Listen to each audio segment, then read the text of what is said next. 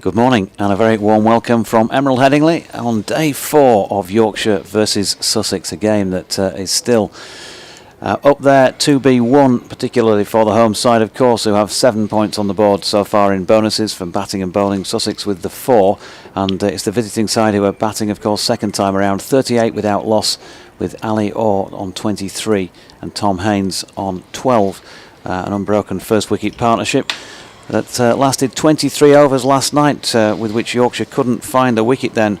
With the first new ball, they may well have a second opportunity today to use a cherry later on in the day, but there's a lot of hard work for them to do if they're to take 10 wickets on what Dawid Malan told me last night in his post-day interview is a placid, slow sort of pitch. He didn't say it was really slow, just a bit on the slow side. So that usually spells hard work for run scoring, certainly, and hard work for taking wickets. Adrian Harms is alongside myself, Jonathan Deutsch.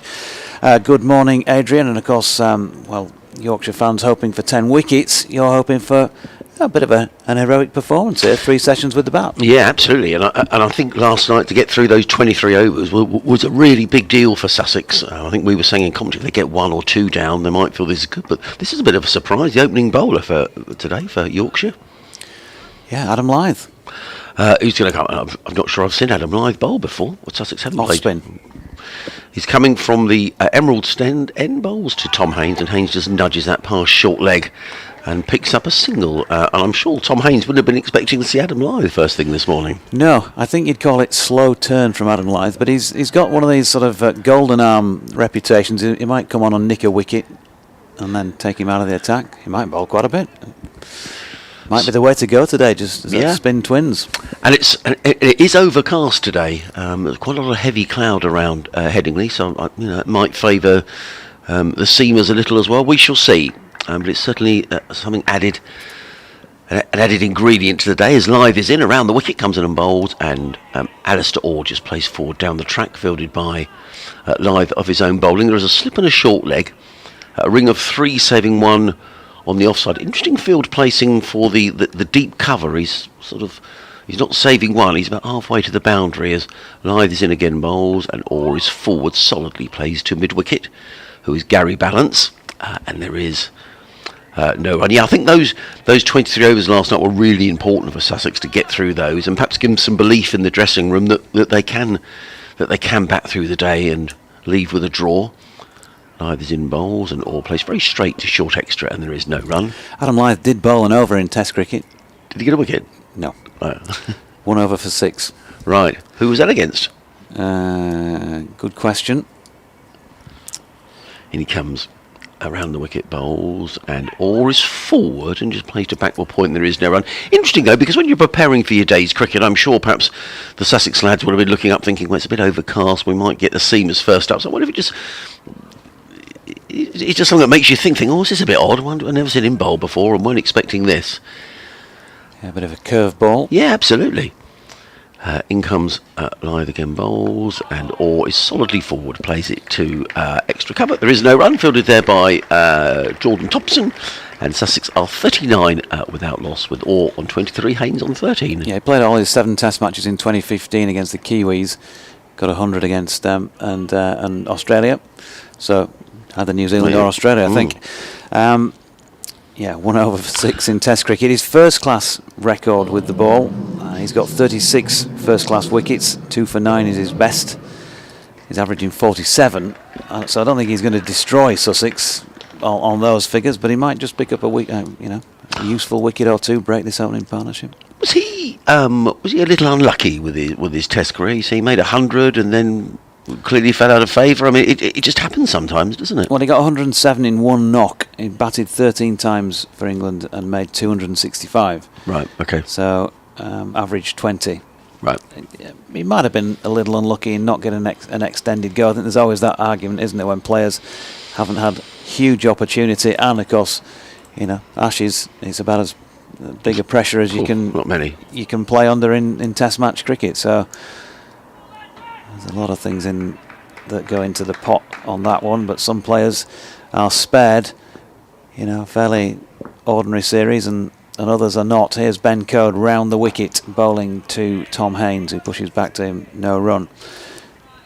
So he's proved he can do it at test level with 100, but then without producing another score of any substance.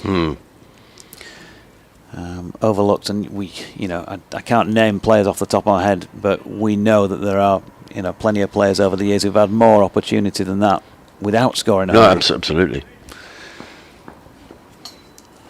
2 slips wait for Ben Code, and this is a stray delivery on leg stump, and Tom Haynes is not for watching that one go by. Lovely shot, flicked it off his legs, timed it beautifully into the boundary at the foot of the east stand for the first boundary of the day. That was a nice shot, wasn't it? Just clipped away. He's been in good form, Tom Haynes, but missed out here in the first innings. Got a good one from David Willey and caught in the slips. So he'll be looking to put that right. Sussex's leading scorer in the championship this season. A couple of hundreds already to his name. So Code, 2 slips as I mentioned. There's 2 men in catching positions in a short cover and a little bit squarer than that. Sort of a short point as this next delivery is pushed to Gary Balance, who's the man in the short cover. David Willey is up at mid-off. Dominic Bess has gone a little bit further behind square than maybe he normally does at point. And there's a deep backward square leg on the boundary. Jordan Thompson is at mid-wicket and Stephen Patterson at mid-on. Yorkshire are going to have to be inventive, you feel, at times today if they're going to take wickets. As I mentioned, David Milan said it was on the slow side this pitch, but still very good one. Code is in.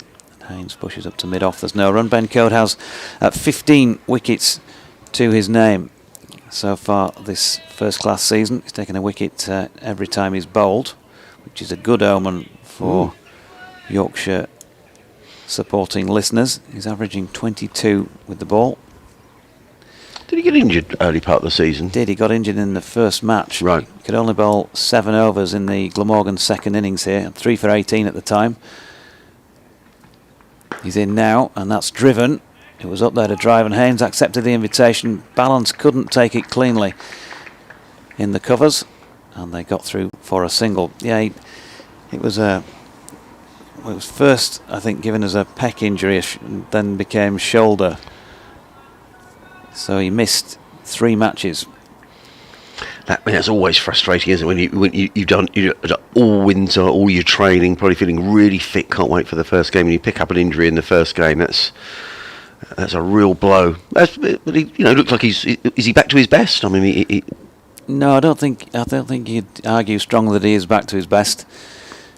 I think there's a bit to go on that front as this next delivery by Haynes sees him open the face, run it down to third man. Good chase by Dominic Best, but he can't quite reel the ball in. So Code goes for 2 fours in the over. 6 overs, 2 maidens, none for 21 for him. 48 without loss. Yeah, he sets himself high standards, and I think if he was sitting here with us now, he'd probably say, no, I've not quite been at my best since I came back. But his figures since he returned following that injury, he bowled 22 overs, 3 for 53 here against Kent. Down at Cardiff, it was limited because the game was so limited in terms of the rain. 12 overs, 2 maidens, 1 for 40. More expensive than you normally expect from him. At Old Trafford, 26 overs, 12 maidens, 2 for 65. More like it in terms of an economy rate, and good return on a good pitch really. A couple of wickets, and then 2 for 64 off 26 overs in the first innings here. And I thought that was getting to be a bit more like it, I've got to say, in the first dig. It's interesting. I wonder if they just bowled Adam Wright, 'cause I think Dom Bess is going to bowl from that far end. So maybe Adam Wright was just a 1 over just to get change of end for Dominic Bess. Yeah, because Bess would have bowled the last over from this end last night, so he couldn't bowl the first over from that end, so that's probably why they've done it. And that's the end from which Jack Carson bowled, and bowled very well as well, picking up those 3 wickets, including that of David Milan for 199. Interesting talking about Kent. Looks like they're trying to set up a game down at Canterbury. I'm not sure whether Northamptonshire will want to play ball, but Kent have declared on their overnight 330 for 5. Northamptonshire leading by 68. As Bess, under cloudy skies here in Leeds, comes in around the wicket to bowl to Tom Haynes, who plays forward down the onside, and there is no run. Bess fields off his own bowling. Depressed. Depressed going down to the... well, I can't actually read it all because it's gone off screen, but it says, opening with Lyth. What's going on out there? Well, I think you've got your answer. In comes Bess. Round the wicket, you think he's going to probably bowl quite a bit today. Haynes is forward, solidly placed to mid-off. And there is no run. Northamptonshire, one of the 4 sides who are in with a real shout in this group in the county championship. I wouldn't have thought, and I don't know, that it's a bit early to go in for a set-up game, isn't it? I just wonder whether Northampton might think they'd like to come away from Kent with a decent haul of points for a draw and really keep themselves in the competition as Bess is in and bowls, and Haynes plays quietly to backward square leg, and there is no run. So we'll have to see how that one unveils during the day. Risk and reward. Having said that, Northamptonshire have just lost a wicket. They're 10 for 1. Gay, the Centurion in the first innings, out to Darren Stevens. Never heard of him. In comes Bess, bowls, Haynes forward, plays into the onside. There is no run. Was it here where he made that 200? I knew that was going to... It was here, wasn't it? Yeah, he started batting, and I ate tea, went home, went out for a few beers, came back the following morning, and he was still batting. And I think I went home again the following... He just kept on, smashing it around the park. Yeah, it was one day. In comes Bess and bowls, and Haynes plays quietly with soft hands to cover. There is no run. Slipping a short leg, the close fielders. Yeah, it wasn't Yorkshire's most glorious day in the field, I don't think. But it certainly was up there with his most glorious days with the bat. Yeah, and it sort of got him a contract for the next couple of years, didn't it? As in comes Bess and bowls, Haynes forward. Bess turns around to the umpire, and I think he was about to ask the question, but it is the end of Bess's over. 8 overs, 4 maidens, no wicket for 40. The maiden over from Don Bess. And Sussex are 48 without loss. Another 93 overs remaining today. Sussex just need to bat and bat and bat. And Yorkshire need those 10 wickets, but no sign of any real turn or appreciable turn. It is overcast, and I just wonder whether that might mean the ball might just sort of swing around a little bit. I mean, it's still relatively new. It's only 26 overs old. And who knows, the more it goes on, maybe it'll start to reverse, but it is I can't see any breaks in the cloud at all at the moment. Here's Ben Code then, once again from the Kirkstall Lane end, now edge here by Ali Orr, who looked the more likely of the two, if either was going to go yesterday, to be the man. He played it with relatively soft hands, and it did drop short of Adam Lyth at second slip. He's now disappeared off out the back of Harry Duke. Has he got the lid on? He has. He's stepped in a little bit closer at second slip now and put the helmet on. Harry really Duke close. Also, Harry Brook, I should say, under the helmet at third slip. So that again is a measure of, as Orr plays the next ball to mid on. That's a measure of both, I suppose, the pace at which Ben Code is bowling the ball and the placid nature of the pitch. That second slip was just calling for some, also pointing to his helmet. That is Adam Lyth, isn't it? So I don't know, maybe they want another helmet bought out. I don't know. But certainly a signal went to the dressing room, so we'll wait to see what that is. Code coming in again, and round about off stump. Or is asked to play. You wouldn't be surprised if Harry Duke stands up as well and just drags the batsman back as another option. He's not doing that just at the moment. Oh, maybe that's a good call. Maybe that's what it is. You regularly see, Duke's done it already since he's been playing. Johnny Tattersall, when he's been with glove in hand, standing up to Stephen Patterson. Might be an option as well with Ben Code, who's coming in again once more round the wicket, and good delivery once again around about off stump. And this is what Yorkshire have got to continue trying to do, haven't they? Just bowling at top of off stump, trying to get the batsman to make a mistake, as I say, of the pair. Not that he's given a clear-cut chance, but he's just looked a little bit itchy feet at times. He did last night, Ali Orr. Set off for a couple of runs that would have been risky had they been taken, and fortunately for him, Tom Haynes wasn't for running.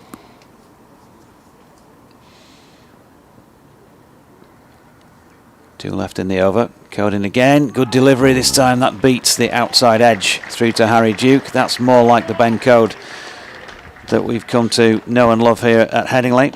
Lily has emailed in, by the way, and said, good morning, Jonathan and Adrian. I think the cloud cover will help the Yorkshire bowlers. I think Mr. Reliable Steve Patterson will bowl tightly as always.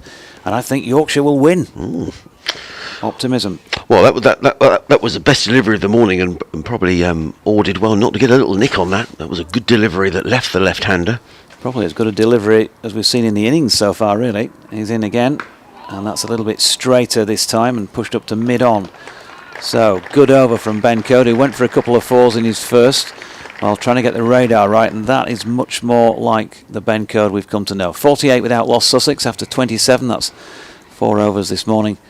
And Yorkshire still need those 10 wickets. Live cricket on the BBC, BBC Radio Leeds, BBC Radio Sussex. Myself, Adrian Harms, alongside Jonathan Doidge on a cloudy morning here in Headingley. Yesterday was the most glorious day. In fact, so was Friday as well. In stark contrast to the weather down in the southeast on Friday. We've had uninterrupted play so far. The chance of a rogue shower during the day. You just wonder whether these conditions might favour the seam bowlers. Perhaps they weren't expecting these today. I know you like to get your steps in as well, and we didn't mention this yesterday with the Derby and the Challenge Cup semi-finals, this and the Test match going on, but it is the Leeds, the World Triathlon leg at Leeds today, just up the road at Roundy Park, only 4 miles or so away, I think, something like that. The Brownlee brothers. Oh, yeah, cause are they from Leeds? Yes. In comes Bess and bowls, and Haynes drives firmly to mid-off, and there is no run. So if there is a collapse here, just a bit of compensation for yourself, I'm sure you make your way up there and do a couple of laps with Ali and Johnny. Cool crumbs, yeah. So where would they swim then? Is there a lake there or something, or is it? Yeah. Right, okay. That's hard work, isn't it?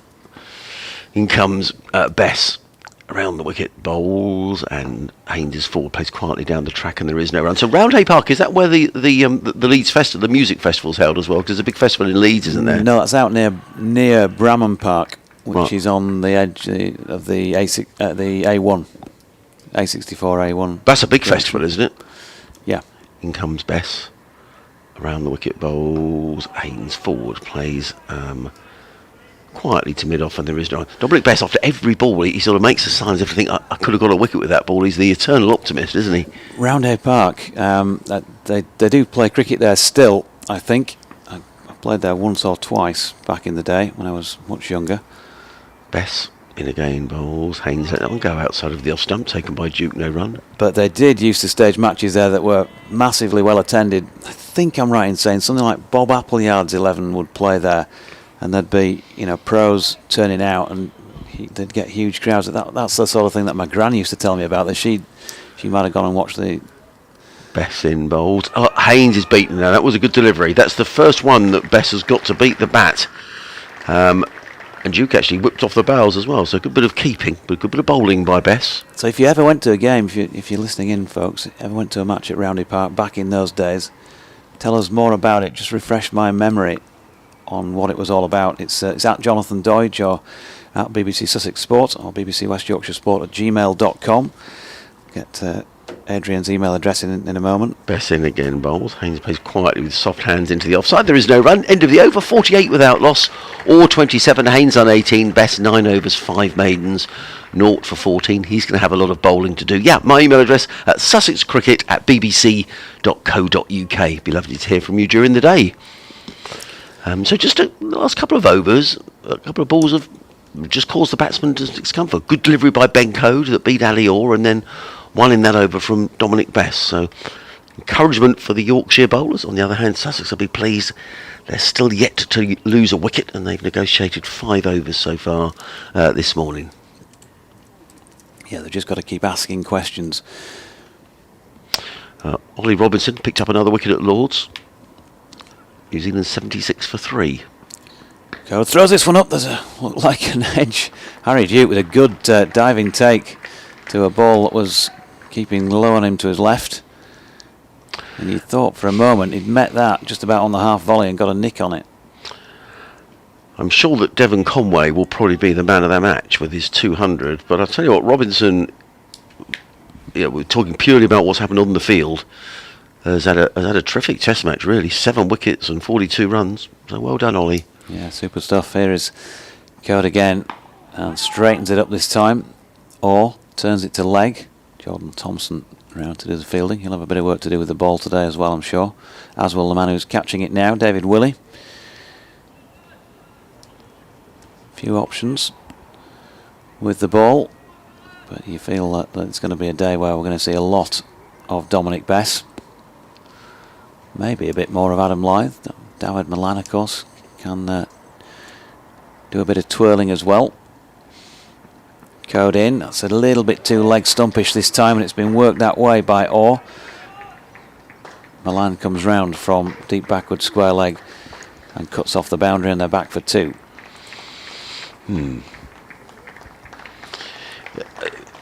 Applause for the 50 up for Sussex. Oh, we've got a different graphic on the scoreboard as well. I haven't seen that one before. No, it is. Partnership country need binoculars to read it though. Partnership contributions. Well, obviously it's 29 for Orr and 18 for Haynes because that's the only runs on the board plus the 3 extras. It's taken them 28 overs and 3 balls to get that. Yeah, so this is a new opening partnership for Sussex in this match. It's a debut for Ali Orr. Now, this is interesting, and Duke standing up. Those slips are so close, aren't they?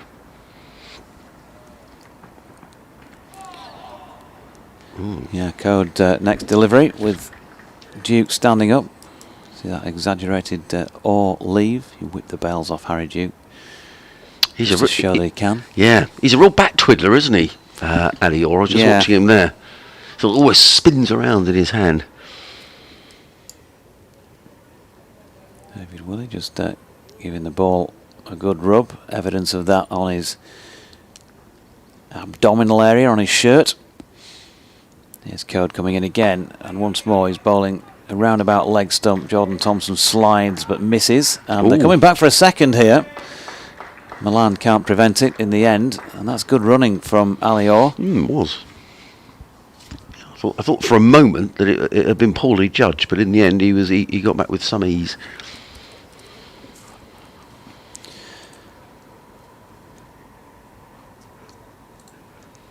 So Willey going to hand it back to Code. John Crowther, good morning to you, JC. He says, come on, JD, you can't tell me you're not old enough to remember those Roundy Park games. Not even I, JC. Here is BC bowling from the Kirkstall Lane end, and that is just wide of off stump and Orr. Shoulders, arms. 52 without loss then after 29 overs. That's 6 this morning. Yorkshire still to make the breakthrough, but they're just feeling like they're getting a little bit closer to doing so. Yeah, certainly a couple in the last couple of overs. One from Dominic Bess that beat Tom Haynes, and one in the previous over from Ben Code. But these 2 Sussex young players have now batted for 29 overs, 23 of them last night, 6 this morning. We've got a sanitizer break as the respective 12th men come running on. So just quickly, that game down at Canterbury, which is of interest because it's in the same group as Sussex and Yorkshire. Northamptonshire 18 for 1. They lead Kent by 80 runs. Kent declaring on their overnight total of 330 for 5. Kent cannot make the top 2 places, so they're probably just thinking, well, we could, just see if we can get a win. And with Darren Stevens about, you're never quite sure what's going to happen. But Northampton 18 for 1, so leading by 80. Down at Taunton, Somerset 332 for 6, leading Hampshire by 381. No sign of a declaration there. And it looks like it's probably going to end in a draw at Chelmsford, where Essex are 186 for 7, still trailing Notts by 107. But the first innings of both sides not completed yet in that game. Be interesting to see when all these games are finished in this particular round how the tables stand, and I think it's going to. We mentioned this a couple of times yesterday. I think we're going to have some good cricket in the last 2 rounds of the group stages of the county championship this season. But it's going to be Dom Bess Is it me taking best? Yeah, it is. It comes round the wicket, bowls, and Haynes eases that through backward point and picks up a single. Does Tom Haynes? He goes to 19, and Sussex to 53 without loss. James Wharton just out there on the field, number 23 on his back. Thank you. Yorkshire substitute fielder. James Wharton. Who's he on for? He's gone off. You always ask those difficult questions, don't Sorry. you? When I've not had a chance to scan around the that's field bad, and see isn't it? I got caught out yesterday, actually. In comes Bess and bowls, and all his forward plays to mid-off, and there is no one. Well, it's not Adam Lyth, because he's at first slip, and I can see Ben Code is down there, so... I don't know, what else can I see? I bet you were frustrating as a child, weren't you? I bet you're always one of those children who said, "But why?" when you were told you couldn't have something.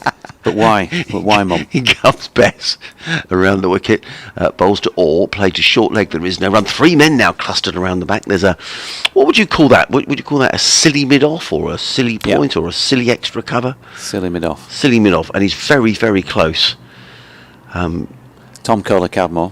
Really tight to the batsman. There's a short leg and a slip as well, as Patterson tries to put the pressure on these Sussex batsmen. Bess is in again, bowls. Oh, and he drives.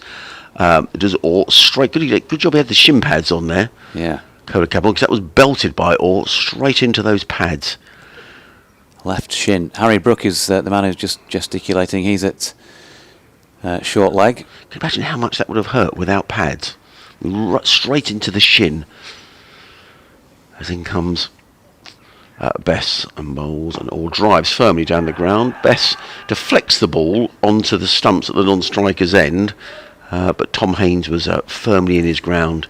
I think the answer to your question is Jordan Thompson. Thank you. I'm sorry, I didn't mean to ask the question really, but it was a poor question from me. Was make sure you put it in writing on the desk next to me first before you start asking questions like that. I can see Put him on the spot. I can see Steve Patterson warming up at mid-off as in comes Bess and bowls. Oh, now I wonder if that did turn a little bit. Adam Lyth is at first, but he's wandering around with his hands on his head, sort of Basil Fawlty style, really.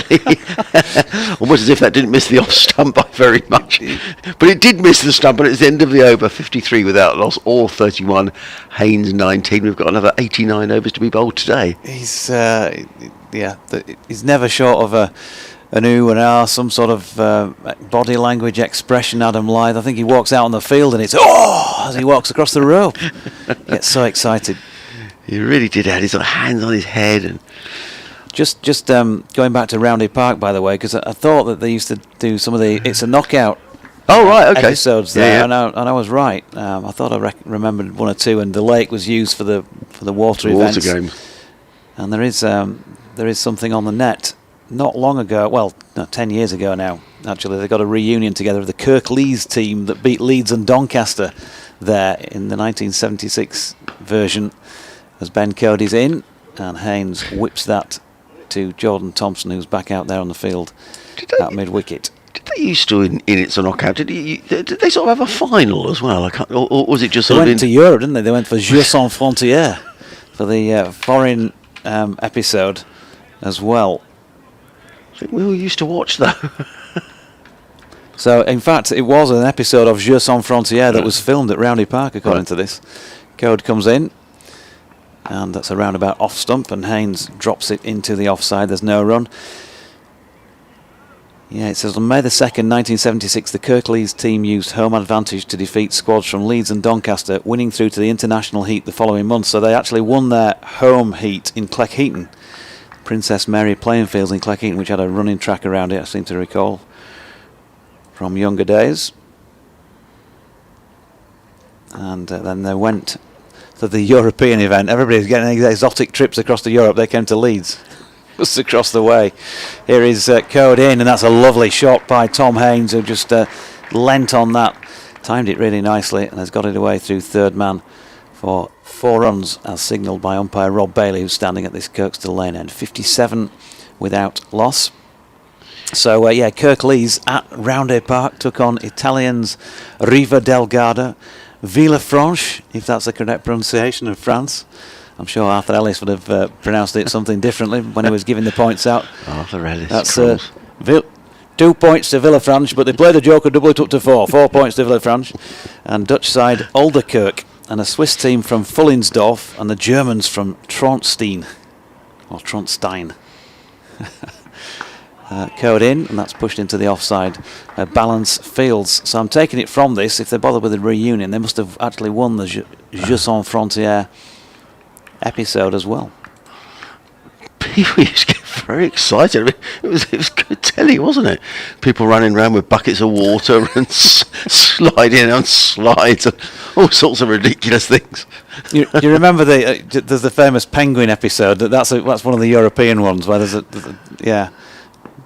more in a mo, because here comes Code bowling to Haynes again, who's solidly behind that one, and there's no run. They've taken one slip out here, by the way. Yorkshire just got the 2 in at the moment, both under helmets, so have obviously encroached a little bit closer than they would do normally. Still the 2 men. There's a squarish man, Harry Brook, under the helmet. It's about 4 strips away for an uppish drive, just in front of square on the offside, and Gary Balance is more like a short cover, not far from him. Dominic Bess at backward point.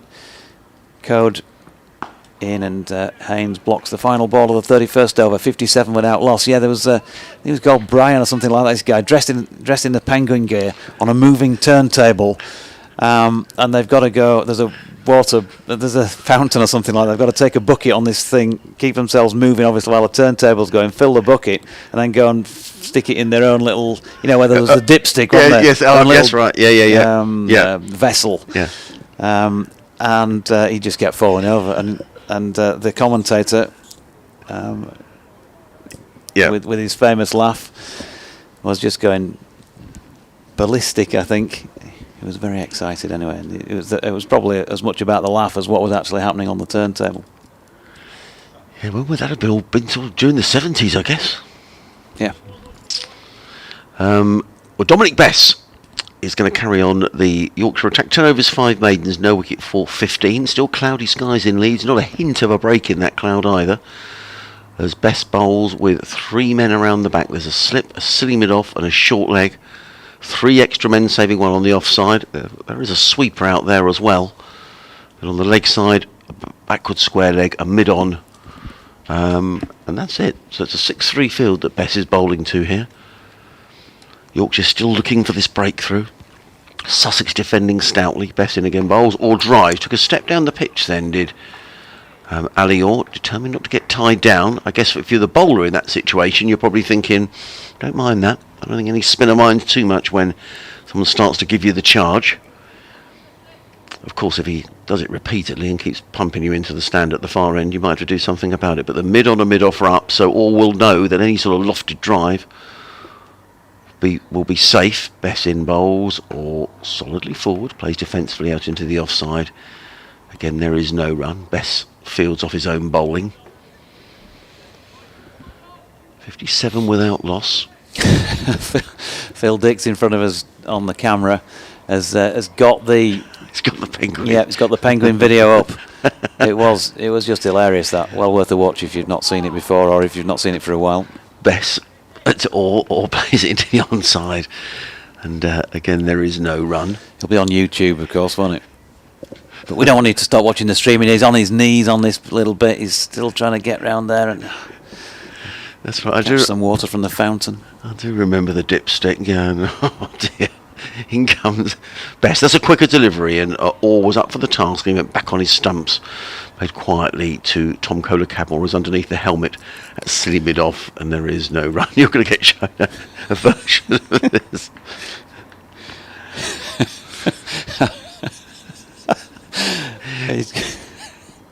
There are 4 penguins, 5 of them trying to... Bess bowls and Orr down the track, fielded by Bess of his own bowling. They run. It is the end of the over. We can laugh at the penguins going around on the turntable. 57 without loss. Orr on 31. Haynes on 23. And if you wonder why we're giggling, it's because Jonathan has reminded the cameraman here of an It's a Knockout with a penguin going around on a turntable. Well, he just showed the part where one of the penguins falls down. There are 4 of them converging on the fountain, and the fact that he falls down and the turntable moves round means that another one, inevitably, his legs go from under him as well. Just hilarious. Great TV back in the day. John Crowther has messaged in again, by the way, and says, on a serious note, of course, really good to see 2 teams with up-and-coming youngsters in. Will you say morning to my daughter Olivia? Morning, Olivia, who was a flatmate of Ali Orr this year at Loughborough.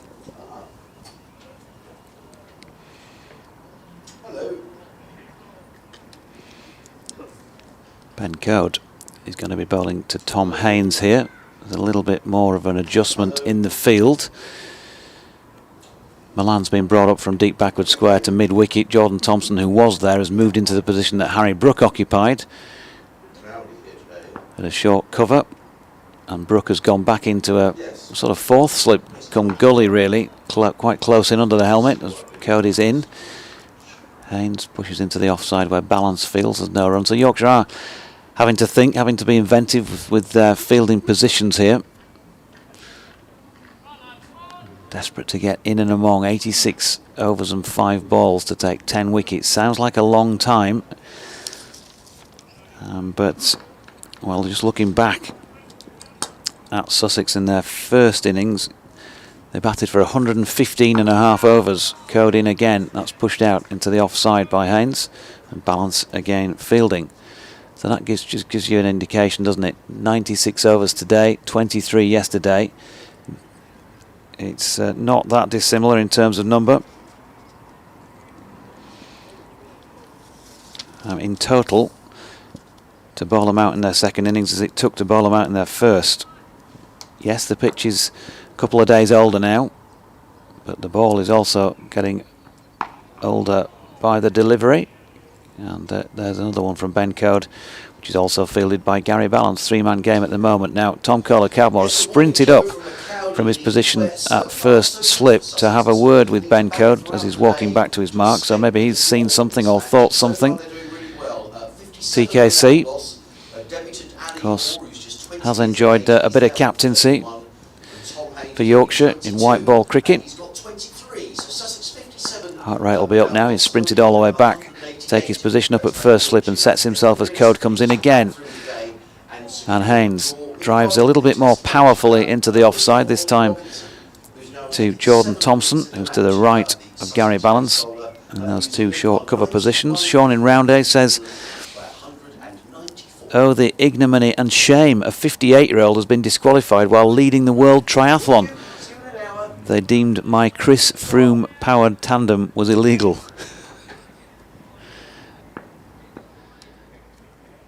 Sean up the road where it's all happening in the world triathlon today. Code in, and with an open face, Haynes pushes it out to Bess at point. There's no run.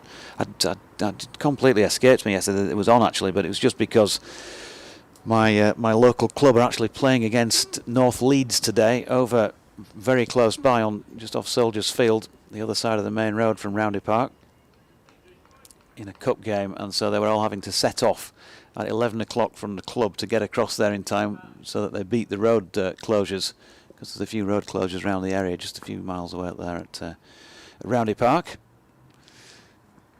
Here is Ben Code in again, and that's pushed into the covers by Haynes, and there is no run. So good over from Code again. He's back on it. 10 overs, 4 maidens, none for 29. Sussex 57 without loss. 86 overs to see out today. They've used up another 10. Doing a good job, this opening partnership, for the visiting cause. They are. Funny time to have a World Championship, isn't it? Because we're only a month or so away from the Olympics, aren't we? I guess perhaps World Championships, it's all merging together because stuff's been delayed. And I think it might be a leg of the World Championship rather than the World Championship. Okay. I think so. Now, a bit of a debate going on out in the middle there between Don Bess, Steve Patterson. Who else is joining in? Tom Kohler-Cowmore is joining in. David Milan joining in. No joy for Yorkshire so far this morning. We've been playing for just over half an hour. And I think some credit to these youngsters, really. I mean, particularly last night when 23 overs to negotiate, when you spent a long time in the field. But they negotiated that, and so far have negotiated this morning. All 31, Haynes 23. As in comes Dominic Bess around the wicket, bowls to Alistair Orr, who's back on his stumps, plays defensively into the offside, no run. Yes, it's a 2021 series, so they've already had an event in Yokohama last month. Right. Today Leeds, there's Montreal in August. Edmonton has the championship finals over in Canada in August as well. So you think, if you do one triathlon, you'd be exhausted. They've got to do a series of them. As in comes Bess. Around the wicket bowls, and Orr drives without timing down the ground. It's fielded at mid-on, belatedly tumbling stop, and there is no run. Yeah, they sort of run in the hills, don't they, around the Brownlee brothers, and they've been at the top of their game for some time now, because he won the Olympics, didn't he, in 2012? So Yeah, great athletes. a lot of commitment to keep doing that. Local pub up the road named after them. Is there? Yeah, the Brownlee Arms in Horsforth. In comes Bess again. Bowls or just plays quietly to mid-wicket, picks up a single, does Ali, or just rotating the strike. He goes to 32, Sussex to 58 without loss. Was it a pub that was renamed, or was it a new pub that was named? No, it was the Grey Horse for donkey's years. Right. And they renamed it the Brownlee Arms. And do they go there? I don't know. I don't go there very often, so it's not like I've bumped into them while I've been in there. I've bumped into them a few times around. Yeah. In comes Bess again, bowls, cut away by Haynes. He's going to get a single out to deep point. David Milan comes into field. One more to Haynes. He goes to 24. Sussex to 59 without loss. Need to get to 245 before Yorkshire bat again. They're often seen at the other side of the stand here, watching a bit of rugby league. And comes Bess again, bowls, and Orr is back and plays this one firmly again to the sweeper Milan, who's at backward point on the boundary. He gets in the throw. Orr goes to 32, that's score to 59 without loss. 3 men around the bat, a slip, a short leg, a silly mid off. Yorkshire striving to get a wicket. You never know with this game. You can get one can lead to 2. Sussex will be hoping not. As Bess is on his way. Bowls all down, and Tom Haynes is caught. I think, yes, he's on his way. Well, we were just saying they're waiting for something to happen, and that did happen, and that was a delivery that from that end Jack Carson got the occasional ball with a bit of extra lift, and that's exactly what happened there. Tom Haynes trying to fend the ball off, and the ball looped to Adam Lyth, who took a good diving catch at first slip. So the first wicket goes down, and it's the wicket of Tom Haynes, who is on his way for 24. Opening partnership of 61 between Orr and Haynes. And that will give some encouragement to Dominic Bess, because certainly that one did spit a little bit. It did, just looking at the replay now, Adrian, and it just looked to kick a little bit, didn't it? And it took him by surprise, hit somewhere near the shoulder of the bat. Yep. Good looping, good diving catch from a looping ball by Adam Lyth. It was. So the partnership comes to an end. Tom Haynes out for 24. A partnership between the two of, and I'm just waiting for the scoreboard to come back on. I think it was 62. Was it 62? 60. 60. What they have done, the opening pair, is to chew up a lot of overs, but if you're sitting in the dressing room, and don't forget there are more left-handers to come. Stian Van Zyl batting at 3 is a left-hander.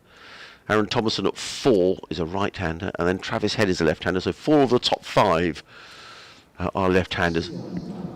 As Stian Van Zyl makes his way onto the ground.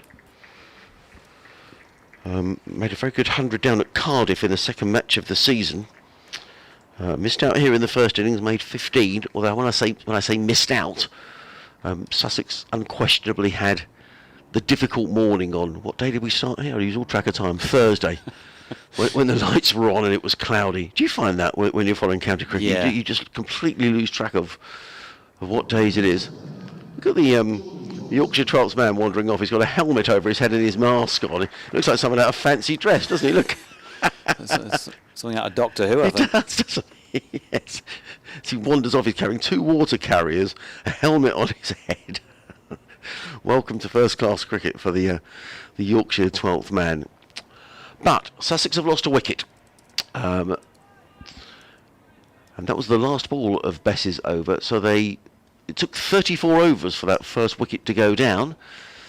And the new man, as I say, is Van Zyl. And now there's a big debate going on between Steve Patterson, Jordan Thompson, around how they're going to set the field here.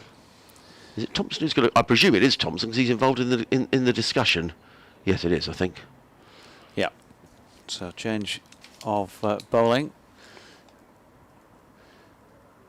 And as Adrian says, 34 overs to take that first wicket, so there's a bit more graft to do for Yorkshire. Let's just get to a little bit of the contacts, if we can, while we've got a moment to do so. At Jonathan Doidge, or at BBC Sussex Sport, or Sussex. Yeah, Sussex Cricket at bbc.co.uk. Yep, or we've had a message in from Barbados, from Joffre Archer's stepdad. Hello, Patrick, who's been in touch. He says, how are you doing? I'm split between watching this nice fight back by Sussex and watching Ollie Robinson bowling for England. So great to hear from you, Patrick, and hoping to see you soon if you're coming over to Hove to see some cricket.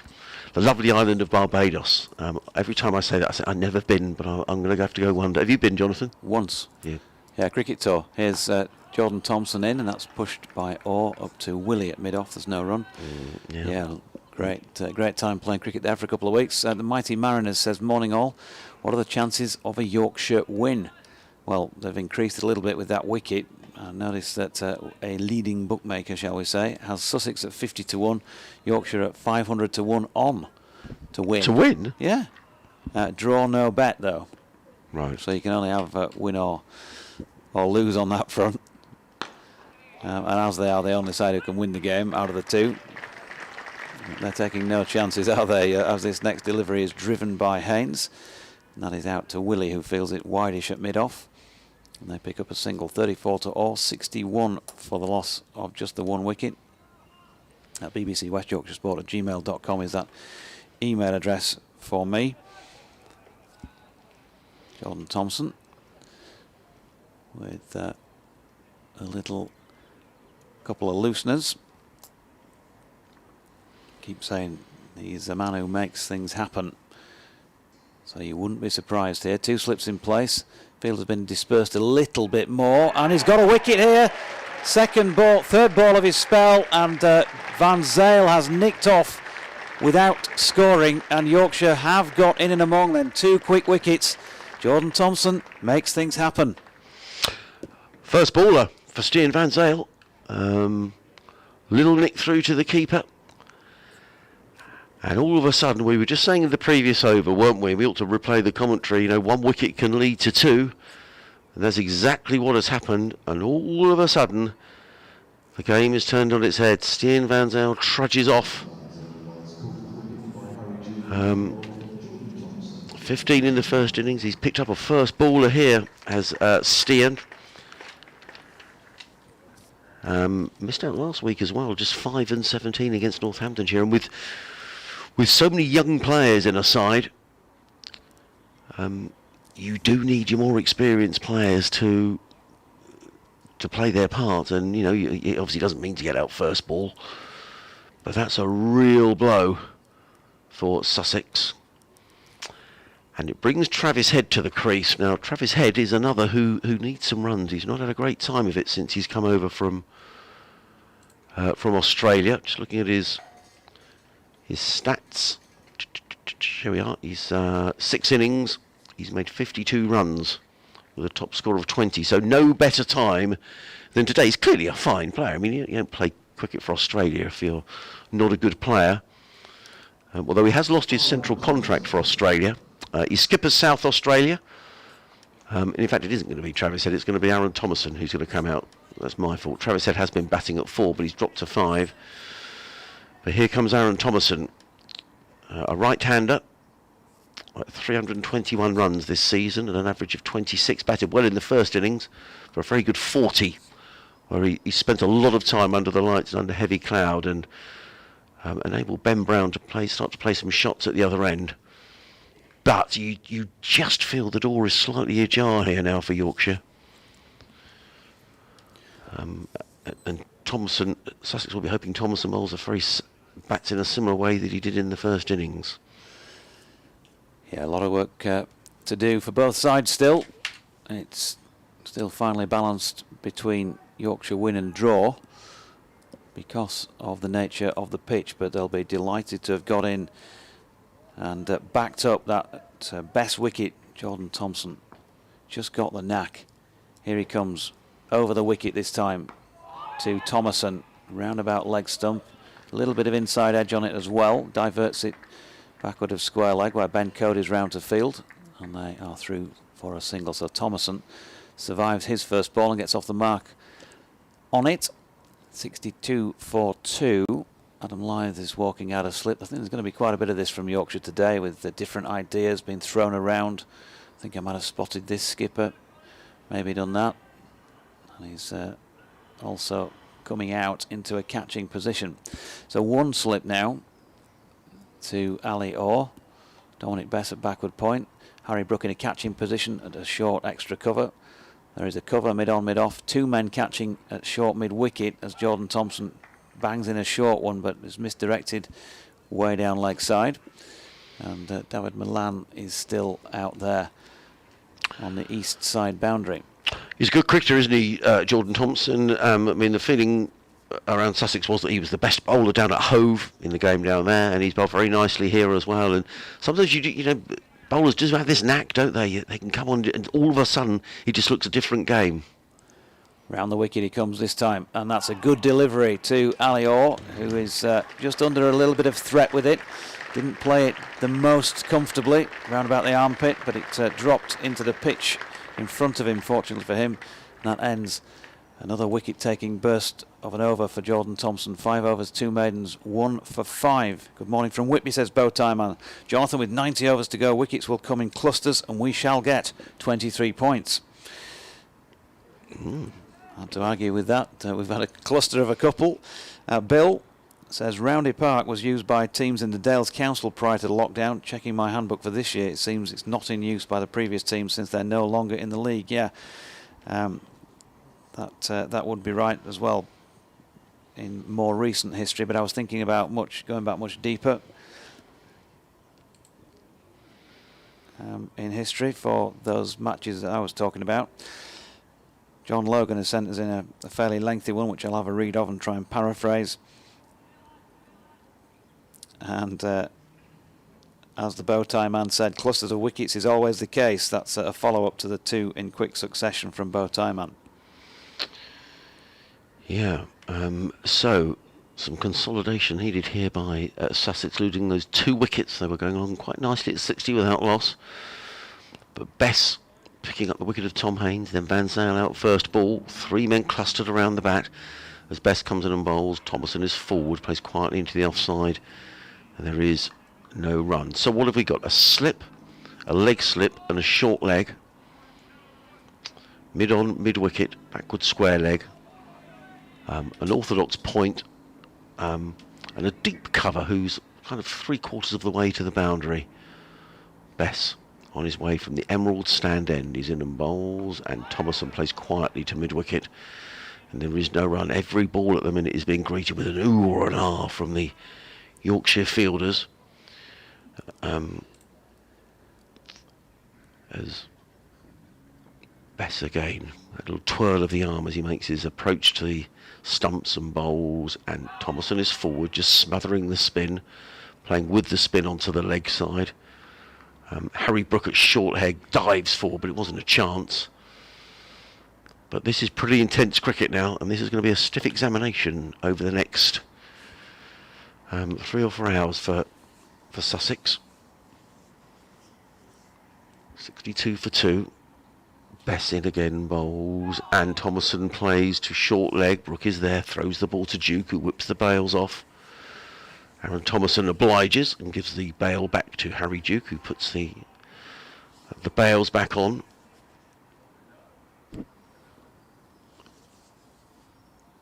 And Bess is on his way. Right arm over the wicket, bowls. Thompson forward and picks up his first run as he drives to backward point. Athletic bit of fielding there by Jordan Thompson. Wasn't it? Yeah. It looked like it was past him. It did. He sort of swooped down and picked up the ball, and he was ready to throw the ball in. Looks a good cricketer. 63 for 2, or 34. Thompson on 2. The batsman out. Stian Van Zyl without scoring. In fact, first ball. Tom Haines for 24. Bess is going around the wicket to the left-handed Orr.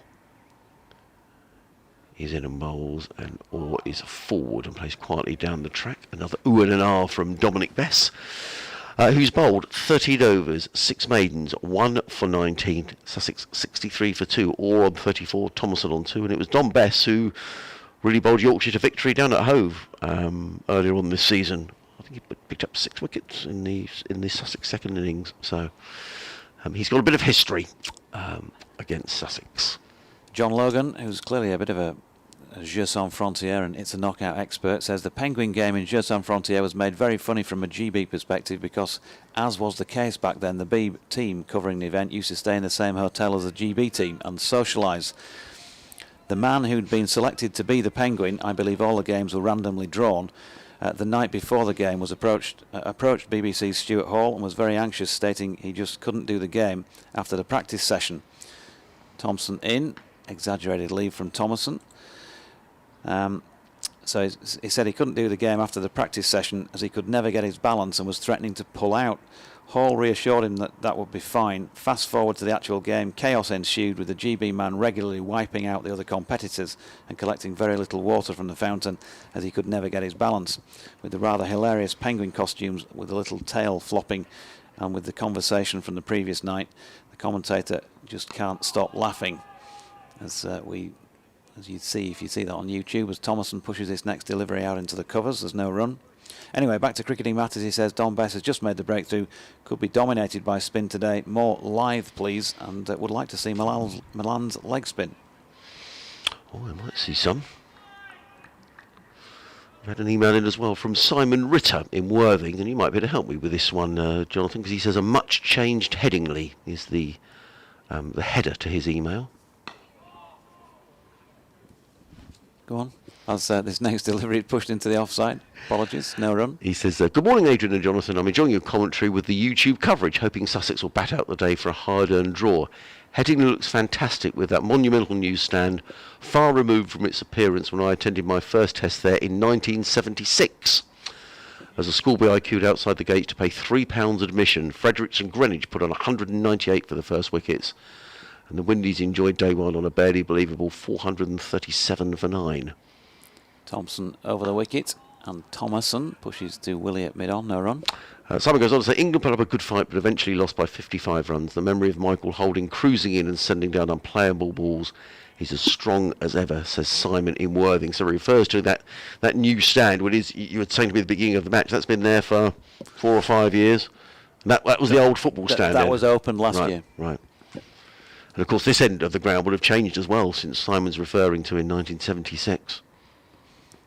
Thompson in, Thomason leaves. Yeah, that is very new. So, sorry, I'd say last year, year before, 2019. Well, it's just a ground that's steeped in history, isn't it? You know, you think of Boycott's 100th here, you think of the great Botham and Willis test match here, the Ben Stokes test a couple of years ago. There's been no end of drama here down the years.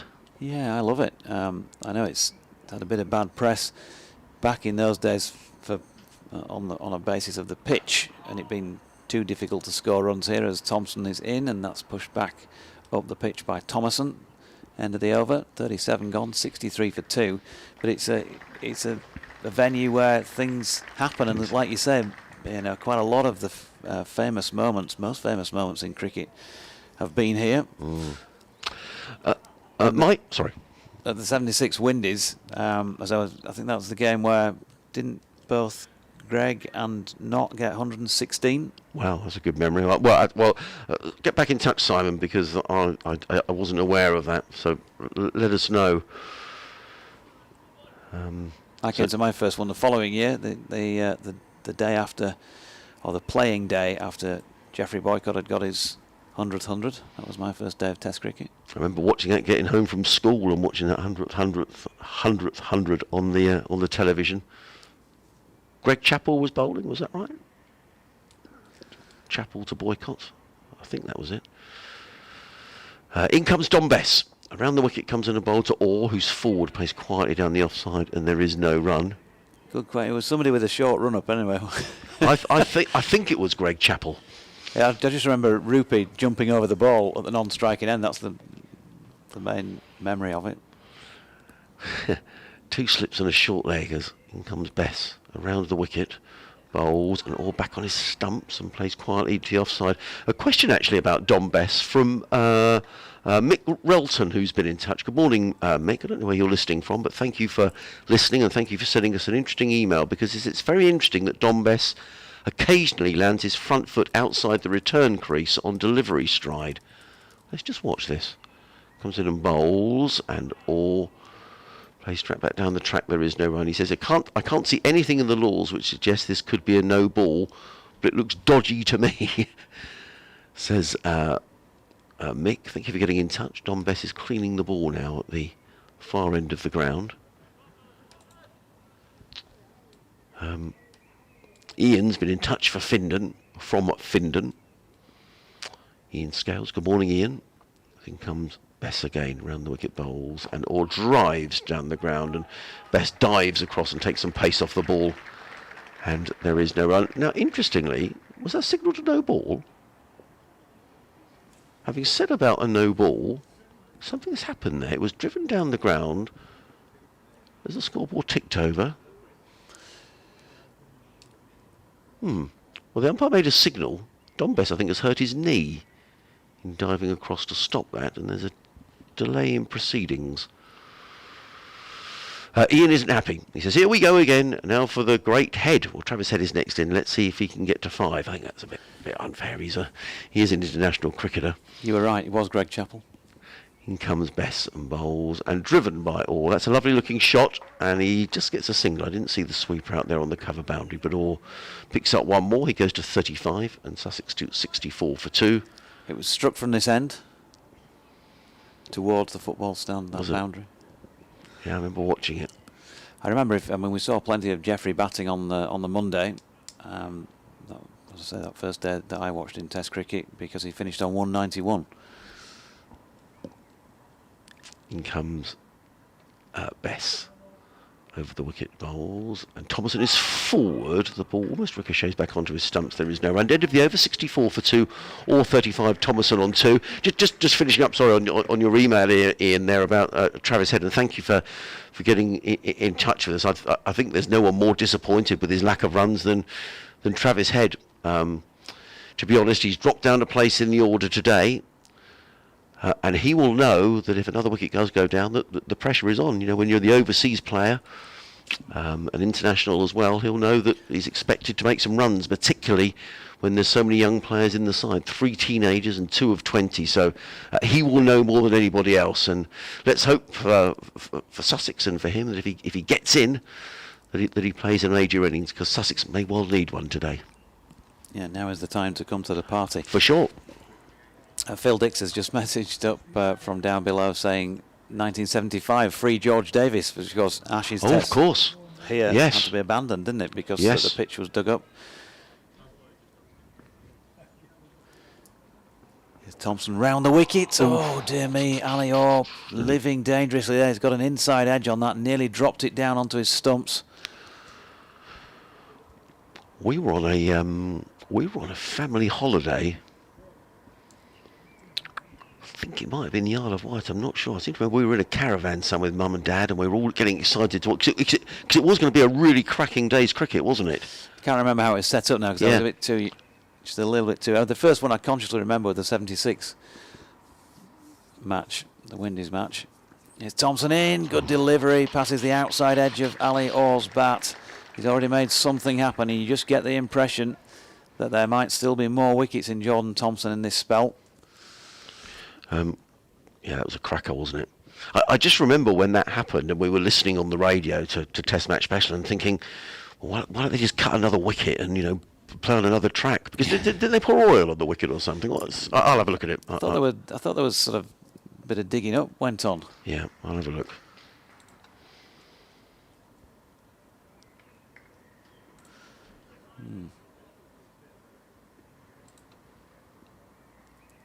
Thompson coming in again. Around the wicket, short ball this time, or ducks underneath it. What was he in for? It was on this day 40. This is a piece in the Yorkshire Post. This is now. It was on the It was on the 19th of August 1975, the 5th day of the third Ashes Test match, that the groundsman at Headingley Cricket Ground arrived at work to discover the pitch had been targeted by vandals.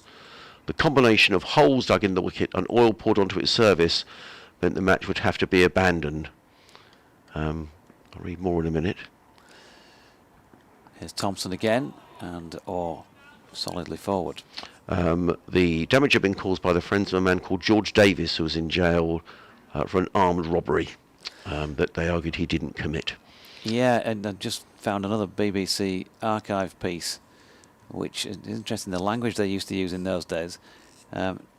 Davis campaigners stop test match.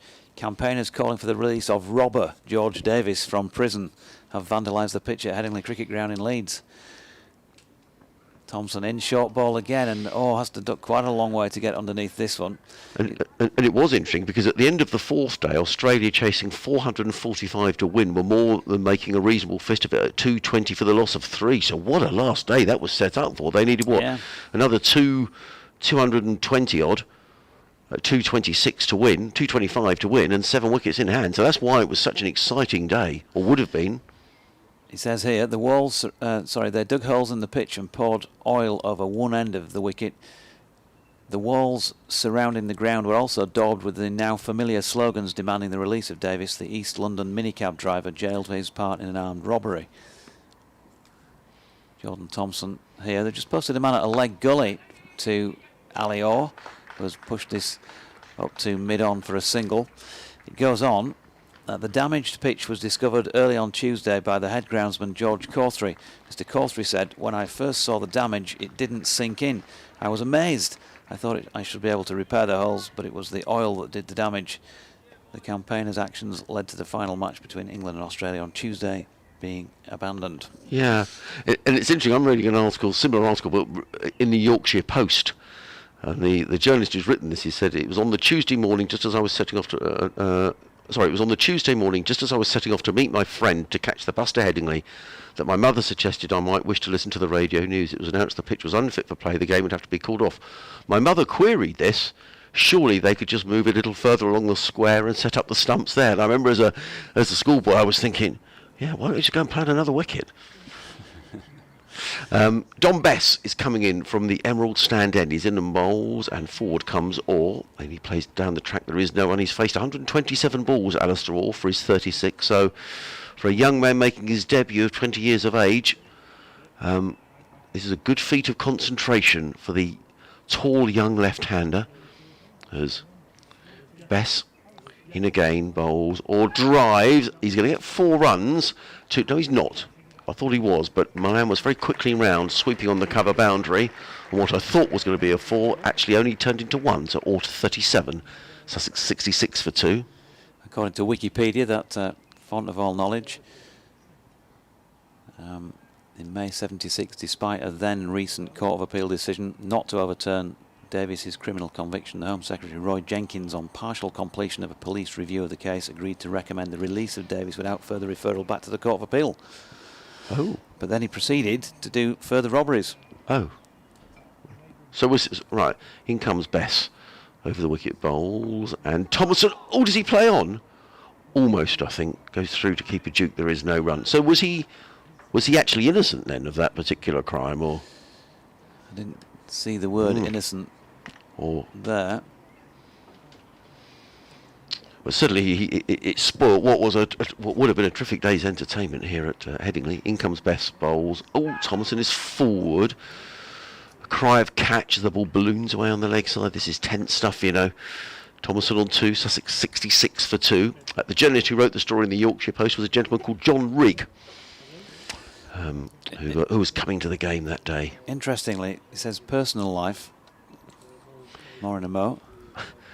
Bess over the wicket, bowls, and Thompson forward down the track, no run. It's the history of George Davies on a cricket com.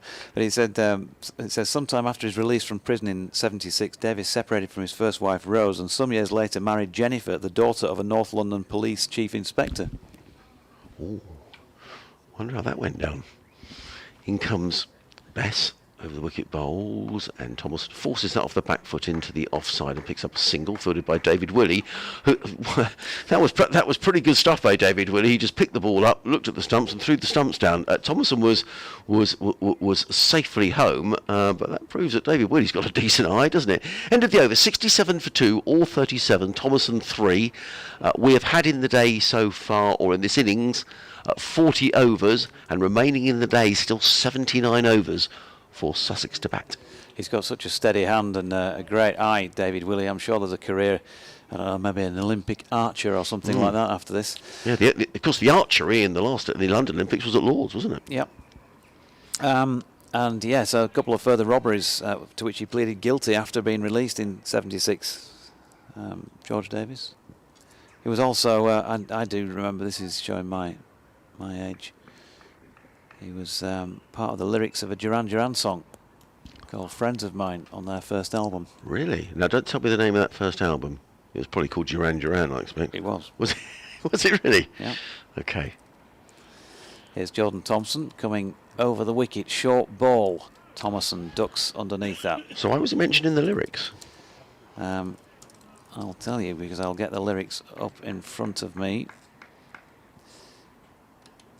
Well, you never know with some lyrics, do you? Because they're a bit cryptic, aren't they? He says, Georgie Davis is coming out. No more heroes with twist and shout. Oh, no, not me. I'm not too late. And I know that I'm not taking any more. Right. It doesn't refer to a Headingley test match. It doesn't actually mention Headingley. No, all the Ashes in there. But I'm sure there's some rhyming couplets they could have come up with.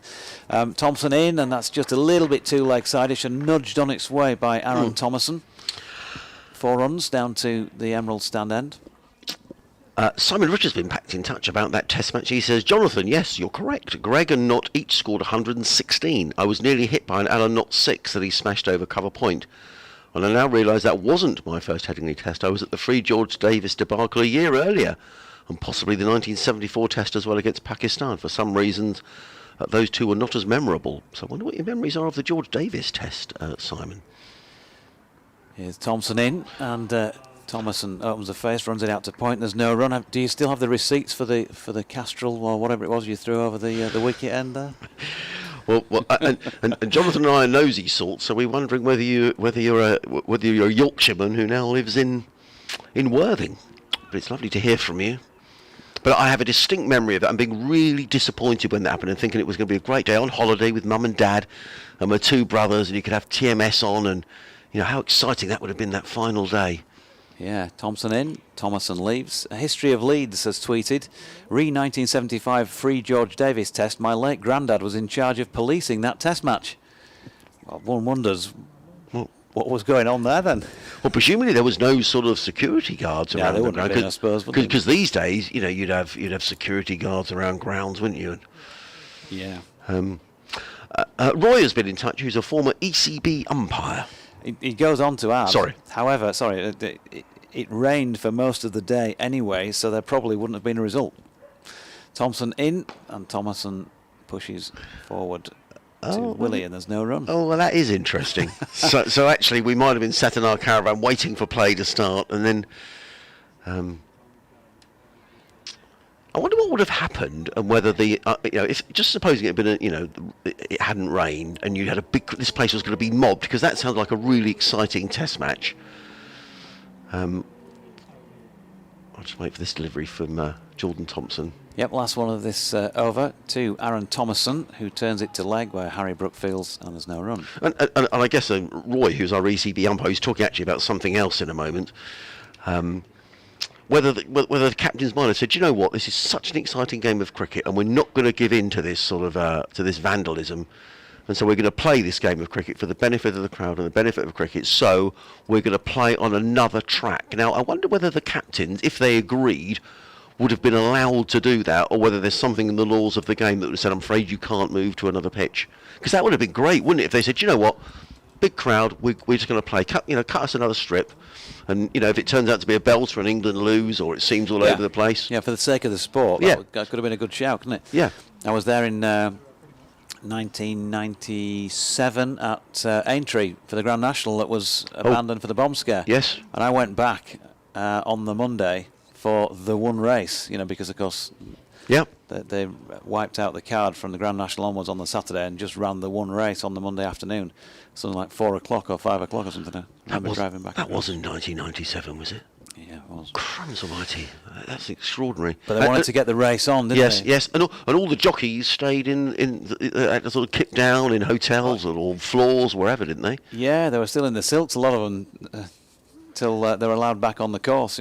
Kipped overnight in their silks. In comes Bess, bowls to Alior, plays it straight down the track. There is no run. I think it was the Adelphi in Liverpool that let a lot of them just kip anywhere. Yes, and is that the one by Lime Street Station?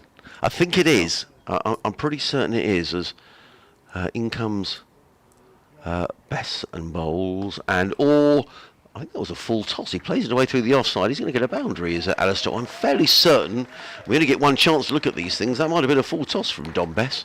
Driven away through the covers by Orr, who goes to 41. Just the young 20-year-old on his debut, and Sussex to 75 for 2. Yeah, played it nicely with control. Yes, I think that is the Adelphi, because I went 2 or 3 years ago up to Liverpool, and one of my daughters had an interview at the university up there, and it was early, so we had to go up the night before, and I'm sure someone said, the Adelphi, that's where all the jockeys stayed. I'm pretty certain it's next to Lime Street. As in comes Bess and bowls, and Orr is forward and picks up another run, plays it into the onside. And he goes to 42, Sussex to 76 for 2. Important that Sussex pick up these runs because they're still in arrears by 169. But if this goes down to the wire, Sussex getting positive territory just takes a bit more time out of the game. Yep. Forever Dormo has tweeted, it's looking a little more spicy after those 2 quick wickets. I'd say 75% likelihood of a Yorkshire win from here.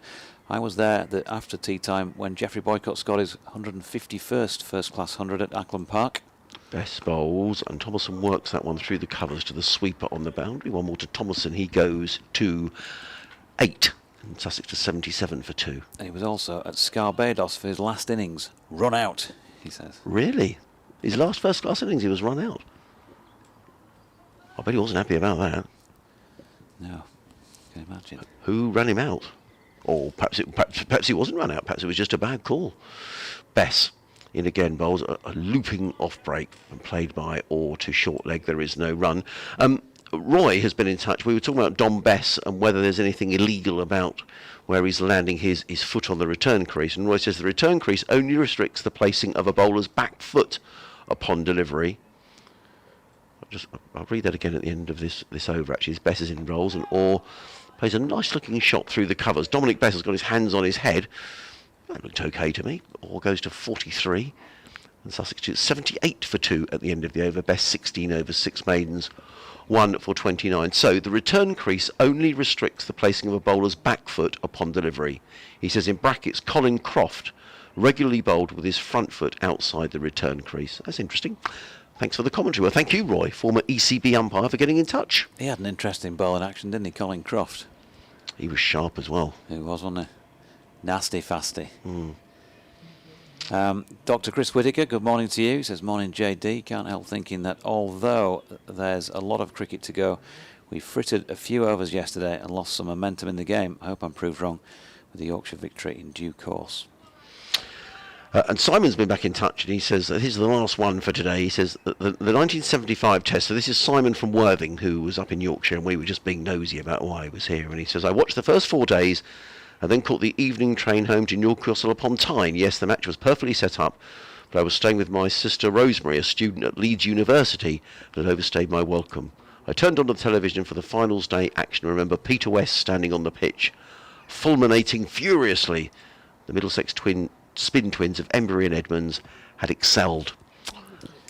Peter West, yeah, he used to present all the BBC coverage. Yep. Massive wide lapels on his jacket, huge wide kipper tie. Yeah. Remember that? Great commentary team, Jim Laker. Yeah, here is Thompson in, and shouldering arms there is Ali Orr. Yeah, and he probably would have, there'd have been a discussion about it, you'd imagine. I've never seen the footage, but some sort of discussion between Peter West and whoever it might have been. Maybe F.S. Truman saying, I can't understand it at all, or something like that. And then, what highlights did they show that day? Because that was one of the things, wasn't it? Sometimes if a test match wasn't going anywhere and it was rained off, it was actually better when you watched the highlights. Of a previous match for a session or something like that. Jordan Thompson in and over the wicket, and Ali Orr pulling the bat out of the way once again. But during the school holiday, I mean, it was just compulsive viewing, wasn't it? The test matches used to start at 11:30 in those days. Do you remember? Yes. 11:30 till 1:30, then, you close the play around about 6:30. What if the over rates were? There was a lot of criticism of England's over rate at Lord's yesterday. I don't know how many overs they used to have to bowl in those days. Can't remember. I don't remember it being such a massive issue as... I remember that the 76 West Indies team, or that team, not necessarily just in 76, as Thompson's next delivery is blocked by Orr, but from that point on, when they became the sort of world's greatest, because they're fast bowlers like Holding, as you mentioned, with his long run-up, that the over rates started to slow, and that it seemed to be... Or maybe it's just because that was I was first conscious of it. Maybe it had been mentioned for years before that, but certainly that seems to be a theme growing up and listening to people bemoaning the fact that over rates were getting slower and slower, and sort of saying that it was that team that had started it, as Thompson's next delivery is dropped into the pitch by Orr. There's no run, but of course, maybe there was a bit of sour grapes in that as well, because they were just going through teams and they were very quick, and I don't know what Lilly and Thompson, for example, who were around at the same time, were taking Len Pascoe bowling off a long run up here at Headingley as well. Whether they took forever to get through their overs, not sure what the over rates were then. For the Australians, there's a short ball here from Thompson. He's dealt with by Ali Orr. He's got that away really fine through fine leg, pulled it, hooked it really, and has picked up 4 runs. He's on to 43 now, and his team are 78 for 2. So they lost a couple of quickies on 60 and 61, but they're starting to recover. Yes, he's within 3.5 century on his debut. Is young Alistair Orr. He would be the second Sussex debutant if he were to reach that particular milestone. The first one was the youngest ever in county championship cricket. Was Daniel Ibrahim. So can Alistair Orr, he won't be the youngest, but it'd be nice to get a half century on his debut. And it is going to be Jordan Thompson who's going to run away from us. Comes in and bowls, and Orr pulls that one away, and there we are. There he does go to his half century. Terrific stuff from Ali Orr as he pulls that delivery down to the fine leg boundary. The young 20-year-old on his debut acknowledges the applause of the crowd. Successive boundaries from Ali Orr. Alistair Orr, just 20 years of age, opening the batting here at Headingley in his first-class match for Sussex, and he's pulled that to the boundary, and he goes through to his half century in 165 minutes off 139 balls, and it included 8 boundaries. So well done. Yeah, super stuff from him. He looked a little bit more precarious last night than he has done perhaps this morning. It looks like he's finally sort of grown into it. It's taken him quite a while to get there in terms of minutes and balls, but he played those 2 pulls with plenty of assurance. Well, it's Don Bess who's going to come in from the Emerald stand end bowls. That's another full toss, and played by Thompson through the offside to the sweep on the cover boundary, and there is no run. There's some quite dark cloud around Headingley now. Certainly not the lovely day that we had yesterday. It's not cold by any manner of means, but it is very cloudy and overcast. I can't see any breaks in that cloud at all at the moment. As Thompson goes to 9, Sussex to 87 for 2. In the Test match, New Zealand 133 for 5 at Lord's. As in comes Bess and bowls, and cut away by Orr to backward point, followed by Thompson, and there is no run. So New Zealand leading by 236. It could be a good finish there if England were to take the last wicket. 3 wickets for Ollie Robinson, 1 for Stuart Broad and 1 for Mark Wood. Northamptonshire are losing wickets at Canterbury, which is interesting for this group as well, as in comes Bess and bowls, and Orr stretches forward, plays it down the track. There is no run. Northants are 50 for 3 in their second innings, leading Kent by just 112. Kent declaring on their overnight score of 330 for 5. Bess in again to Orr, who plays quietly to short extra cover, and again there is no run. Orr on 51, Thompson on 9. The 2 wickets that went down in very quick succession, that of Tom Haynes, caught at slip by Adam Lyth off the bowling of Don Bess. for 24, and in the very next over, Jordan Thompson having Stian Van Zyl caught behind first ball. So some 2 wickets in very quick succession. These two justices. In comes Bess and bowls and or drives to mid-off. There is no run. I just sort of checked what I was saying. Just for a moment, I thought he was looking to play that one more to mid-on, I felt. But in the end, it ended up playing it to mid-off. Slip, short leg and a leg slip all gathered around the batters. Bess is in and bowls, and or just plays with soft hands onto the leg side. The ball dribbles behind, and it's picked up by wicket-keeper Duke. It is the end of another over, and Sussex are 87 for 2, or on 51, Thompson on 9. Best 17 overs, 6 maidens, 1 for 30. And Jordan Thompson is going to carry on this spell from the Kirkstall Lane end. He's bowled so far 9 overs, 3 maidens, and has taken 1 for 18. I don't know whether they make up time on the last day of a test match. If it's like the championship, I guess they probably don't. I don't really quite understand the rule, to be honest. But if you've lost a whole day for rain, you'd have thought you could make up the play, to be honest, on every day. I don't quite get this idea. You can't make it up on the last day. Never understand that. No, ridiculous rule. Jordan Thompson from the Kirkstall Lane end then.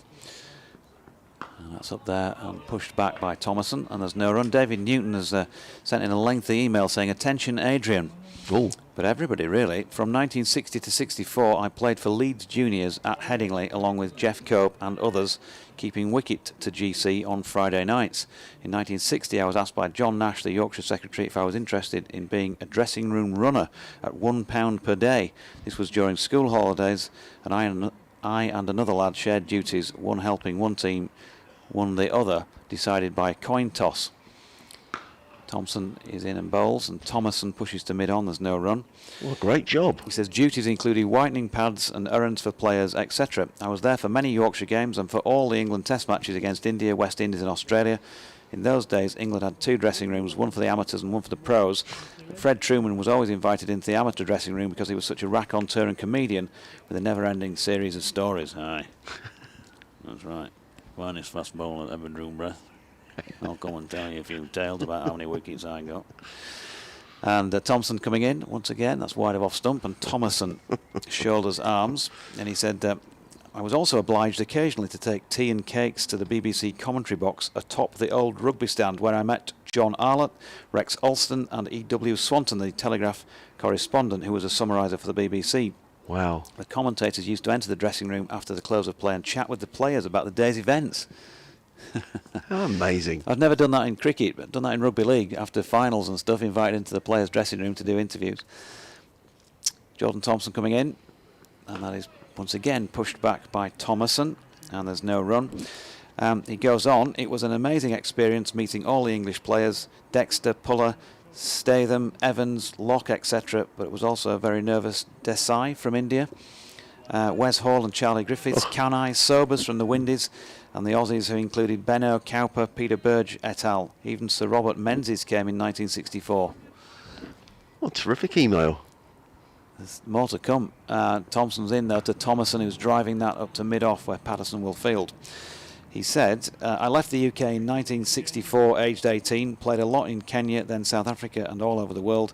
I met Jeff Cope 3 years ago at Scarborough, and although his eyesight is bad, he remembered me 60 years on. I'm writing a book about working round the world in metal mining management, and there will be a large section devoted to cricket. Regards, David Newton. Great email. Thanks, David. Fantastic. What a great story. Here comes Jordan Thompson stepping back. That's a beautiful shot from Thomason, who's hammered that away through the covers to the east side of the ground for 4. 13 to him, 91 for 2. David, if you're over at Scarborough this year for the match between the Yorkies and Lancashire, the Roses match next month, just in case you are, by all means pop up to the Cali boxes and see us. I wonder if what a great autograph book that would have made as well. I mean, some of the names that he's mentioned there are just, fantastic. Fabulous names.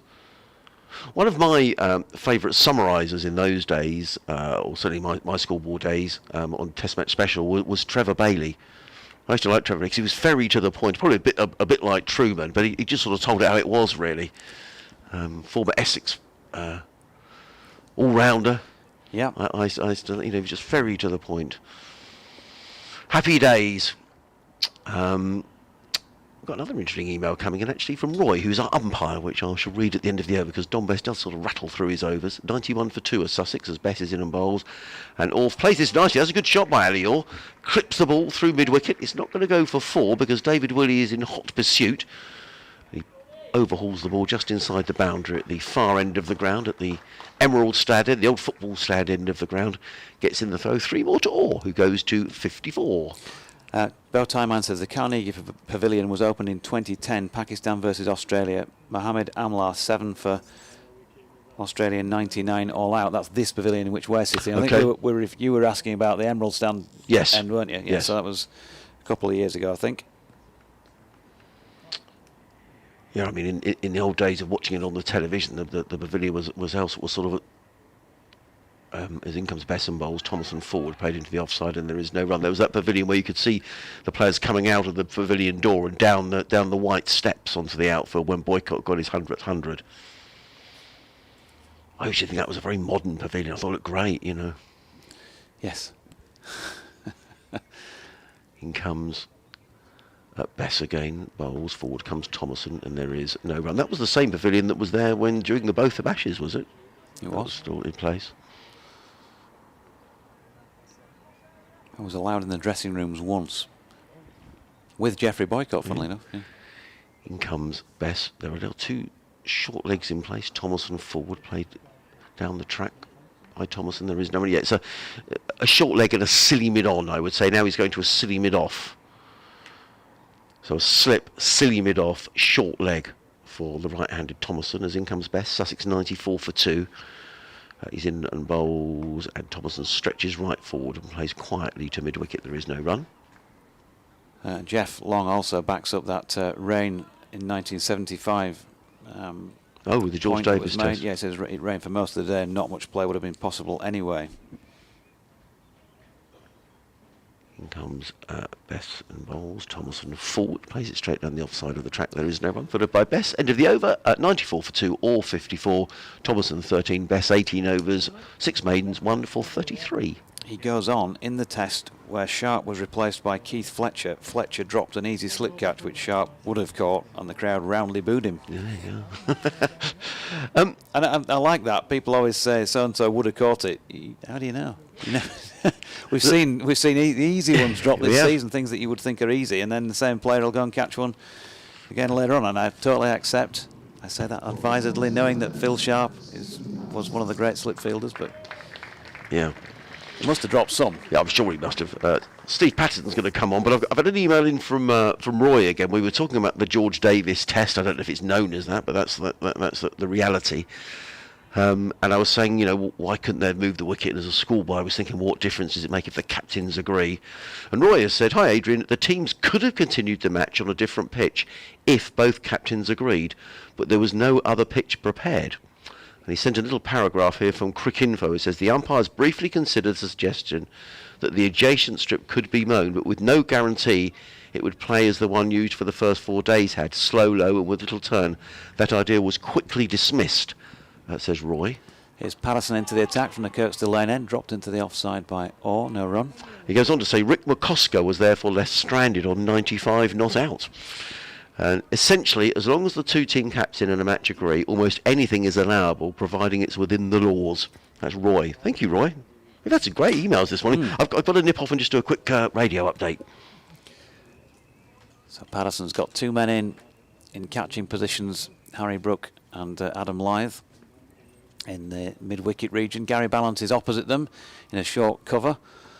And Patterson in, and Orr once again with a solid block. There's just the 1 man back for Yorkshire. That's Milan, who's been just occupying the eastern side boundaries at deep backward square leg to the left-hander. Jordan Thompson at mid-on, Willie at mid-off. There's also a cover and a point, and just the 1 slip in place at the moment. And good afternoon to you, Malcolm Palmer. Patterson is in from wide of the crease. Adam Lyth tries to make a diving stop at one of those 2 positions at mid-wicket, but he can't stop that nudge into that region from Ali Orr, who gets through for another single. So Malcolm says 10 stuff with best bowling. We could do with another good spinner now. Remembering the best day I ever spent at Headingley, it was in the 60s, but I can't tell you what year. Perhaps you'll know.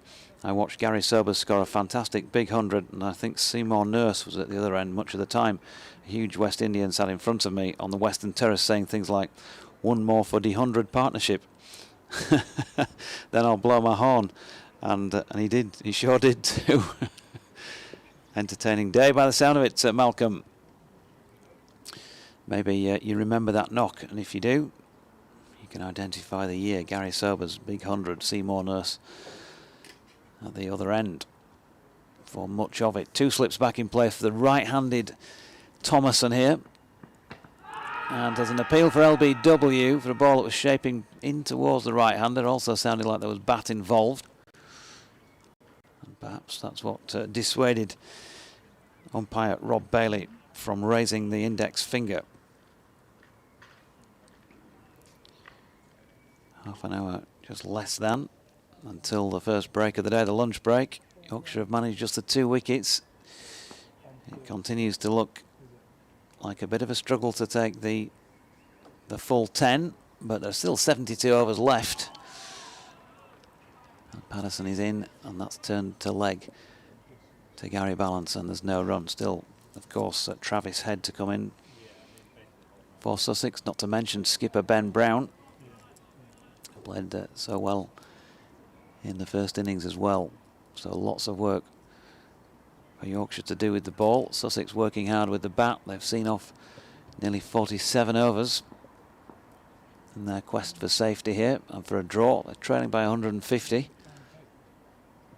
But they've got those 8 wickets in the tent. Patterson in again, and Thompson pushes it back to the bowler. It's the end of that over. So still a long way from any second new ball on Yorkshire. Certainly can't be thinking about that at this stage. They just want to keep concentrating on bowling to whatever plans it is that they've made, trying to apply pressure, some inventive field positioning, as we've seen already this morning, and hoping for a chance. And I expect to see much more of Dominic Bess, who, of course, as Adrian pointed out, was so successful in the reverse fixture down at Hove back in April. And here is Bess from the Emerald stand end, 2 slips in place, bowling to the left-hander here. He's got that little bit of rough outside off stump to work with. Already seen him take a wicket this morning, and he's got his hands on his head after that first delivery of the over, because Orr pushing forward tentatively got it towards the outside edge of the bat, and it squirted away to Jordan Thompson, who's at backward point. Ben Code's about 45 degrees backward of square. Short leg in place as well. Gary Ballant in a catching position in the covers, about 4 strips away, as the next delivery is just wide of off stump, and it's a good leave by Ali Orr.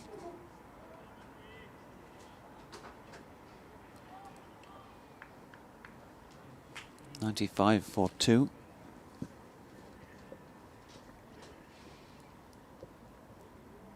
And in comes Bess once again, pushing forward or out into the covers.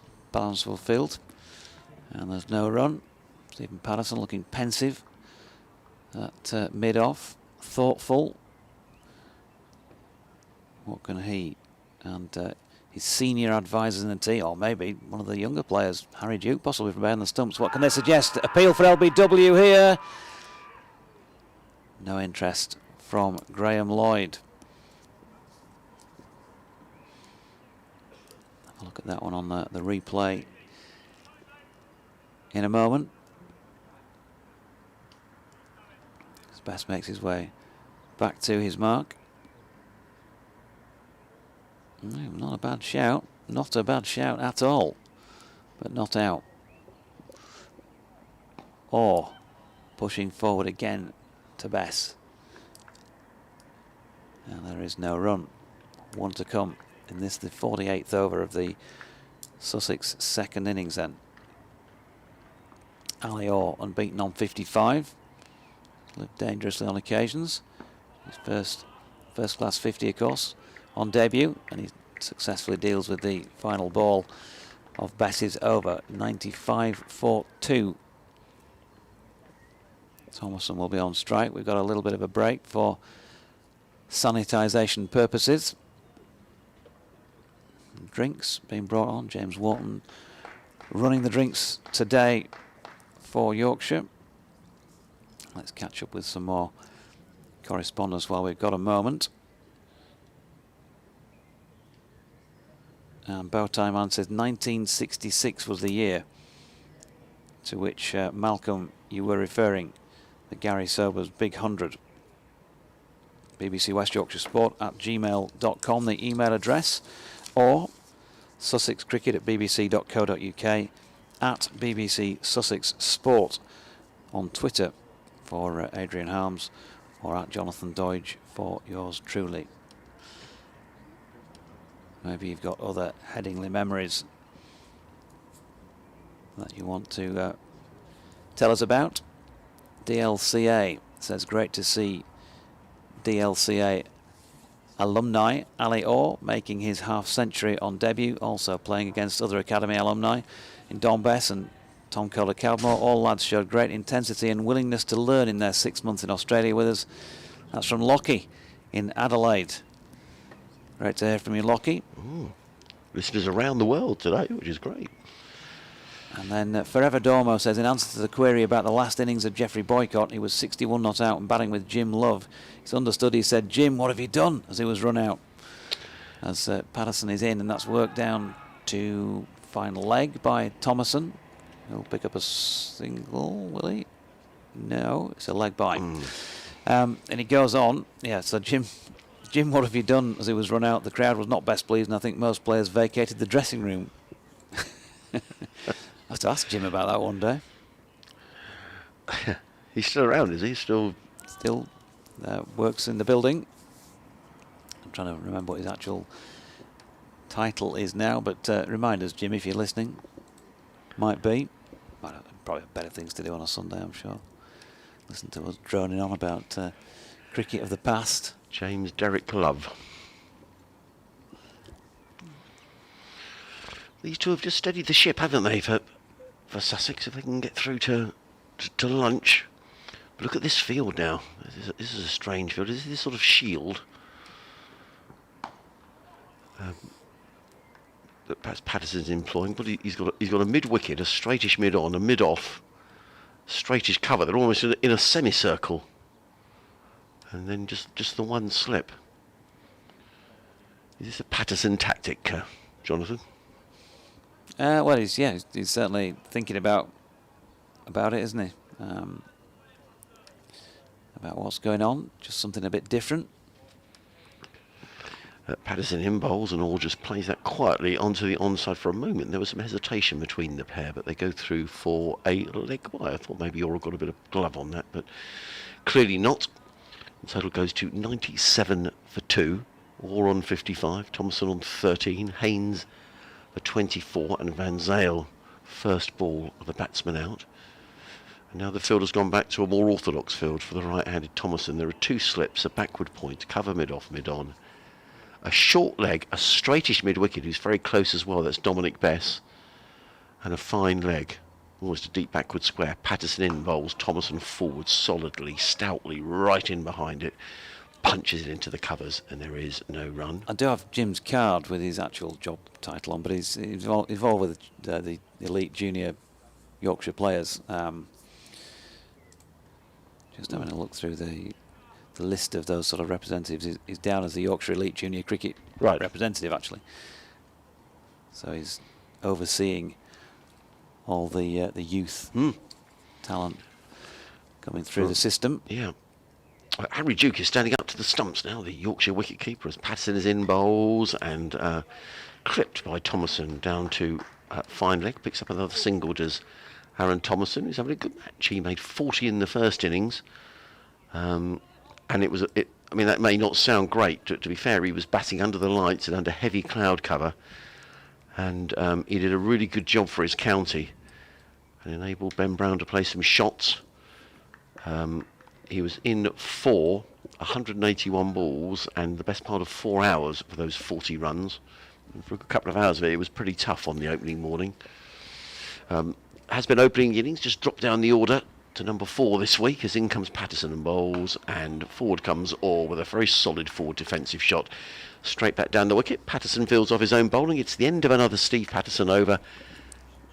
5 overs, 1 maiden, no wicket for 7, and Sussex are 98 for 2. And Dom Bess is going to bowl yet another over from the Emerald stand end of the ground. A quick look through the scores elsewhere around the country, the most important one of which, well, we start with a test match, I think, because that's going on at Lord's, and it could be a good finish. And in fact, Joe Root has just picked up a wicket, the wicket of Nichols, and Henry Nichols for 23. So New Zealand 159 for 6, leading England by just 262. So I wonder if there could be some sort of exciting finish there. Perhaps there's just not enough time left in the game, as in comes Bess and bowls, and Thompson plays onto the offside. There is no run. We were speculating whether lost time is able to be made up on the last day of a test match. Certainly in terms of a county championship match, it's not. Perhaps it's just me. I just don't understand that rule at all. As in comes Bess over the wicket, bowls, and Thompson. Oh, well, that was in the air, and it was played straight into the pads of the fielder at short extra cover. Well, silly point. What did you say? Perhaps no. Let's get it right. I'd have said he's more silly mid-off, and it was in the air, but it bounced back across the wicket, so it wasn't a chance. But the initial shot from Thompson was in the air. There's Bess in a game, bowls, and Thompson rocks onto the back foot and plays that through extra cover, and he picks up a single. And Thompson goes to 15, and Sussex to 99 for 2. I think that's going to click over to in a couple of moments' time. Yep, there we go. So the lead is 265 for New Zealand on the final day at Lord's. Elsewhere, I rattle through the scores at the end of the over as in comes Bess around the wicket, bowls, or drives firmly to mid-off, fielded by the Yorkshire skipper Patterson, and there is no run. Not as big a crowd today, not as nice a day for watching cricket, in that the sun isn't out. It's still pleasant enough. It's by no means cold. And those in the crowd are mostly in shirt sleeves as Bess bowls again and all stretches forward, plays down the onside of the track. Bess fields of his own bowling. Again, there is no run.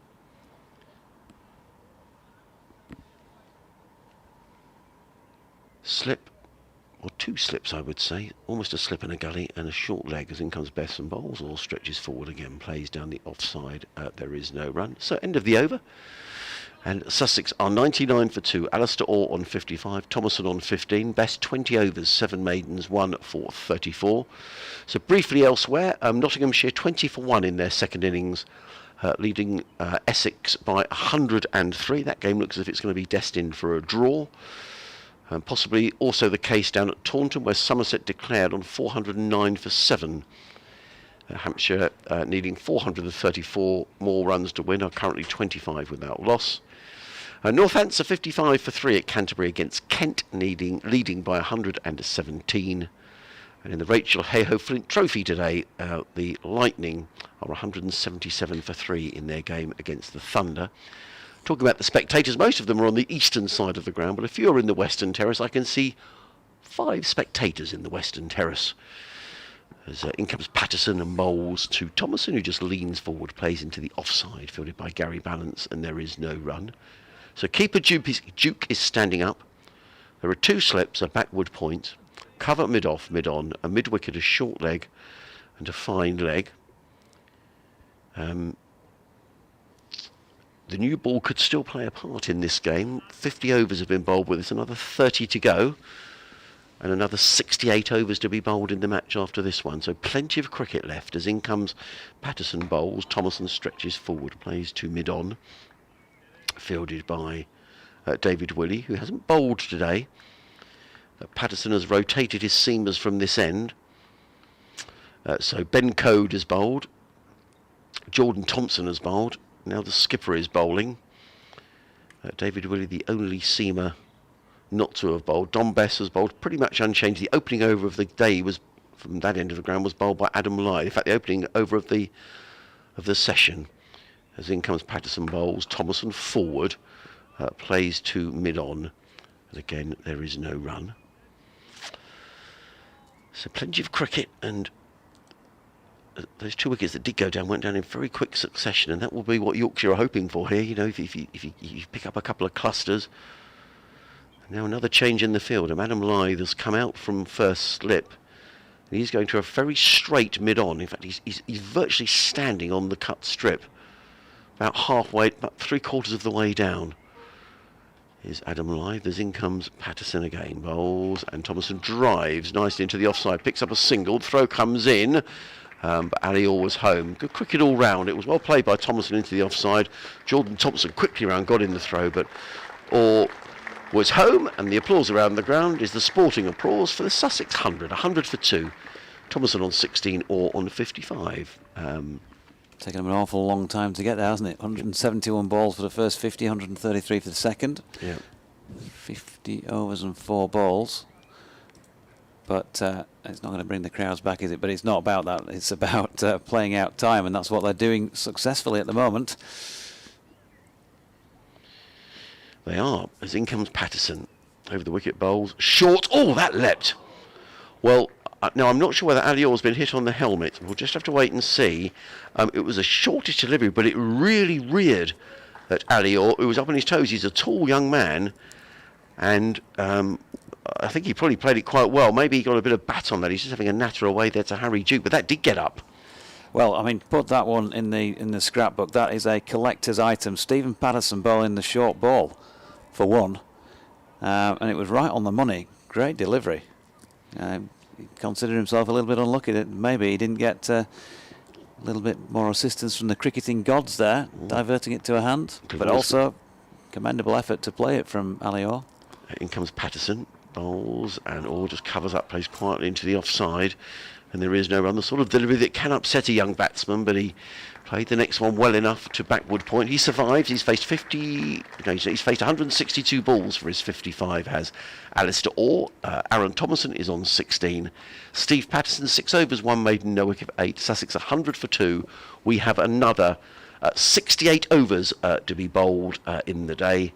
And in this innings, we've had 51 overs, so 29 overs until a new ball would be available. And I said that with slightly tongue-in-cheek, but honestly, Stephen Patterson, you can count the number of short balls he bowls across a season on a couple of hands. Really, it's just something you don't see. It's just nag, nag, nag.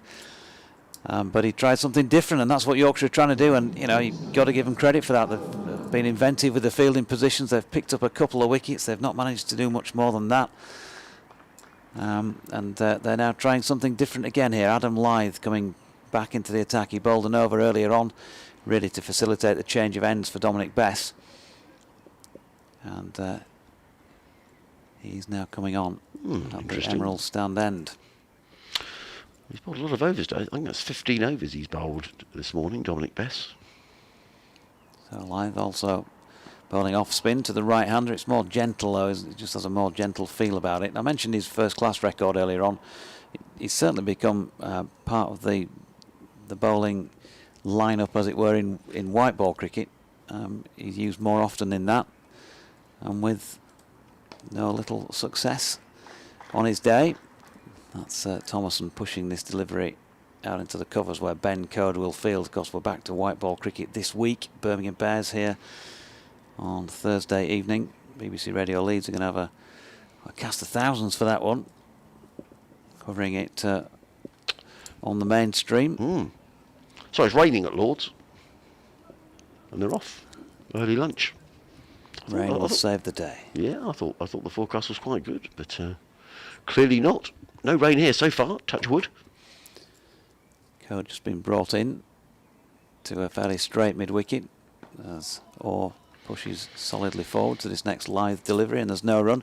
Yorkshire have got a decent white ball side, no, better than decent white ball side. It looks a good white ball side on paper, but there is a big but about Yorkshire's performances in that form of the game. Ali Orr leaving this one now. Then Harry Duke's put in an appeal here. he just nipped off the off bail. It must have been reasonably close to draw the appeal, but it always felt more hopeful and confident. And Rob Bailey not interested at square leg. Here's Lythe again, bowling round the wicket now. He's changed angles.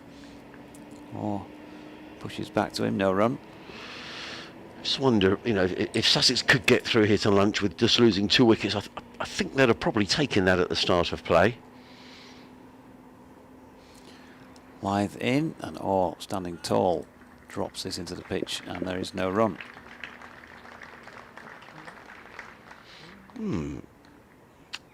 So, still overcast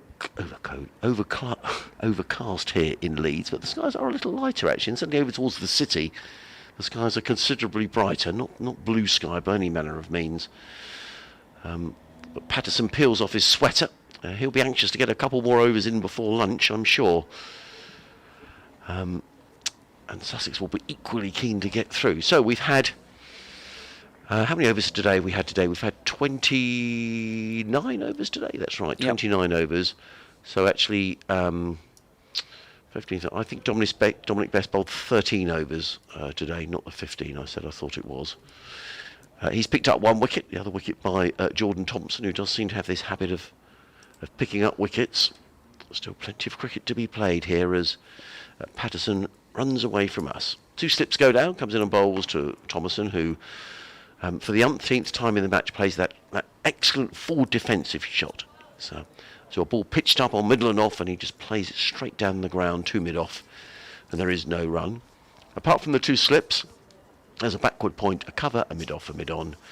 A straightish mid-wicket, Dominic Best standing with his arms folded. A short leg, who is Harry Brook, and a fine leg all the way down in the distance, down near the scoreborders. In comes Patterson over the wicket, bowls. Thompson lets that go, taken by wicketkeeper Duke, who's standing up, who just for good measure whipped off the bails. And there is no run. Love to see a wicketkeeper standing up. So many good exponents of that down the years. Probably none more so than Jack Russell, would you say? He was a terrific keeper standing up to the stumps. Top draw, Bob Taylor. Yeah, Bob Taylor was a fine keeper standing up. Notty. Bruce French got to go for England, didn't he? Bluey. Yeah, who was the Essex keeper who many people thought was very unlucky not to play too much Test cricket? Very good at standing up. James Foster, yeah. Patterson in bowls. Short, pulled away by Thompson, and that's going to be... I thought it was going to be 4 runs. I'm not sure it is going to be now, because the fielder is chasing around the boundary. We could have got that if it had dived, but decided not to. That's Ben Code down there. He almost got to it. I think pulling T20, you'd have probably made a sprawling stop, but he was probably thinking...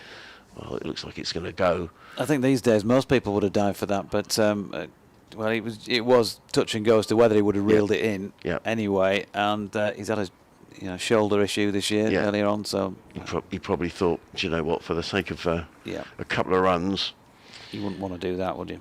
Thompson goes to 21. Sussex to 105 for 2. Patterson in again, bowls. Thompson stoutly forward, plays to mid off, and there is no run.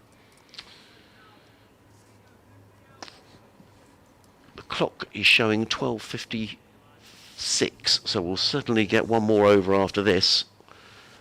I doubt we'll get another after that, even if the spinner bowls. We've got another 66 overs left in the day. They do have the option to call it off early, but I think Yorkshire will keep this going for a while yet. Wishful thinking. Patterson in bowl. Thompson is forward, plays to short extra cover, and there is no run. He's on his knees praying next to me while he said that, folks.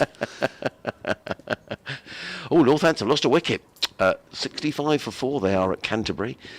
Only leading by 127 against Kent. So that could be interesting for this group. I'm sure Northamptonshire would be very pleased to get out of Canterbury with a draw now. Take their batting bonus points and their draw points. Kent maybe have other ideas as in comes Patterson bowls and...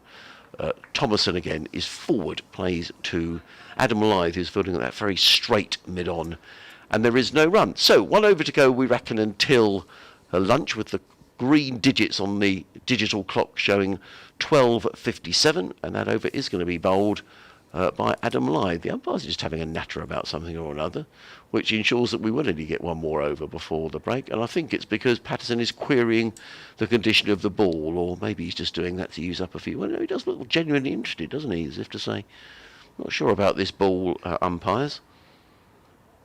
And they're taking long enough, which makes you suggest that it is that there is some debate about the condition of the ball. Yeah, I'm just trying to lip read. Unfortunately, it's not easy when the umpire's got his back to you. I think they might be going to change it. It looks like they think there's some merit in Patterson's claim, but in the end, Bailey has just lobbed it to Adam Lythe. And he's still... Steve Patterson's not happy, is he? In fact, Adam Lythe has given it back to Graham Lloyd, and he's now waved for a new ball. Or another ball, I should say. A new ball would be delightful, wouldn't it, from a Yorkshire point of view? A different ball of similar age. Well, this will ensure that we are only going to get one more over before lunch. So right on the stroke of lunch, the 12th man is coming trotting out with another ball, which will have to be in a similar condition to that which was being used. So a ball that's 53 overs old. Cricket's got strange ways of making something happen, hasn't it? Who'd put it past a wicket or two with a new ball in the last over? Well, it'd be one wicket, wouldn't it? The last over before lunch. Well, this is quite important, really, because the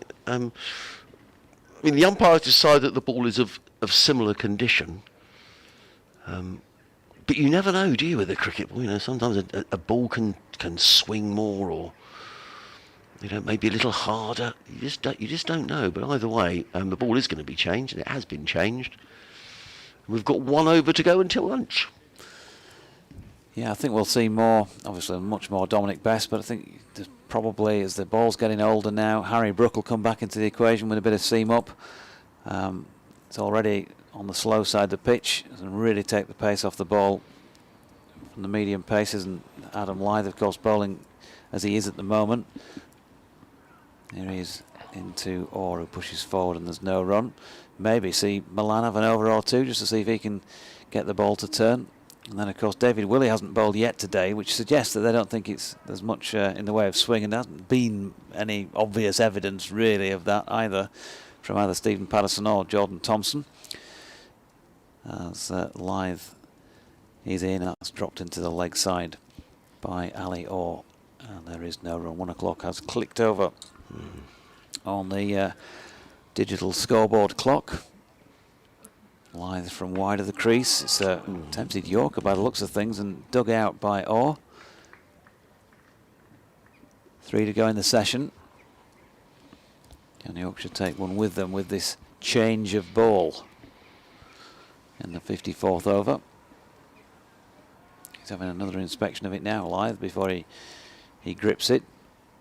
Comes in, exaggerated leap, bound into his delivery stride, and that's pushed out into the offside by Orr and Gary Balancefield's.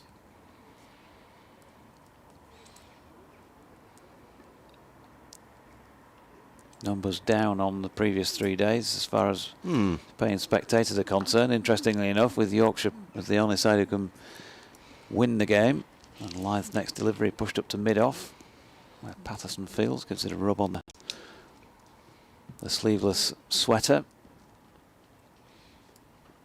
Final ball of the session then. Lythe passes umpire Graham Lloyd, and he thinks he's got half a chance of a wicket. There was a bit of outside edge to it, but Orr safely negotiates it, and that is the end of the morning session on the final day then. 54 overs bowled in this Sussex second innings at 105 for 2, with Ali Orr, the first class half century on debut. 55 runs to him, 21 to Aaron Thomas, and a partnership worth 44. There were those 2 wickets, those of Tom Haynes to Dominic Best for 24, and also Stian Van Zyl, first ball to Jordan Thompson without scoring. Around about the 32-34 over marker, so a bit of something for Yorkshire to cling on to here, but at the moment you'd have to say on this pitch and with an ageing ball it looks an uphill struggle to take 8 more wickets in the day, but they will keep on trying, you know that, as far as Yorkshire are concerned. And I think you're getting the same from Sussex. They're going to keep on battling, Adrian. Yeah, they are. I mean, I was just thinking that both sides are probably coming off feeling reasonably satisfied with their morning's work. I'm sure that Yorkshire, they've got a couple of wickets. You've got the opener and Van Zale out, so 2 key wickets Yorkshire have taken. From a Sussex point of view, they'll feel pleased that, you know, perhaps going 2 down isn't too bad, but there's still 66 overs to go. A new ball will be available to Yorkshire during the afternoon, so Sussex will know there's plenty of batting to go. But I think, you know, they'll feel if you'd have offered them 2 wickets down at lunch, I think they'd have probably taken that. I'm going to take a break then. 105 for 2 Sussex. More ball by ball to come from Adrian and myself at the end of the lunch break.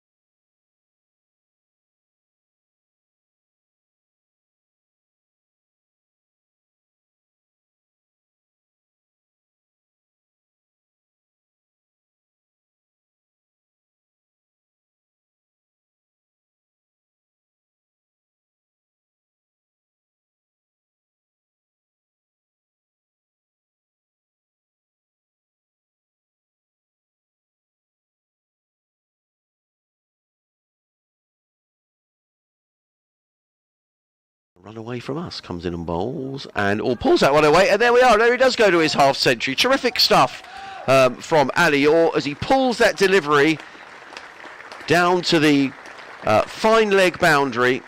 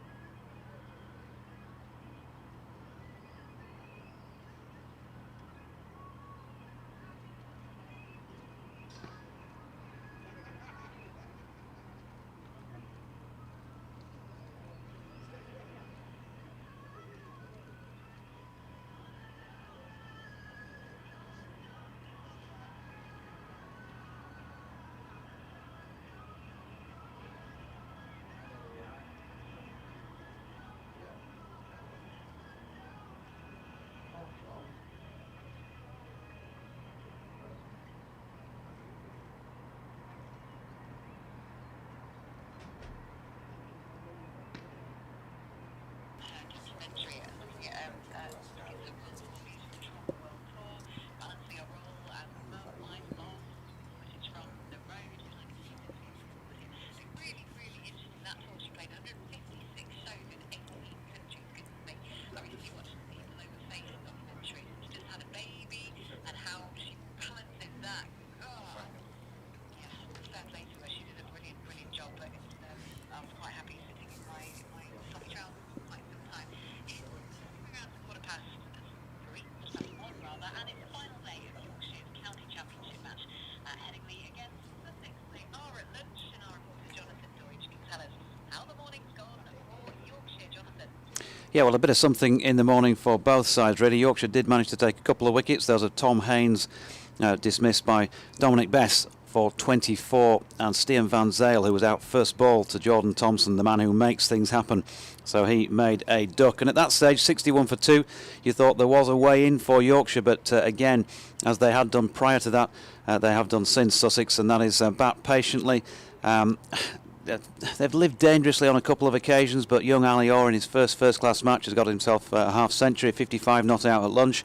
Aaron Thomason alongside his 21 not out. They're 105 for 2 at the break, trailing by 140 runs. If they get to that, of course, they'll make Yorkshire bat again, and that's going to take further time out of the game. The equation really is 2 sessions to bat for Sussex. Yorkshire need to take 8 wickets. That looks pretty hard to come by with an ageing ball on what is still a good pitch that David Milan told me last night was just on the slow side, making wicket taking all that bit more difficult. We've seen Don Bess bowl quite a lot this morning. We'll see a lot more of him this afternoon, but they might change things around, maybe a little bit of medium pace from Harry Brook, and also possible that we'll see more spin from the part-timers like Adam Lyth, and maybe even some leg spin from David Milan. A lot to throw into the melting pot before the end of the day's play here, but Yorkshire need 8 wickets, and at lunch Sussex 105 for 2.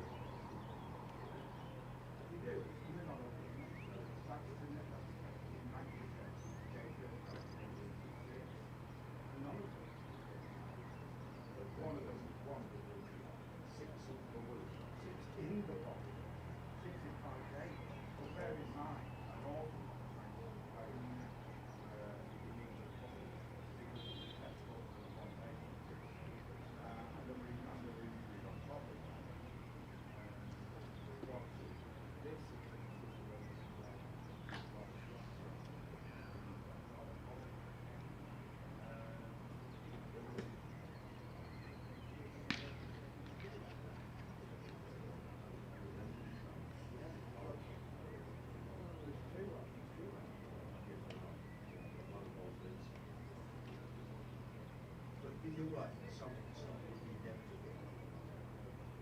But I think the lads are small enough.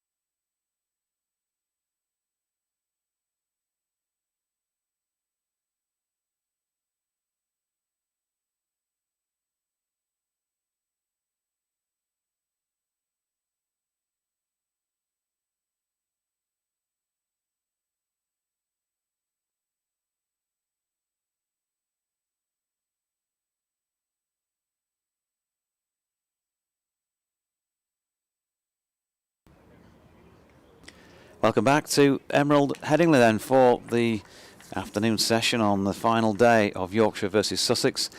Sussex trailing by 140 runs at 105 for 2 in their second innings, so Yorkshire need 8 wickets to win. Sussex, as has been pointed out on Twitter to me following my lunchtime tweet, may have to bat again, of course, if they rub off this deficit. May make Yorkshire bat again, I should say. If they rub off this deficit, and that will take more time out of the game and make it more difficult for Yorkshire to try and press home for a victory. And you certainly wouldn't want to confidently call it either way at this stage, I wouldn't think. Yeah. I had a tweet at lunchtime from Raymond Watts, who says, "Good day all. Any idea why Sussex are persisting in Stian Van Zyl batting at 3 when the majority of his career he's batted at 4 and was highly successful? Wouldn't it make more sense to move Thompson from opening to 3 and drop Van Zyl to 4? That's a good question, which perhaps we will ask a little later. Out first ball today was Stian. Now Ben Code is going to get us underway for after lunch. Bowling from the Kirkstall Lane end of the ground, and he comes running in to bowl to the right-handed Aaron Thompson, and Thompson plays a forcing shot to mid-off, fielded by Steve Patterson, and there is no run. So 65 overs to be bowled in the day. A new ball will be available in 26 of those overs, which you would think would represent an opportunity for Yorkshire. But certainly, I think both sides at lunch, I think Sussex would have taken being 2 down at lunch, to be honest. And Yorkshire probably pleased to have picked up, 2 of the top 3, as in comes Code over the wicket bowls, and Thompson forces into the offside, and there is no run. And certainly Yorkshire won't be giving this up anytime soon. I'm sorry about that. I mean, I think we could well get a good proportion of these overs in before they'll call it a day. Yeah, and we did say that there was maybe a threat of a passing shower in the early part of the afternoon. It's bright at the moment. If you're watching the streaming pictures, you'll be able to tell there's a little bit of sunshine on the pitch as well, but there is quite a lot of grey around. Yeah, there is. As Code is in bowls, and that comes off the pads. It goes down towards fine leg, so a leg by. Sussex go to 106 for 2. In the Test match, interesting developments, because New Zealand declared on 169 for 6. Setting England 273 to win, and England are 4 without loss. Probably has too many to chase, I'd imagine, in a couple of sessions, but looks like the ball's doing a bit. They've had a bit of rain at Lords as well, so the New Zealand seamers are good. Yeah, just set a bit of sport for the rest of the day, so trying to set things up for at least a bit of entertainment, by the sound of things. Now, Code is coming around the wicket to the left-handed Alistair Orr. With just the one slip in place around the wicket bowls, and Orr is solidly forward and plays to mid-wicket, and there is no run. He's been in for 173 balls, Alistair Orr, for his 55. So a stubborn innings from the young 20-year-old making his debut. Apparently keeps wicket a bit, does Ali Orr, but he's tall, isn't he, for a keeper? He's not that usual sort of build and height of a wicket keeper. Generally, sort of, you look at Harry Duke and Ben Brown, they're all sort of a similar sort of height. As in comes Code and bowls, and let go outside the off stump by Orr in an unfussy way, and he twiddles his bat. He's a big bat twiddler, is Alistair Orr. He wanders towards square leg. Apart from the slip, there is a mid-off who's very close, almost a silly mid-off, but he's Adam Lythe, who's about, 3/4 of a pitch length away from Orr. And then Harry Brook, who's in a very short cover. So they're there for that misplaced drive on the offside, which Code is hoping to induce as he runs away from us. Comes in and bowls, and forward comes Orr, plays quietly to mid-on, and there is no run. There are now 3 people sitting on the western terrace, and fair to say they are socially distant. Yeah, a lot. I mean, they are seriously socially distant. They're playing their part. 106 for 2, Orr on 55, Thompson on 21. The majority of spectators are on the eastern side of the ground, and they are pretty spread out as well. But a couple of gents walking down there carrying a beer or two. A very pleasant afternoon to watch the cricket. Really, it's not sunny, but it's certainly not cold.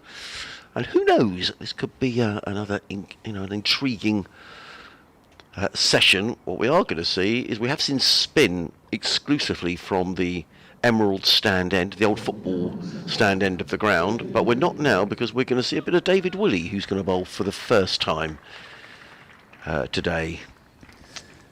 Only bowled 4 overs in the innings so far. Yeah, which I suppose gives you an indicator in terms of how the ball is or is not swinging. Yeah, 4 overs yesterday in that 23 that were bowled in the evening session. So coming in from the Emerald stand end, left arm over the wicket, slanted across the right-handed Thompson through to Duke.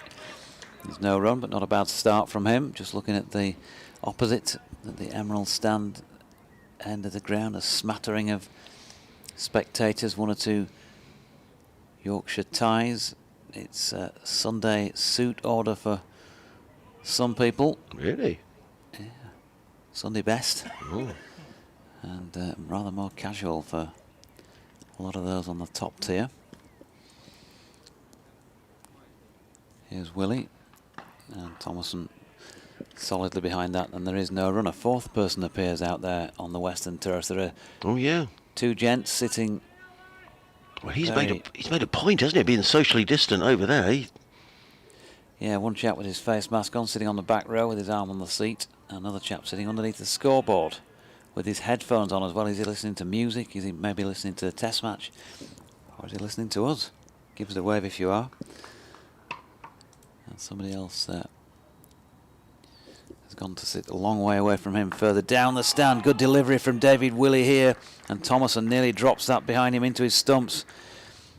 Duke is round to pick it up. Ought to be a little bit of extra zip about that ball from David Willey, and I think the fact that Thompson dropped it behind him suggests so as well. Maybe didn't play it, maybe a little bit late on playing it. The other chap sitting lower down the western terrace has his navy blue flat cap on, shades, looks like a cricket shirt. David Willey in past umpire Lloyd. Another good delivery, which Thompson doesn't play confidently. So he's made a good start here, David Willey, with his first 4 deliveries.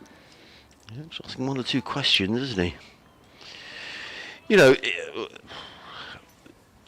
just before those 2 wickets when we were saying, you know, the wickets have fallen in clusters. You know, if you were looking at a scoreboard down, it was saying 106 for 4. All of a sudden, you know, Yorkshire are thinking we can win this. But the Sussex batsmen are backing doggedly. And even doggedly. Even doggedly. As Willey is in. As soon as I said that, I thought, what did I say that for? What a stupid thing to say.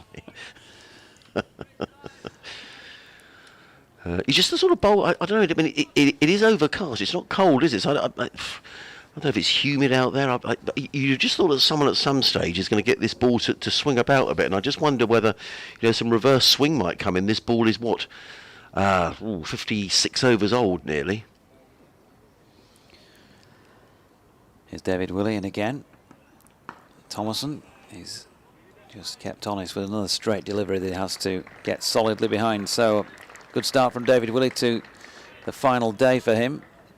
A maiden to go with 3 others that he bowled yesterday. So 5 overs, 4 maidens, none for 1 so far. Matthew Mariner Chapel says, hi Jonathan, just travelling up the A1 towards home.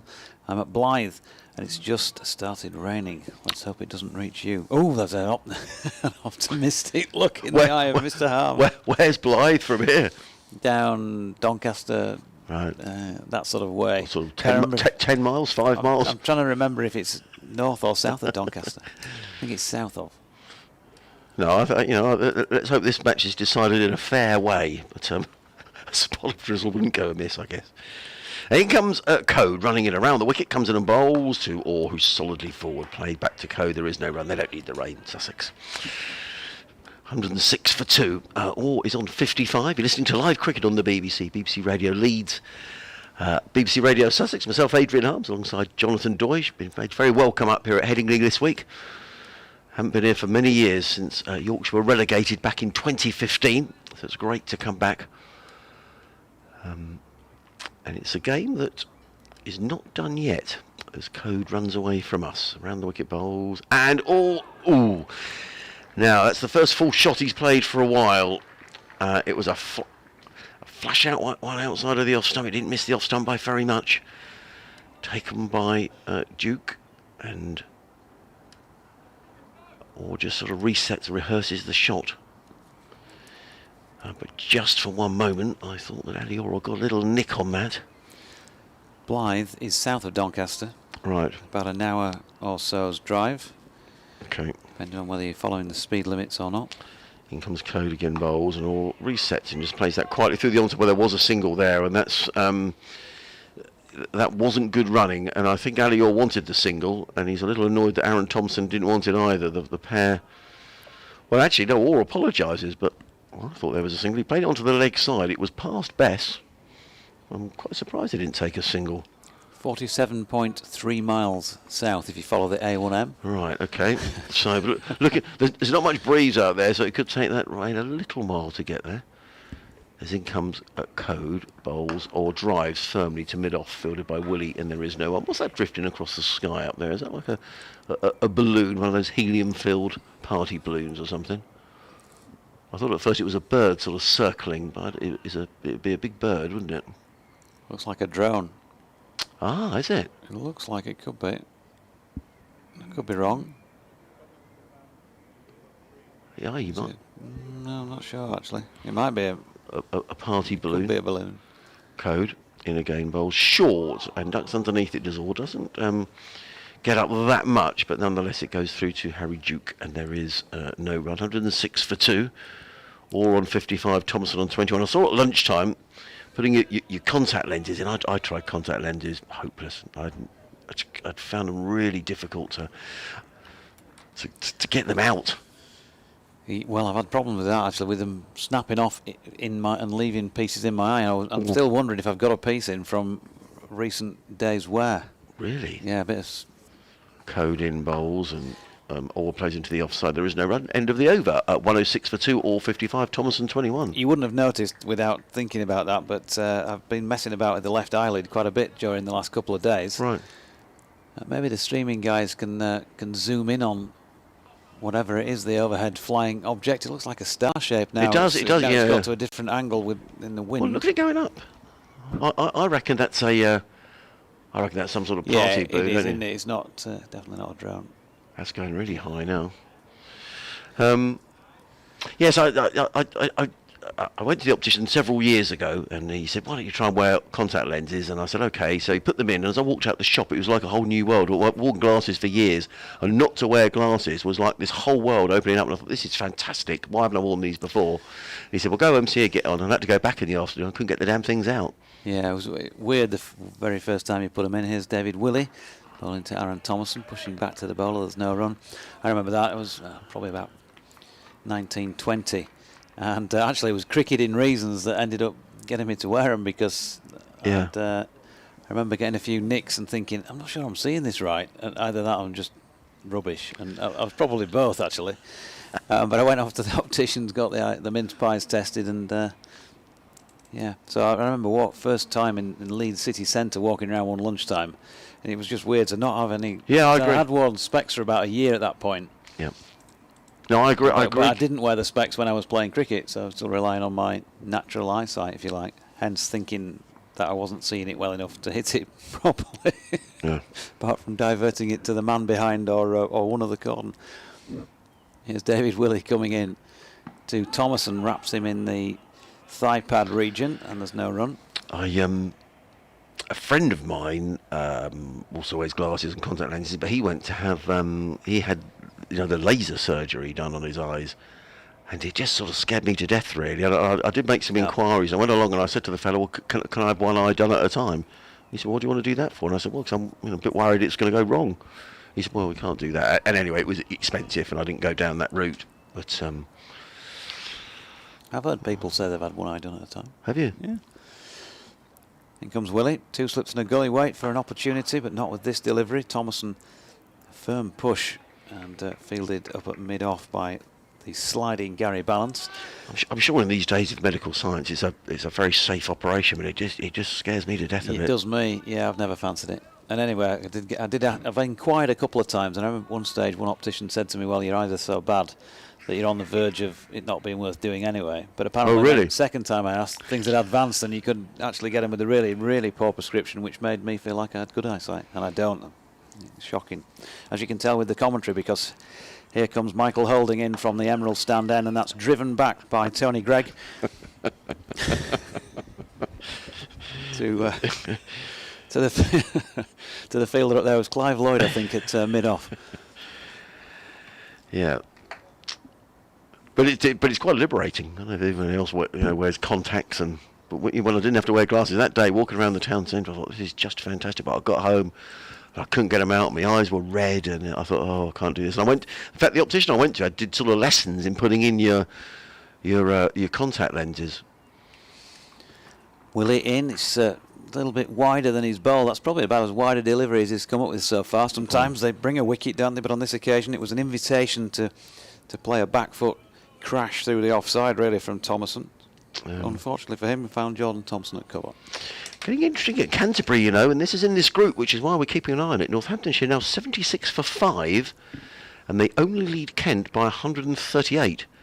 So Kent declared that they haven't sort of bowled bowlers who don't normally bowl. It was a declaration aimed at bowling Northampton out a second time, and they're slowly doing it. Last ball of this Willie over, pushed by Thompson again into extra cover this time. Thompson gets a little bit of something on it, but Gary Balance is the man who does the proper fielding. 58 overs gone, 106 for 2.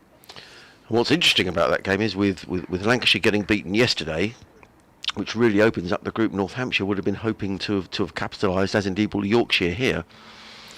But Northants will, as I said earlier, I think will be quite glad to leave Kent with a draw. This is a great email from Duncan in Seaham, because he says, afternoon JD and Adrian, thanks for the commentary and irrelevant musings. I think that's going on the headstone, I think. Thank you for that. That's a badge of honour. Thank you for the commentary and irrelevant musings.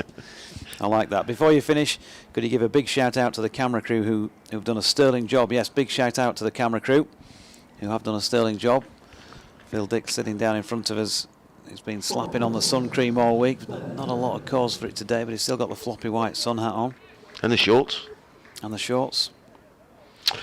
Ben Code running away from us. Down by all precinct fielded by He can send anything to us. The website was audio. At the start of this season, I logged in and started listening, but managed only 40 minutes before my phone had run out of credit.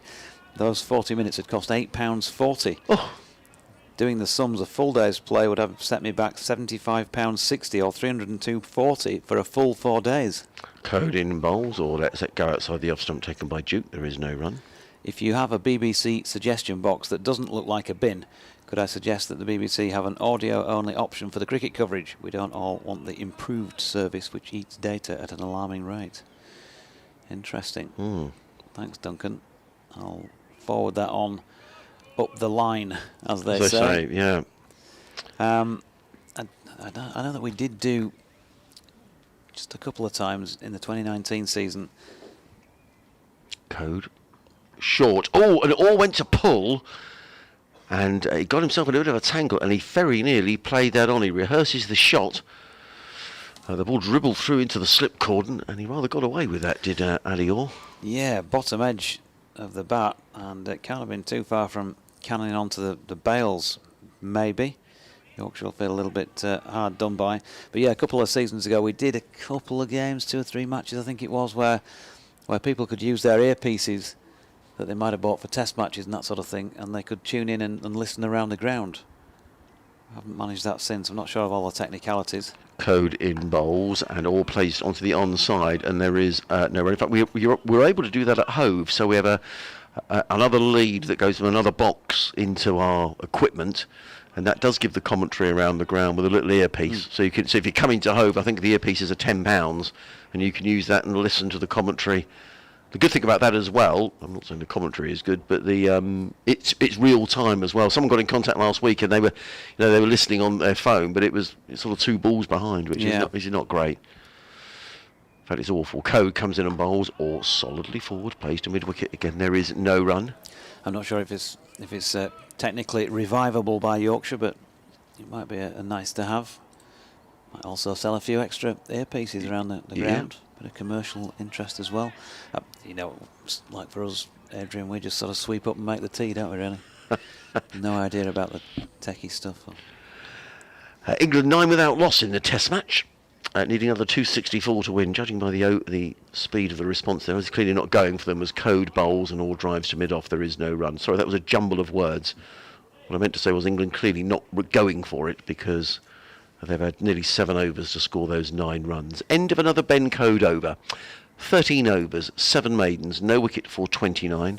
Sussex at 106 for 2, all on 55. Thompson is on 21. There are another 60 overs remaining in the day, 21 overs until the new ball is available. Much debate going on in the middle there between the Yorkshire players about who's going to bowl next, what the tactics are. But Sussex will be pleased that they haven't lost a wicket since lunch. But as we said before, the first 2 wickets that went down in very quick succession. So Yorkshire's, with 60 overs is a lot of overs to bat. Yorkshire needs something a bit different. Maybe it's time for a Trevor Chappell delivery, something like that, perhaps. He said, tongue in cheek. You meant the underarm. You remember that? Yeah, that was To McKechnie, wasn't it? Was it? The one-dayer down under. Yeah, I think the New Zealanders were appalled, weren't they? Jeff Howarth stormed off the pitch. Absolutely. Here is Willie, and Thomason pushes up to mid-off, I should say. There's no run. Just dispatched Milan, hands in pockets out to the east side boundary. Again, he's square on the leg side. Patterson at mid-off. Patterson mid-on. Balance at mid-off. Been so used to seeing left-handers out there in the last few days that I've forgotten that righties existed. They've got an extra cover in Jordan Thompson. Dominic Bess at point. Harry Brook is just being moved from gully. It looks like he'll probably end up taking up that catching position at a shortish mid-wicket, the way things are going, and still 2 slips in place. There is also a man down at fine leg, Ben Code. Willie coming round the wicket then to Thomason. There's an appeal for LBW, and that's extended by, I think, the crowd below, but that might have hit him in front of leg stump, but slanted in from well wide. No chance it was going to hit the wickets. He's just asking 1 or 2 questions here, though, David Willey, isn't he? You just get the feeling that it may just be doing something out there. Come on, Yorkshire is the cry from the crowd. And a few claps as he runs into bowl, and it's angled in again to the right-hander, who drives it to Gary Balance at mid-off, no run. I'm just sort of standing here thinking I've got 2 options to have from a tea when that comes around. We've got this nice pack of digestive biscuits that I think I've eaten most of them, actually. You've still got yesterday's tuna and cucumber sandwich, and you've got today's Caesar wrap. And a little meal deal fruit I bought as well. You're not going to need to stop on the way back home, eh? You can just eat as you drive. You've got the skills. As Willie is into Thomason, pushes up to mid-off again. There's no run. Look, if Brian Close could read the Sporting Life at the steering wheel while he was driving to matches, then I'm sure you can eat a sarnie while you're on your way back down the M1. Is that a story? Is it? Yeah. Really? I think, wasn't it Sir Viv Richards on those broadcasts they put together on Sky about his career, 3 or 4 programmes, and I'm thinking one of those I saw where he said that when he travelled to games at Somerset with Brian Close, he'd often be sat there with the pipe and reading the Sporting Life at the wheel while driving. Next delivery from Willie is pushed up to mid-on by Thomason. And did Sir Vivian say that he was scared, or was it? I can't remember anything to that effect, but I think it was on those programmes. Ooh. It's all changed, hasn't it? Yes.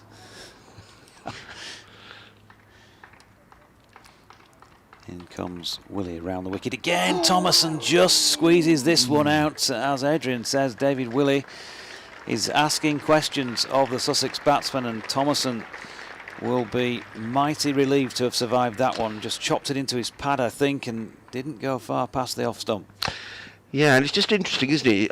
You just get the feeling that he's looked the most dangerous of the Yorkshire seamers, and just with that over, and interesting, the crowd, it's not a huge crowd here, but a fairly vocal crowd, and there was just more applause at the end of the over, and you just feel as if, from a Yorkshire point of view, as if they're just saying, come on, this isn't quite all over yet.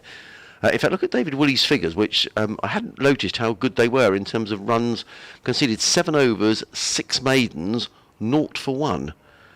David Willey. So he has asked plenty of questions. I mean, he hasn't got past the bat a lot or anything like that, but he just seems to be getting the ball to talk a little bit. Aaron Thompson is coming wandering off. John, the physio, is coming out to bring him a drink. Maybe some instructions as well. In fact, he didn't have any of the drink, did he? So, anyway, Aaron Thompson wanders back out. He's made 40 in the first innings, batted for nearly 4 hours. And somebody who's also batted for nearly 4 hours is Alistair Orr, the 20-year-old making his debut here, left-hander. Who came in last night with 23 overs gone, and he's still there now. Looks like you were going to say something then. I was going to say, on the Brian Close front, you need to read just a few lines, the unseen letters and memorabilia of Brian Close. In comes Code Bowles and all plays onto the onside, and there is no run. I didn't write it. David Warner, who occasionally has been known to message in. David Warner wrote on Yorkshire cricket for the Telegraph and Argus, the Bradford newspaper, for a long time, and a great lover of county cricket, and of course, needless to say, of Brian Close as well, and what he meant to those of a Yorkshire persuasion. Comes Code again, Bowles. Short, that's not a great delivery. The stifled appeal would have been furious if he got out then, because that was a poor delivery down the leg side that, Orr's now rehearsing the shot. He could have hit that pretty much anywhere on the leg side, but he missed out. Taken by Duke down the leg side, and there is no run. So this is letters that were discovered that Brian Close had written, going back years, that reveal a lot about the man as a character and the sort of things he was saying. Yeah, you'd be interested. It'd be an interesting read for you. In comes Code round the wicket, Bowles, or lets it go through to Duke, and there is no run. And were they letters that were found after his death, or letters that he Yes, after he died in 2015, I think it was, David and I think it was Ron Dayton put together this book on, I think, I'm trying to think, were they handed the letters? Right. Probably a labour of love. Code in Bowles. Ooh, very nearly breaches the defence of Aliora. I think what saved him, there was a thick inside edge, an edge onto the pad. The ball goes out to the offside, and there's a bit of energy around Yorkshire. This is a dangerous time for Sussex. There's going to be little phases like this over the next couple of hours, when the fielding side just feel that they're on the verge. It just sort of has that feel at the moment. I don't know whether that's something that has been generated by David Willey coming on, but a time for Sussex to really dig deep here. I bet he'd had some great tales, I would imagine. Yeah, my short-term memory recall is only a recent book, you see. It's like asking me what I had for breakfast this morning. Code in Bowles outside of the off stump, let go by Orr, taken by Duke. There is no run. There's a lot of smiles along the way, a few eyebrow raises as you'd expect. Yeah. Just a different angle on somebody as well. And it's not just about what happened out in the middle. He played that beautiful shot for 4 or 6, and they beat. He took golf balls on his chest against the West Indies. Now, an interesting character. Clearly, just an enormously talented all-round sportsman, Brian Close. And very brave as well. Yeah.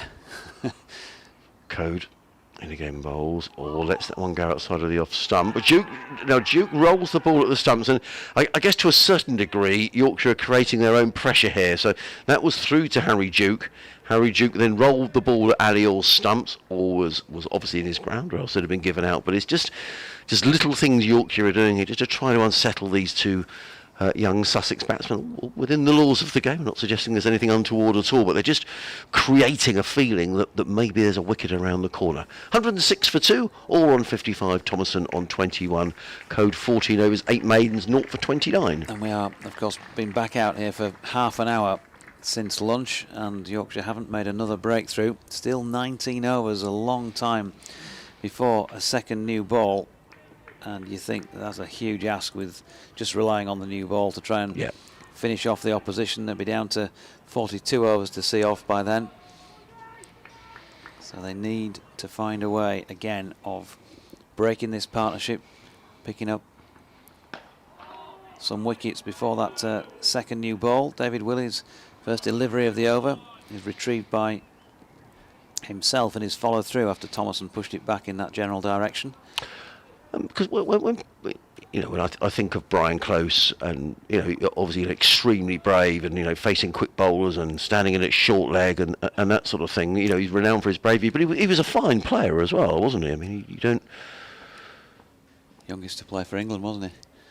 I didn't know that. 18 years and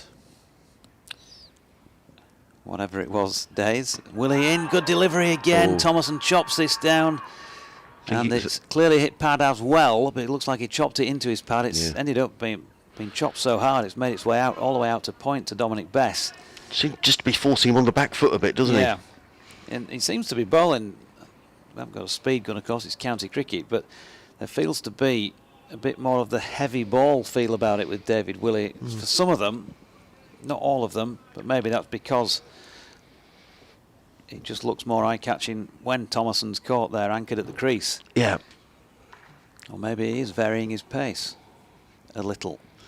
He's around the wicket again to Thompson, who this time is able to step half forward and push that back to the bowler. He's such an athletic player, isn't he, David Willey? I can't think of a player on the circuit who'd be more athletic than him. Well, it was a terrific pickup, wasn't it, earlier on today? He threw the stumps down. Brilliant fielder. Rarely misses out in that respect.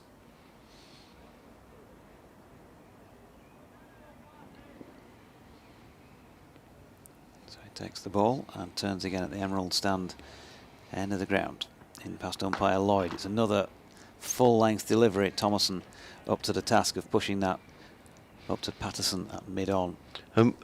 Without sort of raking over old history, you were talking there about going down to Somerset with Viv Richards, and apologies to the Yorkshire folk, I don't know the whole of the story of Brian Close. Did he fall out here, or did he just decide to move? Because he was a stalwart here, wasn't he, for many years. But a fine player. Yeah, Willey into bowl again, and Thompson pushes that out into the covers where Jordan Thompson does the fielding, and there is no run. He was the youngest man ever to play Test cricket, or is. That's a great stat. Didn't know that.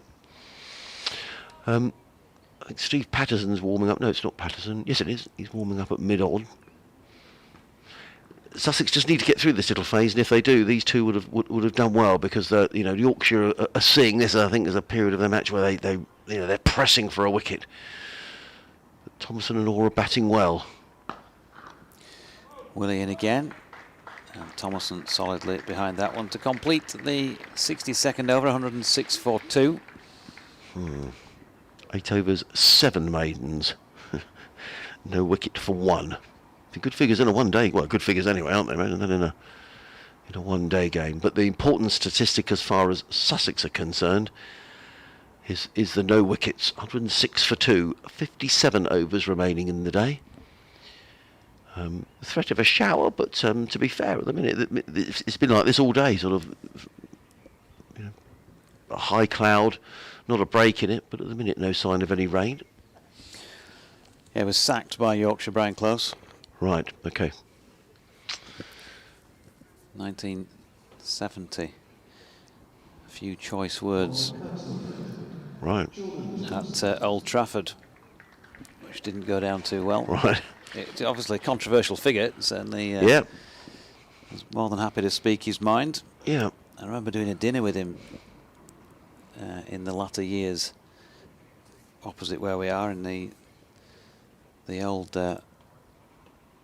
main stand there, football stand, regaling us with many tales.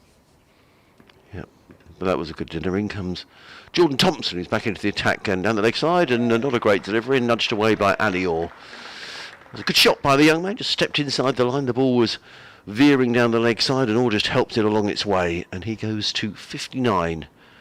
And Sussex to 110 for 2. The ball is retrieved from behind the advertising hoarding at the far end of the ground.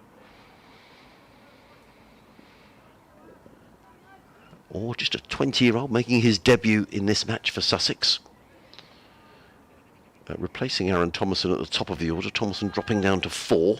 And this partnership between these two, is that the half-century partnership? Or is it 49? 49 between this pair, as in comes Thompson again, bowls to all. Lets that one go outside the off stump, taken by Duke, and there is no run. Yeah, if anything is going to happen, then it might be fairly soon. Keep saying Jordan Thompson's the man that makes things happen. Did it this morning. Yeah, I mean, what are we down to? 56 overs remaining after this. That's still a lot of cricket, but you know, Yorkshire, the overs just beginning to slip by perhaps a little. And that will give plenty of encouragement to the Sussex batsmen who are waiting to come. Travis Head is next out. Then comes Thompson, bowls and or plays to backward point. He was slightly squared up by that delivery of good length. Played to backward point, fielded by, I think that's Dominic Bess there. And there is no run. Brighter skies over towards the city of Leeds, where those big cranes are in the distance. But actually over the ground itself there's some fairly dark, heavy cloud. But it's been like that pretty much most of the day. Very little wind here at Headingley. As in comes Thompson, bowls to all. Now that just spat at Ali Orr a little bit. He managed to play it with soft hands and played it well down onto the leg side. But just a bit of uneven bounce there, and there's been a couple from this end. Jordan Thompson is a very busy cricketer. He's one of these cricketers. I mean, some bowlers meander back to their mark, but he's someone who sort of strides back as if he can't wait to bowl the next ball. Yeah, it's a bit of a march. It is. You know, he's getting on with it. He's got the ball now. Come on, let's get. You know, I'd imagine the over rate is quite good when Jordan Thompson is bowling. He's in again around the wicket, bowls. Oh, and there's a little nick through. No, it's not. Well, you called it, Jonathan. You said he has the habit of making things happen, and that was a good delivery. And was just sort of playing down the wrong line and very nearly got a little nick on that through to Duke. As Thompson marches back again. I'm not sure what the cranes in the distance do. They seem to have been permanent for years now. Right. Yeah, as I walked to the ground, was it yesterday or the day before? Day before. Day before.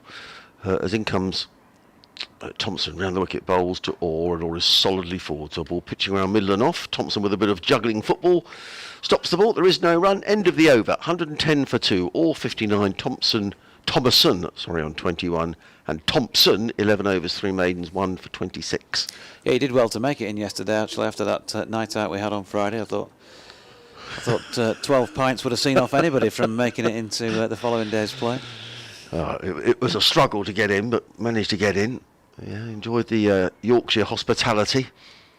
Funny enough, I walked past that crane and there was a fellow at the top of it, and I have to say I've not got a head for heights. And I was looking at this fellow working at the top of this crane and I'm thinking, poor crumbs, I'm not sure I could do that.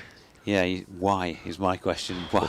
Perhaps they get paid a lot of money. I don't know. But you wouldn't get me up there. No way. You wouldn't get me abseiling or something like that. Now this is high enough, thank you.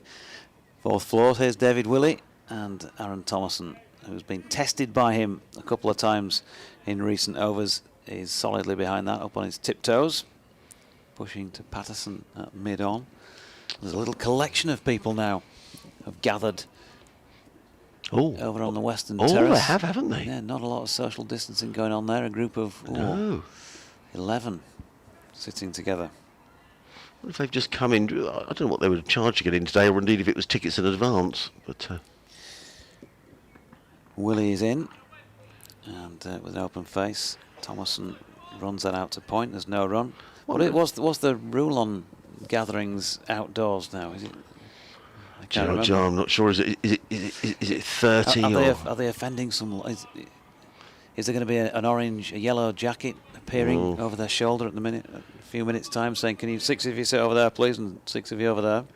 Or are they okay? I'm not sure. Yeah, I wonder if they're students, perhaps, who've. Because you get mind you, a lot of the universities will have sort of finished now. Exams are almost done, but perhaps people hanging around and just enjoying their last few days of university before they've got to go out into the world of work.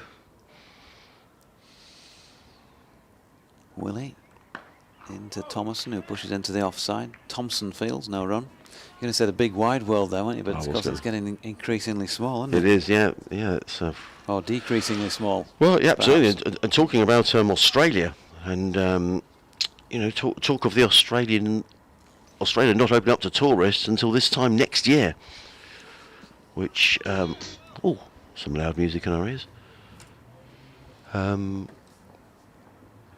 Apparently the Australian public are all for that, in the main. David Willey in again to Thomason. He's trying to work this Oh, to leg. Ali Orr, who's had a bit of itchy feet, as I've mentioned on a few occasions. He tried it in the last over when he was in trouble with the ball, and it dropped into the leg side, and he set off and then went back. He wanted to go there, and they both did set off, which that's the worst thing, isn't it? If one of you makes your mind up you're staying, then often the other one can recover. But if you both go and then you're both thinking, are you still going or not, that's when you take an extra stride, and that's often enough to let the fielder in. well, just for a moment there was confusion, definitely. Got away with it. Willie into Thomason again. This time he does work it to leg and off the bat. And Lan will field at deep backward square. There's a ripple of applause for a single there, because that means it's a 50 partnership for the third wicket for Sussex, between Ali Orr, who's 59, and Aaron Thomason, who's 22. He's got all his 22, of course, as part of this. 25 of Ali Orr's runs have come during the 50, which came in 176 balls. Yeah. So this is about batting out time for Sussex. And at the moment, I mean, they'll be very pleased. They've negotiated 40 minutes since lunch without losing a wicket. David Willey, I think, has looked the most likely to take a wicket, certainly for the time being. Steve Patterson relying on his seamers. We saw a lot of Dominic Best this morning. I suspect we may see more of him as the day goes on. But here comes Willey. Now, there are two slips in place. There's also a leg slip. There's a fine leg, a square leg, a mid-on, mid-off cover, and a backward point. As in comes Willey over the wicket, bowls, and Orr is forward and plays to mid-wicket, fielded there by Jordan Thompson, and there is no run. Why did I take that ball? I don't know. Why did I do that? Anyway, Ken has emailed in saying, Dear, oh afternoon, dear. gents. Brian Close was one of my boyhood heroes at Bramall, along with Fiery Fred and Sir Jeff. Did you know that Brian's Test career spanned 4 decades, 1949 to 1976, and his one-day international career 5 days, from the 24th to the 28th of August 1972. Ooh. P.S. Yorkshire need wickets. Yeah. They do. They also need the commentator not to pinch the last ball of the Yorkshire commentators over. David Willey, 9 overs, 7 maidens, no wicket for 2. So he's kept things very tight, but that's not what it's about at the minute. It's about taking wickets. Is this my over? Not sure. We could throw it to the crowd. Okay. Jordan Thompson comes in and bowls to Thomason, and he's going to get 4 runs, and that's the first boundary for a considerable. Oh, no, it's not actually, because Orr flicked one down to fine leg, didn't he? But it was a good shot by Aaron Thomason, a bit too short from Jordan Thompson. It was just punched through the offside. Nice looking shot by Aaron Thomason, who goes to 26, Sussex to 115 for 2. I think it's fair to say that 115 for 2 in 64.1 overs. Boundaries have been at a premium. Yes, I would agree. We'll tell you how many in a moment, actually. There hasn't been a lot. There have been... Actually, Ali Orr is in 9. So there's been a lot of dot balls, actually. Then as in comes Thompson, bowls, and Thompson just took his hand off the bat and played it to point, and there is no runs. There have been 9 for 13. There have been 16 fours in 64 overs. So quite a lot of dot balls in there. In fact, Orr has now faced 200 balls for his 59. Aaron Thomason has faced 91 balls for his 26. As in comes Thompson, bowls, and Thomason is forward again, plays to mid-on, or straightish mid-on, and there is no run. Afternoon, gents, says Charles from Spain. Ooh. Sunny day at last. All credit to Sussex youngsters as they look increasingly likely to save the match. Regarding DB Close, I've often felt that his career stats would have been far higher had he been a more selfish player, As a teenager in his glory days with Yorkshire, I always felt him to be the ultimate team player. I can still see him motionless at short square leg, catching sobers from a miss. Thompson in bowls. Thomason forward, straight back down the track, no run. From a missed tuck, as he's put. Mistimed hook off John Snow. Oh. And he says, read laser eye treatment. My brother had it done 30 years ago, one eye at a time. Oh. His only discomfort was the burning smell. Can you imagine that? You're having your eyes done and you smell burning. 30 years ago, I mean, you'd hope that maybe the technology has improved a little bit. Thompson in bowls. That's a lovely shot by Aaron Thomason. A good-looking shot for no run, straight to balance at cover. And it's another dot ball. That sounds horrible, doesn't it? Well, when I inquired about it, and I found out the cost, and I didn't get it done anyway, but when I inquired about it of the gentleman concerned, he looked at me and said I was mad when I said one eye at a time. I think he was sort of doubting his expertise, but it sounded quite sensible to me. Thompson turns, running in from the Kirkstall Lane end. Grey skies here in Headingley. He's in the moles, and Thomason is forward with a model forward defensive. If we could count the amount of times Aaron Thomason has played that shot in this match, it's probably well into the tens. And he's still there. 26 off 95 balls. He's been in for nearly 2 hours. Sussex are 115 for 2. His batting partner on debut is Alistair Orr. He's just 20 years of age.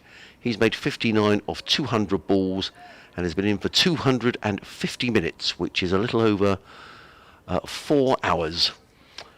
There are 54 overs left in the match. And until the new ball is taken, there is another 15 overs to be bowled. And the first of those is going to be bowled by David Willey. Yeah, 15 overs, a long time to wait for the new ball. There'll be some, after our time, there'll be some rule in county cricket where you can gamble. You can, on a day like this, you can sort of take a man off and only have 10 and bring the new ball forward by 10 overs or something like that, won't there? To keep the interest. Keep the interest. Imagine that you can only field with 10 men. You've got one less catcher, but you can have the new ball 10 overs earlier. Do you take the gamble? Ooh. Well, it'd bring a bit more jeopardy, wouldn't it, to the day? So David Willey, he's going to bowl this first delivery of the over the wicket to Ali Orr, who pushes it into the gap between the stumps and mid-on, where Gary Balance was relatively close in, within the length of the strip, and he had to run backwards and field. There's no run. John Garbutt, good afternoon to you. He said, afternoon JD and Adrian. As a cricket fan who's registered blind, lack of suitable commentary at grounds is the biggest bugbear for me. Yorkshire did have an earpiece system for a number of years, but the equipment was always disappearing or being damaged, mainly when Sky were covering a match, it seems. I'm hoping to be back in time for my own return to Headingley later in the summer. Willie coming in to Orr, who again pushes into the offside this time, to Milan in the covers, no run. He said, I was instrumental in pushing for the same system at Hove over 10 years ago when I was a member down there, and although I've not been for a couple of years now, I presume that it's all still working perfectly well. It is. Yes, it is. You just have to buy a headset. Someone asked last week and they were £10, but that's you can use that infinitum. Only 5 first-class grounds have dedicated systems like this, and the rest advise that the commentary is available online. There's Willie again, close to the stumps. Round about off stump or pushing forward, no run. He said that's fine when listening at home, but at venues there's always a delay, and even if it's only 30 seconds in some cases, that's quite a time when listening to live action in front of you, isn't it? You know, that's at least, well, it depends on who's bowling. If Don Bess is bowling, that could be 2 or 3 deliveries anyway. Yes. You know, pat back, turn, bowl, pat back. Certainly a couple every time. Here's Willie turning at the end of his run.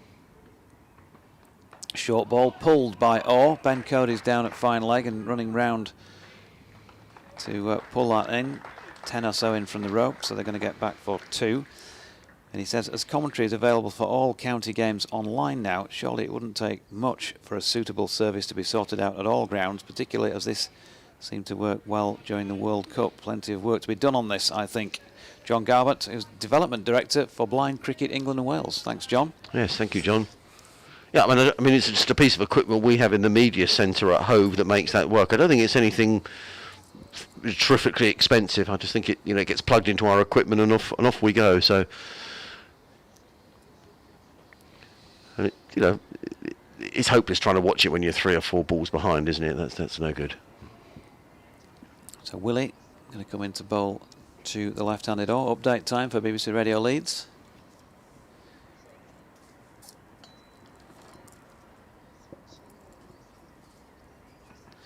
Willie in, or shoulders arms, and there's no run.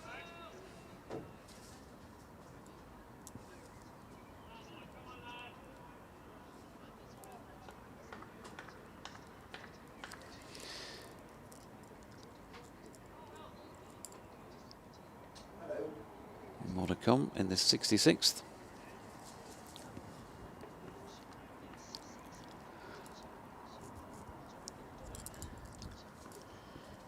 Hi Liz, yeah, great track that. Went to see Elbow live in Manchester about a decade ago. Brilliant night, I've got to say, and well recommended. As is county cricket, of course, and Sussex 117 for 2 here today. So Yorkshire are not getting what they wanted, and that is wickets. They've just got the 2 in the morning session, those of Tom Haynes for 24 and Stian van Zale, who Jordan Thompson got out on his first ball. They were 61 for 2 at that stage, and it just looked like they might have that little bit of an impetus and be able to kick on and grab a few more. But the Sussex pair have made 56 between them. Ali Orr is not out 61. It's his first-class game, and he's got a half-century, so a notable performance from him. It's not always been easy for him, nor has it for Aaron Thompson at the other end, who's 26 not out, and David Willey has been giving him a few problems in recent overs, but he hasn't yet struck. 10 overs, 7 maidens, none for 4 for David Willey. So at the moment, Sussex 117 for 2. They're 128 runs behind. They're going to need to score that at least to make Yorkshire bat again. 53 overs remain in the match, and it's looking increasingly unlikely that Yorkshire are going to take these 8 wickets, but you certainly wouldn't want to write them off. They can take the second and final new ball of the match in 14 overs time. They'll be pinning a few hopes on that as well, but at the moment it's probably looking like the draw's the favourite.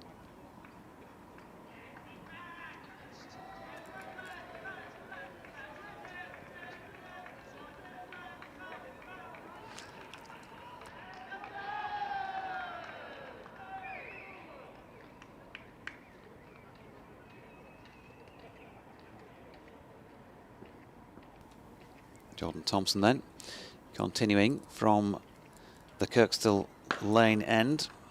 Right arm over the wicket. Thomason pushes that to David Willey at mid-on. And there is no run.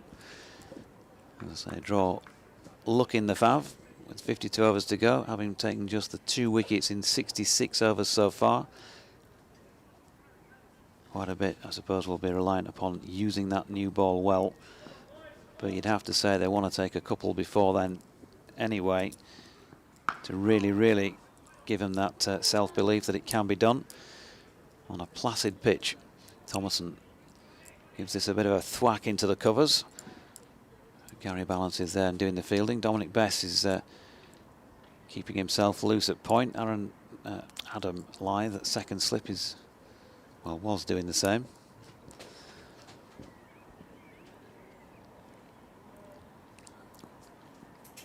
So 2 slips. Milan at a catching position, short mid-wicket. Balance fairly close in the covers.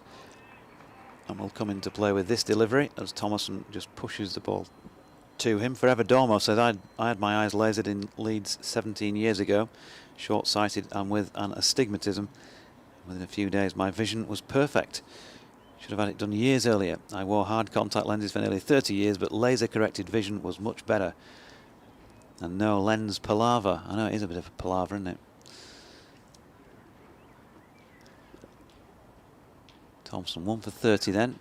It's up there wide, and Thomason tries the square drive, but no further than best. There's no run. I remember being told, though, by those couple of people I spoke to at the time that there were no guarantees as to how long it'd last, and you may need to have them done again, or you may need to wear specs at some point in the future, and you just think, Sylvie, so here at Headingley, Sussex are 117 for 2. Alistair Orr, the young 20-year-old making his debut for Sussex, is still there on Thompson, that's an attempted Yorker, not quite right. It was a full toss and worked around the corner down to James Walton, who is at long leg, and he's getting Just getting a few cheers from the contingent I referred to earlier, some of whom appear to be sitting in Hawaiian shirts out there on the Western Terrace. Well, of course, if you know the Western Terrace, you will know that its reputation precedes it, but not normally when there's only about 14 people in it. They're upholding the stand's reputation as Thompson is in, and that's strained down the leg side, and Orr has played that shot pretty well throughout his innings, and he's whipped it away down through fine leg and picks up 4 more. 65 to him. It's 122 for the loss of 2 wickets. Sussex trailed by 123 runs then, and with 52 overs remaining, it's looking, even though at this rate they're not going to make Yorkshire bat again, but it's looking increasingly likely that they might get to that stage. Who was making all that noise? I was doing my update. Is it those lads over there? Yeah, in the packed Western Terrace. Are they? The Rowdies. I'm just thinking, what was the noise like here that day when Ben Stokes played that amazing innings? It must have been quite extraordinary to have been here that day. I don't know. I was at Trent Bridge calling a T20 game. I was at Goodwood Racecourse on the day out, and no one was watching the racing. Everyone was shoehorned into the bar. As they got closer and closer, sort of word got around of what was going on up here, and there was an enormous cheer and people lobbing their beer glasses in the air and beer everywhere when he hit the winning run or winning runs. Well, Sussex are doing what they have to do here, aren't they? I mean, Yorkshire are throwing everything at them, but these young players are standing firm. Alistair Orr, I just wondered when the wicket went down to Stian van Zyl, we said, is the door sort of open here for Yorkshire? But these two are shutting the door at the moment. As in comes Bess over the wicket bowls, and Aaron Thompson just plays that quietly to backward point. There is no run. Thompson on 27, Orr on 65. These two, a partnership now of, just gone off the scoreboard, I'll tell you in a moment, 61. As Bess wanders back to his mark, slip, silly mid-off, short leg around the bat as in comes Bess and bowls. Thompson is forward, plays it straight back down the track, and there is no run. Yorkshire will still take, if this is drawn, and clearly that's not a given at the moment, they'll still take 8, 5, 13, 15 points out the match, so they will close the gap on Lancashire at the top of this group as in comes Bess again. That's a quicker delivery, and Thompson is forward, played to the offside. I just thought for a moment that was going to be a dodgy single, but it went through. Who's that at City? Is that Tom Toller-Cadmore there? And picked up by balance. Either way, Thompson went through for a single. He goes to 28. Sussex to 123 for 2. Don't forget T20 cricket coming up, starting up next week. All the game, every ball of every game, of every match, of every county on the BBC. As Don Bess is in around the wicket bowls, and forward comes Orr, plays it straight back down the track. Bess fields, and there is no run. Part of the new deal that the BBC have with the ECB for the next 4 years. Extensive coverage as Bess again is on his way, twirling his arm as he comes in and bowls, and Orr is forward, plays it down the track, and there is no run. What you start on Thursday, is that right, Jonathan? Yeah, Thursday here against the Brummies. All right. What do they call themselves? Are they the Birmingham Bears? Birmingham Bears, right? Okay. In comes Bess and bowls wide outside the off stump, cut away by Orr, forward of square through the offside. He picks up a single fielded on the cover boundary by, I think that's David Milan out there. Gets in the throw, 1 ball to Orr. He goes to 67, the end of a Don Bess over. 21 overs, 7 maidens, 1 for 36. Just a quarter of an hour or so ago, just when David Willey was just making a couple of things happen, the crowd was suddenly really getting involved, but you just feel that a wicket hasn't been taken, and thus their energy has just started to fade a little. What do Yorkshire call themselves in T20? Vikings. Right, okay. Viking Raiders down the Right, Humber. okay. Jorvik Viking Centre at York. Right. We're called the Sussex Sharks. And the only reason I ask is because we never come across each other, do we, in T20? Because they're in 2 groups, so we never... I can't think of a time when Sussex have played Yorkshire, certainly since I've been covering the county, in a T20 game. It's changed as Yorkshire's name. It's been Yorkshire Phoenix certainly in the past. I'm not sure. I can't remember the reasons for those changes. So what will be your longest trip? You're talking about Worcestershire. You go to Worcester, you go to Northampton. Worcester's the longest, just I suppose. Yeah. We do go to Northampton some years. I can't remember if they're on the list this year. Yeah. Yes, because it's not an equal amount of fixtures, is it? Because it's 9 in a group, so you would think you'd have 16, but there's actually only 14 fixtures in T20. We have a similar thing with Somerset. We only seem to play them once a season. Yeah, we're not going to Northampton in T20. Right. Don't play Leicester at all, in fact. Durham, Lancashire, Derbyshire, Worcestershire, Leicestershire and Birmingham. Yeah, and the 50 over is not regionalised. Oh no, we do play. My apologies, we do play Northampton T20 here. Right. We play them on Saturday, the 26th of this month, but don't appear to have an away fixture down against them that I can see, unless I've missed it off the diary. Jordan Thompson then coming into bowl to Orr, who tries that pull shot again that he's got away very fine a couple of times. He's not managed to get the full shilling on it this time. Harry Duke diving away to his right. What are the chances, because I've said that we've not played you in T20 for as long as I can remember, that we'll play each other this year in a quarter-final? We're final. Come on, be optimistic. That'd be nice, wouldn't it? Yeah, that would be great. Edgbaston finals day.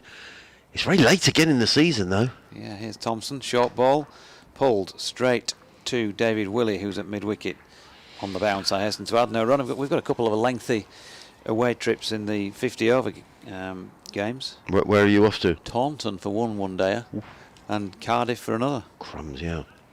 And are they within? Are they sort of set out so that you can do one and then the other, or I bet they're not? No. No. That'd be stupid. Come on. What's that sort of organisation? Thompson short, or tries to pull again. Tell you what, not far from pulling that straight to Harry Duke. He got so far round on it, but he missed. Yes, we go to, we're saying this morning to Sedbergh School, playing Lancashire. And that's quite a long way up, actually. That's quite a trip from the south coast. But the others are all relatively local in the 50 over.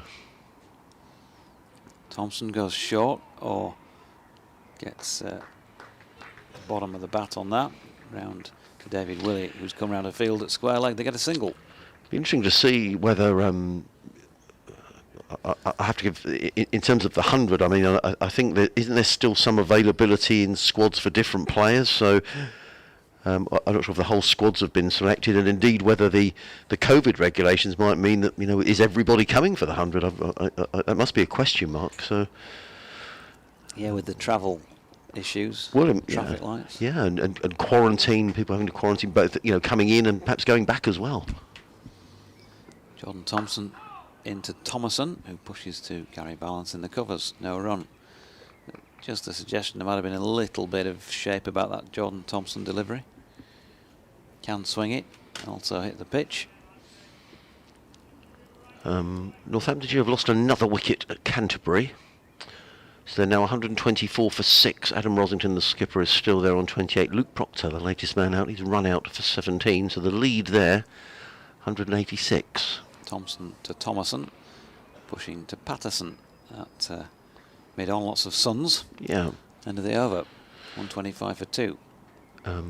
The relevance of that, as we've said a couple of times today, Northamptonshire, one of the 4 sides in the shake-up to finish in the top 2 in this group, with Lancashire, Yorkshire and Glamorgan, who beat Lancashire yesterday. We've got a break of about a month now until the next round of fixtures. I think the 4th of July will kind of restarts again, so we've got T20 cricket until then, and then 2 rounds of county championship matches, after which the makeup of the final 3 groups will be decided. Of course, the top group will be playing off for the county championship. The other 2 groups, we were discussing this earlier this week as well, really just playing for probably a bit of prize money, I would imagine, but no trophy on offer for those 2 groups. and those matches will take place during September. So, in comes Bess, round the wicket, 3 men clustered around the back, all on the offside as he comes in and bowls to Orr, who plays quietly into the offside. There's a slip, almost 2 slips, you could almost say slip and a gully, but I think I'll go with 2 slips. And a silly point, almost erring to silly mid-off. I think I'm going to call that almost like a silly extra cover. But he's very close. 2 slips. In comes Bess and bowls, and Orr is bowled! And that long innings from Alistair Orr comes to an end. He's bowled by Dominic Bess. The breakthrough for Yorkshire. But well batted, Ali Orr. He's made 67. Let's wait for that to come up on the scoreboard. It's disappeared inconveniently at that time. He's made 67, and he makes his way off on his debut. But he's done his job. He's used up an awful lot of balls as Ali Orr. 67 in 269 minutes, in 216 balls, including 10 boundaries. Well done, young man. That's, a good effort on your debut. And he gets a good round of applause as he makes his way off the ground. So well done, the Yorkshire public. Yeah, super knock from him, wasn't it? And if they do get a draw, then he's been a major influence on that outcome. 125 for 3. So just as we were thinking it was drifting towards a draw, and it might well be, we have seen wickets go down in little clusters in this match, and certainly if Yorkshire were to get another one now, that intensity is going to be back. Now here comes a man who's under a bit of pressure. You heard his name announced, Travis Head. He's had a tough time since he's come over from South Australia. Good player, we have to say that. He's played cricket for Australia and scored hundreds in Test match cricket. So he's a good player, but he's just struggled since he's been over here. He comes marching out. I thought actually in the first innings he was middling the ball better than I'd seen him play. Middling the ball better than I'd seen him since his arrival. But he marches out, and he will be very keen to make a score. I saw the replay. There was no obvious turn, so I think he pretty much just missed a straight one. Yeah, looked like he lost his balance, didn't he? Yeah. Just sort of seemed to sort of stumble over to one side. So, what are we going to get here? Still the same field, still the 2 slips. I'm sure that the Yorkshire fielders are reminding Travis Head that he's struggling for a little bit of form. That he's struggling a bit. As in comes Bess. Around the wicket and bowls, and Head is... Oh, that one spat a bit at him, I just wonder. And there's that energy back again from the crowd. That just spat a bit at Travis Head. He probably did quite well not to get anything on that. I'm sure it was all been polite though. But hi Travis, how are you doing? Yes. Have you scored many since you've been over this season? I'm sure it is going on. As in comes Bess, bowls, and Head is back on his stumps and plays quietly on the onside, and there is no run. Well, Dominic Bess was the last man out in the Ashes in the Roses match last week. More important than the Ashes, and I think there were suggestions that there was a lot of verbals going on when he was out there batting. Bess again round the wicket, bowls, Head back on his stumps and plays a forcing shot to short extra cover, fielded there by Balance, and there is no run. Travis Head adjusts his gloves. One or two people took a dim view of it, but I did ask Dom about it himself in the post-match interview, and he sort of played it down and said, I know a few of these lads, from playing against them before. Bess in. Oh, Head is... I thought he'd been bowled for a minute. In fact, it was a very nice piece of wicket-keeping. He was beaten, though, outside of the off-stump, and Harry Duke, in the blink of an eye, had whipped off the bails. So, just as we thought, the game is maybe drifting towards a draw. Did that turn? It did turn. It just, it angled in and held its line really, and can't have been far from clipping the top of off stump. Good delivery from Dom Bess. 125 for 3. So that scoreline is large. What is relevant now, has been relevant all day, is the wickets column, which now stands at 3, and also the overs remaining to be bowled. So, and unhelpfully, the scoreboard is showing Dominic Bess's analysis with a photograph of him on the scoreboard. 22 overs, 8 maidens, 2 for 36. Yeah, he's doubled his Headingley wicket tally in this innings. He's just had 2 wickets this season here. which tells you everything you need to know, I guess, about Headingley as a spin paradise or otherwise. 70 overs this innings has been going for. 49 overs remaining in the day. 10 until the new ball is available. Just dispatching the a fielder out to mid-wicket. Substitute fielder on there for Yorkshire. Looks as though it's young Luxton. That's, I used to play against some of the Luxtons, so I'll get the name confused. Don't call him the wrong Christian name. 2 slips in place as Harry Duke is now going to come up and stand up to Stephen Patterson. Dominic Bess has headed off down to long leg. And Patterson coming in from the Kirkstall Lane end. And both Luxton and Bess converge on that, and it's the former who picks it up, and they're going to get a single, or Aaron Thomason is. Yeah, I don't think he'll be disappointed to give away that single. I'm sure they're quite keen to get Travis Head on strike. By the same token, I think if you are out of form, you want to be on strike. Do you? Come on, let's you want to get yourself in, get a few balls out in the middle of the bat. I want to say Will Luxton, and I'm just going to click on here just to confirm that I'm right. Yes, it is William Luxton. If you excuse my ignorance, is that a well-known cricketing family in these parts? Sort of. League cricketing family over the Right. Bradford sort of Keighley area. Here's Patterson round the wicket, and that's tucked into mid-wicket where Gary Balance does the fielding. Travis Head, of course, on strike. Halfway through the 71st.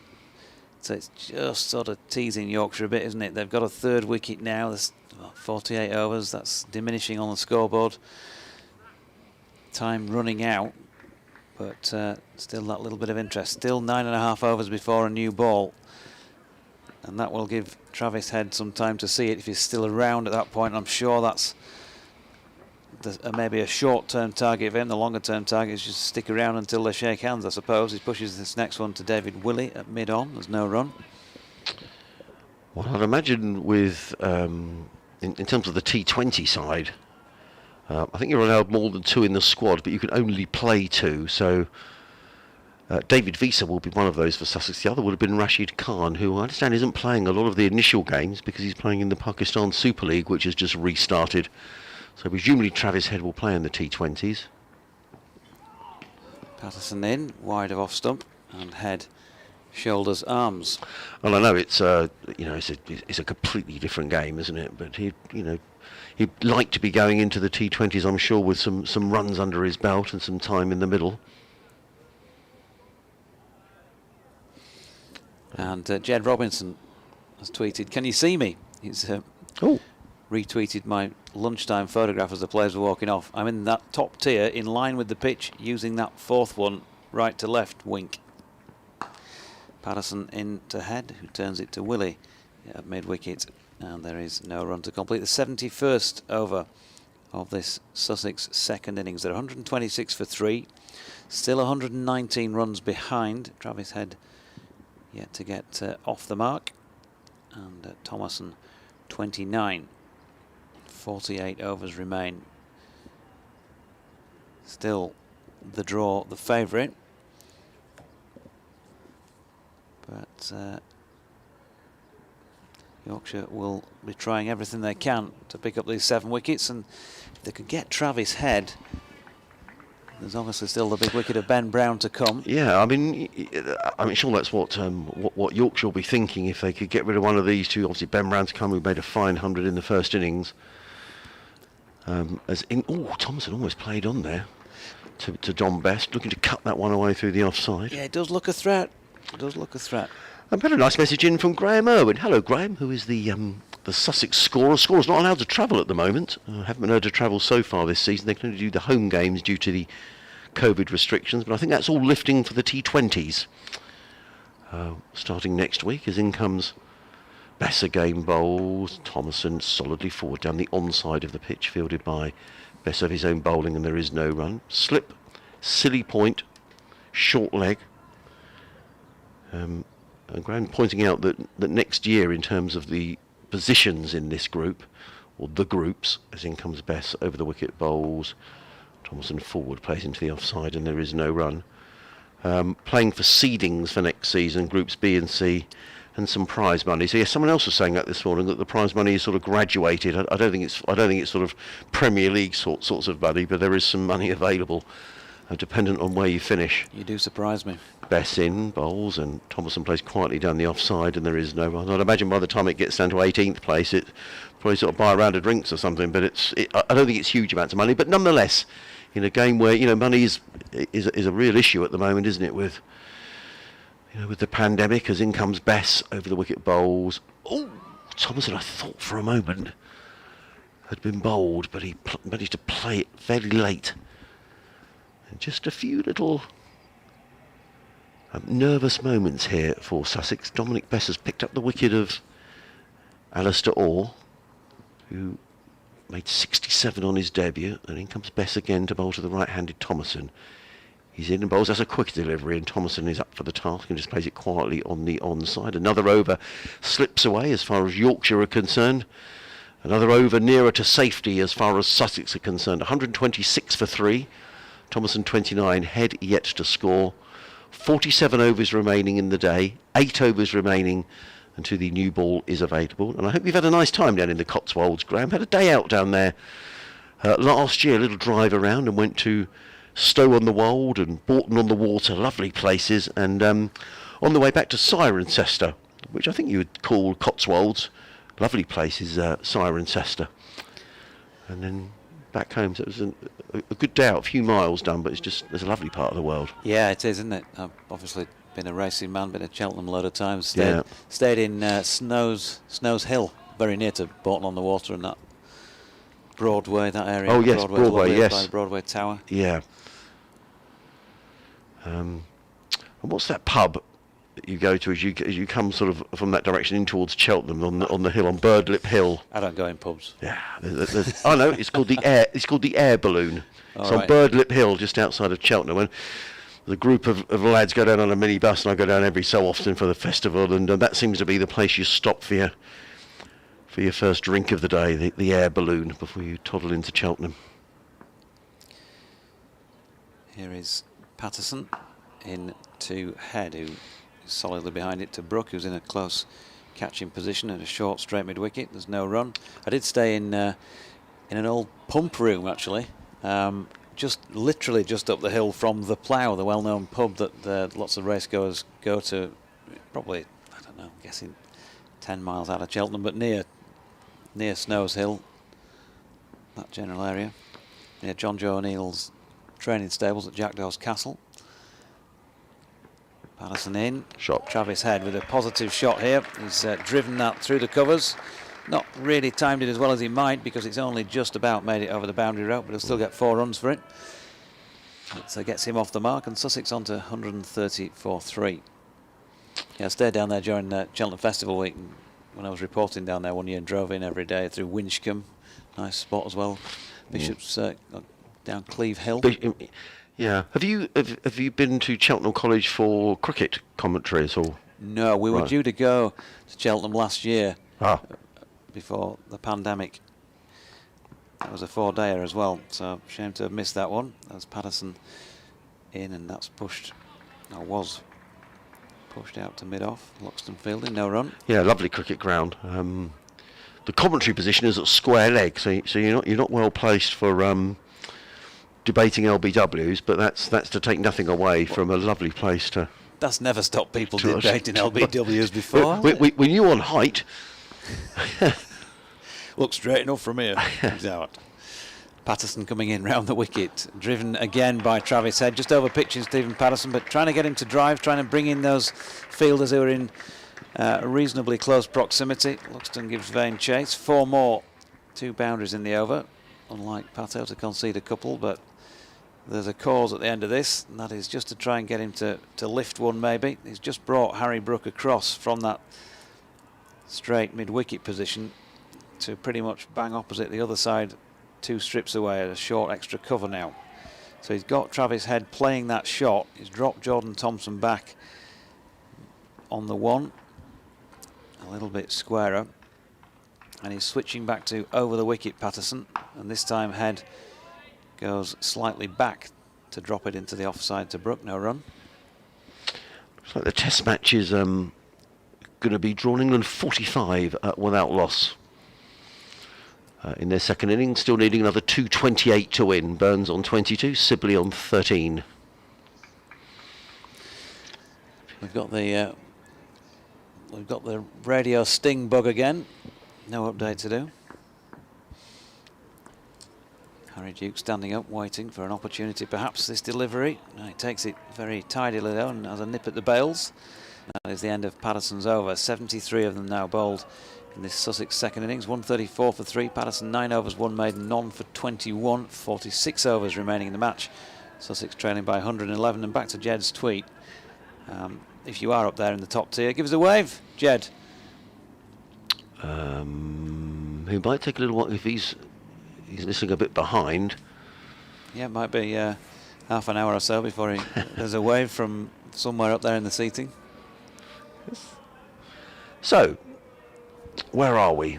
134 for 3, which is the only relevant statistic there is the 3. 46 overs left, the first to be bowled by Dominic Bess. Slip, silly mid-off, and a short leg as Aaron Thompson takes strike. He's on 29 of 113 balls, been in for 152 minutes as Bess is in bowls. Ooh, and he had a bit of a thrash at that one outside of the off stump. Ball goes through to Duke, who whips off the bails. There is a little group of supporters over on the far side on the western terrace are making themselves heard with a few chants and songs, bringing some atmosphere to the ground. Umpire Lloyd is saying that Duke hasn't got those stumps straight. No, he said that's all right. And we're back underway. And Bess on his way. Bowls, shorter delivery, quicker delivery, which Thompson plays out into the offside, fielded by Kohler Cadmore. And there is no run. Cloudy day here in Leeds. I haven't seen any sun or just a little glimmer around about lunchtime. But generally it's a dull day. Not cold. Bess in, bowls. Thompson works that away into the offside. Picks up another single, does Thompson. He gets a round of applause from a group of spectators on the far side. Probably about a dozen of them. All clustered together in the seats. 135 for 3. If anyone, there are some other socially distant spectators there who are probably hoping for a nice quiet afternoon until that group came in and started to cheer. Which brings the left-handed Head onto strike. Bess bowls, Head back on his stumps and eases that one into the covers, fielded by Gary Balance, who stoops down and returns the ball to Dominic Bess, and there is no run.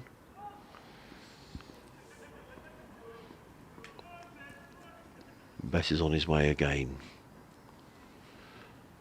Bowls, a quick delivery that Head works between point and cover, but there is a sweeper on the cover boundary. David Malan, who played the innings of the match, 199 yesterday. A super innings full of lovely shots. Probably the one that he played the most often and was the most pleasing on the eye was the extra cover drives that he made. He made several of those, and they really were wonderful to watch. As Bess in again, bowls, and Thompson just works that back to the square on the offside. Again, it's Balance who's now fielding at backward point fields. There is no run, and it is the end of another over. 45 overs remaining to be bowled in this match, a maximum of 45 overs. Sussex 136 for 3. They still need another 109 if they're going to make Yorkshire bat again. That's not the priority. The priority is not to lose 7 wickets. New ball is available in 6 overs time. Is that a difficult decision for Steve Patterson, or do you think let's just take it straight away? Yeah, I think it's let's just take it straight away, isn't it? What's the point in wasting more time? Adam Lyth coming back into the attack from this Kirkstall lane end now. John Garbett says hi again. Should also mention on the subject of visually impaired cricket that we're always on the lookout for players of all ages and abilities. Got yourself a gig, I think there, Adrian. Both Yorkshire and Sussex have National League teams with most areas of the country covered. It's a good standard at the top end. An England team play around the world against most of the usual test-playing nations in one-day internationals, including World Cups. There you go. If you're listening in with visual impairment, then maybe you want to try your hand at playing in that standard, as Adam Lythe's first delivery is not a bad one actually to Travis Head. Just wide of off stump, had a little dab at it. Nearly dribbled on, didn't it? There's a slip in place and a short leg. And here's Lythe again. And Head decides to stretch his legs and get a little bit further down the track to play this one. Charles said, "Hi folks, a quick question please. Will you be streaming the T20 and 50 over matches?" I should have thought so, as this is driven back by Head to Lythe and there's no run. Yes, I think the answer to that is yes. I think the only games that you can't live stream are the games that are being covered by Sky live. So I think the game that Sussex are playing against Hampshire next Saturday is a Sky game, so that game will not be on the live stream. That's my understanding. Lythe into Head once again. It pushes up to the mid-off sort of position. Gary Balance comes across to help out his bowler, and there's no run. I automatically thought that we were streaming them all, but yes, I think that's it. Crossed my mind that we weren't, to be fair. Yeah. Here comes Lythe again, and Head drops into the offside. There's no run. I say we, of course. The county's running their own streams with our BBC commentaries over the top. Yeah. We don't actually run the streaming, as I've pointed out on plenty of occasions when people have asked what's going wrong with it. Yes, it's the clubs. Our job is simply to provide the audio commentary. Simply, he said, as Travis Head runs down the pitch to his final delivery and whacks it back along the ground to Lythe. There is no run, so another over ticked off. 136 for 3, 109 Sussex trail by, and Yorkshire needing 7 wickets. Could be a good finish down at Canterbury. Northamptonshire 138 for 7 now. Just leading Kent by 200. And looking at the overs that have been bowled, 96 available in the day. They're in the 46th over there. So it could be a run chase. I mean, Kent have got nothing to lose whatsoever. I mean, they'll just think, well, they're bottom of the group and they're not going to win the group. So why not? So that could, in a funny sort of way, that could open the door to Northamptonshire if if it's a run chase and they start to lose a few wickets. And the reason we're interested is because Northamptonshire are well placed in this group as well. Dominic Bess is going to come into bowl his 25th over of the innings. He's in from the Emerald stand end to Thompson, who gets a thick outside edge, and the ball rolls down literally just down below us, and there it goes, bump over the rope. And 4 more to Thompson. Not a convincing shot, but nonetheless he gets a boundary, and is the Aaron Thompson fan club over on the far side are cheering away. He goes to 34 off 118 balls. Sussex to 140 for 3. Arrears of 105. Phil Dix has just confirmed that yes, the county is showing streaming of the T20s and 50 over games. Thank you. Bess in bowls, and Thompson does it again. He works out again through the slip cord, and they've taken 1. They'll think about a second, but a good bit of fielding by Balance, who was back very quickly, gets in the throw. So Thompson goes to 35. Sussex to 141 for 3. Sussex with 2 games to play in the competition. They've got to play Glamorgan at Hove, then Kent at Canterbury. Yorkshire with Lancashire, the visitors. That should be a belter of a game at Scarborough in a few weeks' time. And then finishing off with the game against Northamptonshire at Wantage Road, as in comes Bess again. Bowls, Head is down the wicket and plays to backward point, fielded by Ben Code. And there is no run. Still a slip, short leg, silly point with the close fielders. Bess around the wicket in a game. Bowls, and Head tucks that one again to Ben Code, who's at backward square leg, almost a short fine leg, I guess you could say. Either way, it is no run. Travis Head on 9, Thompson on 35. In again and again, Bess bowls to Head, who again works that to Ben Code. That backward square leg position. One more ball to go in the over. Dominic Bess, 9 maidens, 2 for 43. Looking for his 3rd wicket. He's in and bowls and head stretches forward and plays it straight back down the onside of the pitch. Umpire Lloyd says that is over. And with that, Travis Head comes running off the ground because presumably, is it Travis Head who's coming running off? No, it's not. It's Aaron Thompson who's running off. I think he wants a different bat or maybe a drink. Mitch Claydon, who's on 12th man duties today by the looks of it, comes out with a drink. In fact, it's a sanitizer break anyway. And Thomason is having a drink. I think he does want a new bat. Let's just wait and see. He's looking towards the dressing room. The Sussex players all gathered there. Thompson has a very long drink. 43 overs left, so what, 9 until tea? Yep. 11. 11. What's the matter with me? 11 until tea. Yeah, 43 less 32, Adrian, is 11. Go sit in the corner, Not 9. boy. Yeah, that's absolutely. I'd have had a red mark in my maths book, wouldn't I? Do some ads and takeaways, as we used to call them. Ferdinand Syme says, switching to England v New Zealand. Excellent commentary as ever, but the Yorkshire v Sussex game is a draw. Well, it saved us all the trouble now. We might as well disappear off home. And the game at Chelmsford has been called as a draw. That's very early, isn't it? Unless it's raining there. Nottinghamshire 44 for 2 in their second innings. So that game is drawn at. I can only assume it must be raining because they wouldn't have. They can't. I mean, they're not allowed just to say, "Oh well, we'll just call it a draw," are they? You know, you have to play on. So I can only assume it's raining in Essex. So going to have Adam Lyth continuing at the Kirkstall Lane end of the ground. Aaron Thomason is holding things up though at the moment. Looks like he's having a new rubber fitted on his bat handle. It's a 3-man job this. Well, he is off. In fact, he's discarded his helmet, a drinks bottle by the looks of it. Oh dear. And his batting gloves on the pitch, and he's just off the pitch now. Yeah, Mitch Claydon was helping him. Jack Carson, but young Jack's glad to have a day off. Bowled a lot of overs yesterday. He's bowled a lot of overs actually in the. I want to have a look and see how many overs he's bowled this season. For a young man, he's only 20, but he has bowled a lot of overs. Let's just have a little look and see. Here we go. That was quick. Jack Carson has bowled 264 overs. I think that's probably up to date. Yeah, I think he's. And he's taken 25 wickets. I think, as we've said a couple of times in the game, but just as a commentator who doesn't see much of him play, but has seen enough, I think, so far to recognise that he looks a quality young cricketer who I think will hear the cricket-loving public will hear more of. I think the wider cricket-loving public will hear more of in the future. I think it's a quality young player. Yeah.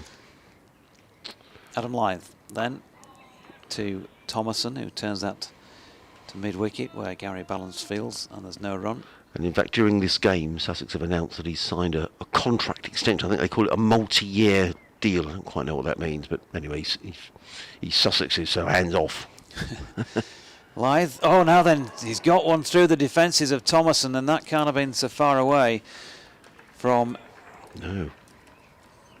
getting off stump. Well, I say that, actually, it was quite wide. Looking at the replay, he did miss it. There was some turn, but I think it probably missed off stump by a little bit. Harry Duke couldn't reel it in either, but no buys. Here's Lyth trying again. There are some footholds, of course, from the follow-through of the left-armers. David Willey, Jack Carson as well, when he's been bowling round the wicket himself. Dot ball to the next one. Here's Lyth again. And this time Thomason pushes forward a little more confident, just looking a bit more closely with the bins on. Yeah, there is an area outside the right-hander's off stump, probably not as big as the areas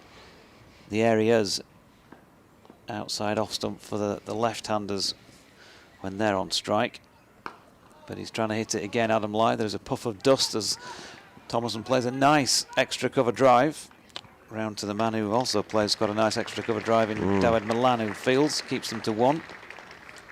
Nice bit of fielding. But there's a little bit of something for Lyth to work with. He's now got the lefty back on strike, of course, in Travis Head, and there's more of an area outside off here. Of course, he'll be naturally trying to turn the ball away from the left-hander, and there is a little bit of an offering there. But Head had that covered. Last ball that was of the 77th, so just 42 overs left now for Yorkshire to take 7 wickets. They've only taken 3 in 77 in this Sussex innings so far, so it's looking increasingly improbable as we move on towards tea. Just 10 overs to go before that particular landmark. Yeah, and at 3 until the new ball is available, and you would think that if Sussex could negotiate the first dozen overs or so of the new ball, then they pretty much consider that it's his job done. But of course, you never know. And that's the fascination of the game. So, having come this far, and Sussex will feel, having gone the first day, been 68 for 4, if they are able to draw this match, that they'd have done well. Just a glimmer of sunshine a couple of moments ago. The clouds are high as in comes Dom Bess over the wicket, comes into bowl to Aaron Thompson, who stretches forward and meets the 125th ball that he receives with a straight bat. He's on 36, made 40 in the first innings, batting in this new position for him at number 4. And Bess in again, bowls, and again Thompson plays not quite so straight. This time to backward point, there is no run. I'm slightly surprised, I've got to say, that we haven't seen just even a couple of overs from Harry Brook, seeing as they've used him, fairly often this season. I'm not sure what the reason behind not giving him just a dozen deliveries, see if anything happens. Bess again. There's a quicker delivery, and Thompson spots it and plays it quietly to mid-wicket, fielded by Milan. And there is no run. I mean, often sides do have someone, don't they, who you turn to and you think, oh, just chuck in the ball. He sometimes picks up a wicket. He got one in the first innings, of course. Yes. Bess in, bowls, Thompson forward, plays straight back down the track again. There is no run. He's not to be tempted, Aaron Thompson, to do anything rash. The 3 men are gathered around the back, the slip, the silly mid-off and the point, just waiting for an error. Bess again, in and bowls, Thompson forward. Plays soft hands out into the offside. Again, there is no run. David Willey at mid-off, got his hands on his head. 41 overs left after this one as Bess again is in and bowls, and Thompson was just slightly caught in 2 minds there between going forward and playing back. In the end, he kind of did neither and prodded the ball into the offside. But it was a dot ball. He survives without alarm. He's on 36, Head is on 9. Partnership between these two of 17. 41 overs remaining in the day. 2 overs until the new ball is available. Aaron Thompson has faced 130 balls and been in for 169 minutes for his 36 runs. And all of that information is provided by the 2 excellent scoreboards that we have here at Headingley. And the next over is going to be another over of spin. And it's Adam Lyth into Travis Head, who's got that away fine. Not sure if it was bat or equipment, but it's bobbling over the boundary rope. It's 4 byes, in fact. So it's beaten Harry Duke as well. 4 to the total.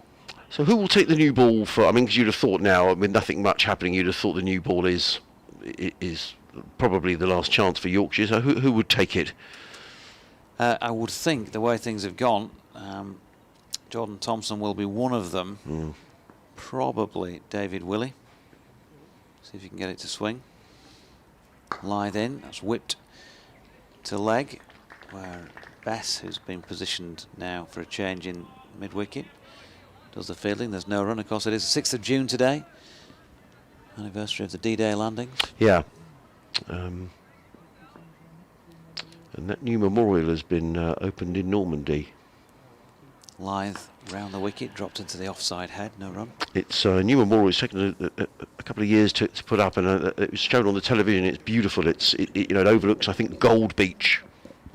But the shame is not many people can go to the opening ceremony, which is a real shame. Siliminov in place here, but doesn't get a sniff for this next Lithe delivery, which is blocked by Head. Had a couple of people on BBC television I think yesterday talking about it, and a couple of veterans, and it really does make you realise just what that was like. Very brave men. Lithe in, good use of feet by Head.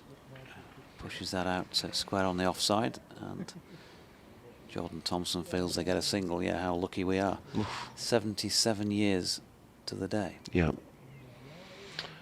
And the weather was pretty awful that day, I think, as they landed in France, wasn't it? It was very rough as they came aboard in their landing craft. Lithe over the wicket, and on the back foot, Thomason again solidly behind it. Another over ticked off. 40 of them remain in the game. 147 for 3. Yeah, when you listen to some of the stories, I mean, unimaginable really. And the bravery, the just moving stories that people tell related to that. Sometimes if you watch something like the Antiques Roadshow, they have these specials and they bring the wartime memorabilia in. Yeah. Amazing stories. No, absolutely. And sadly, the amount of veterans, I'm sure a lot would have liked to have been there, but sadly the numbers are decreasing year on year. But there's really a couple speaking to on the television, very moving.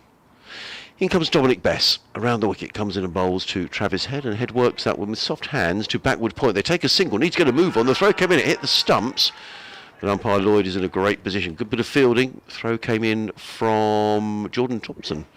Hit the stumps, but Thomason had scampered home, and Head goes to 11. Sussex 148 for 3. What did Sussex start on the day? 38 without loss. So we've only had 110 runs in the day so far. But that was always going to be an irrelevant statistic. It was all about the wickets column that mattered. Bess in, bowls. Thomason works that one to mid-off, fielded by Willie. And there is no run. Lily's enjoying our commentary.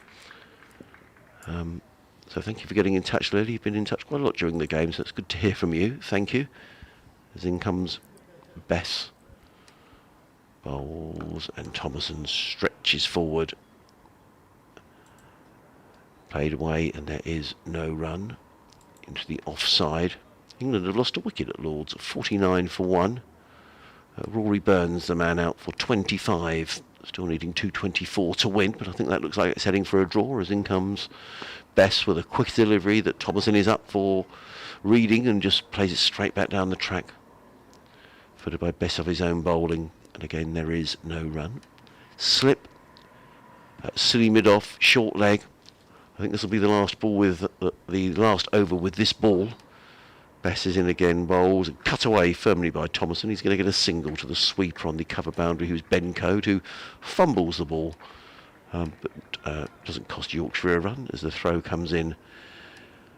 And it is the one more ball to go in this over. 149 for 3. Thomason 37, Head is on 11. Bit of blue sky appearing around Headingley. We were promised the odd shower, but that certainly hasn't materialised. As in comes Bess. In the bowls, Head is forward, playing quietly to mid-on, fielded by David Willey. It is the end of the over. 149 for 3, Thomason 37, Head 11. And I would imagine that we're going to see the new ball taken here. Yeah, we are, because Ben Code has put his jumper down on the outfield. And you sort of feel that this is probably... I mean, you never know till the game's over, but this is perhaps the last opportunity for Yorkshire to really get in amongst this Sussex batting order, with 39 overs remaining in the day.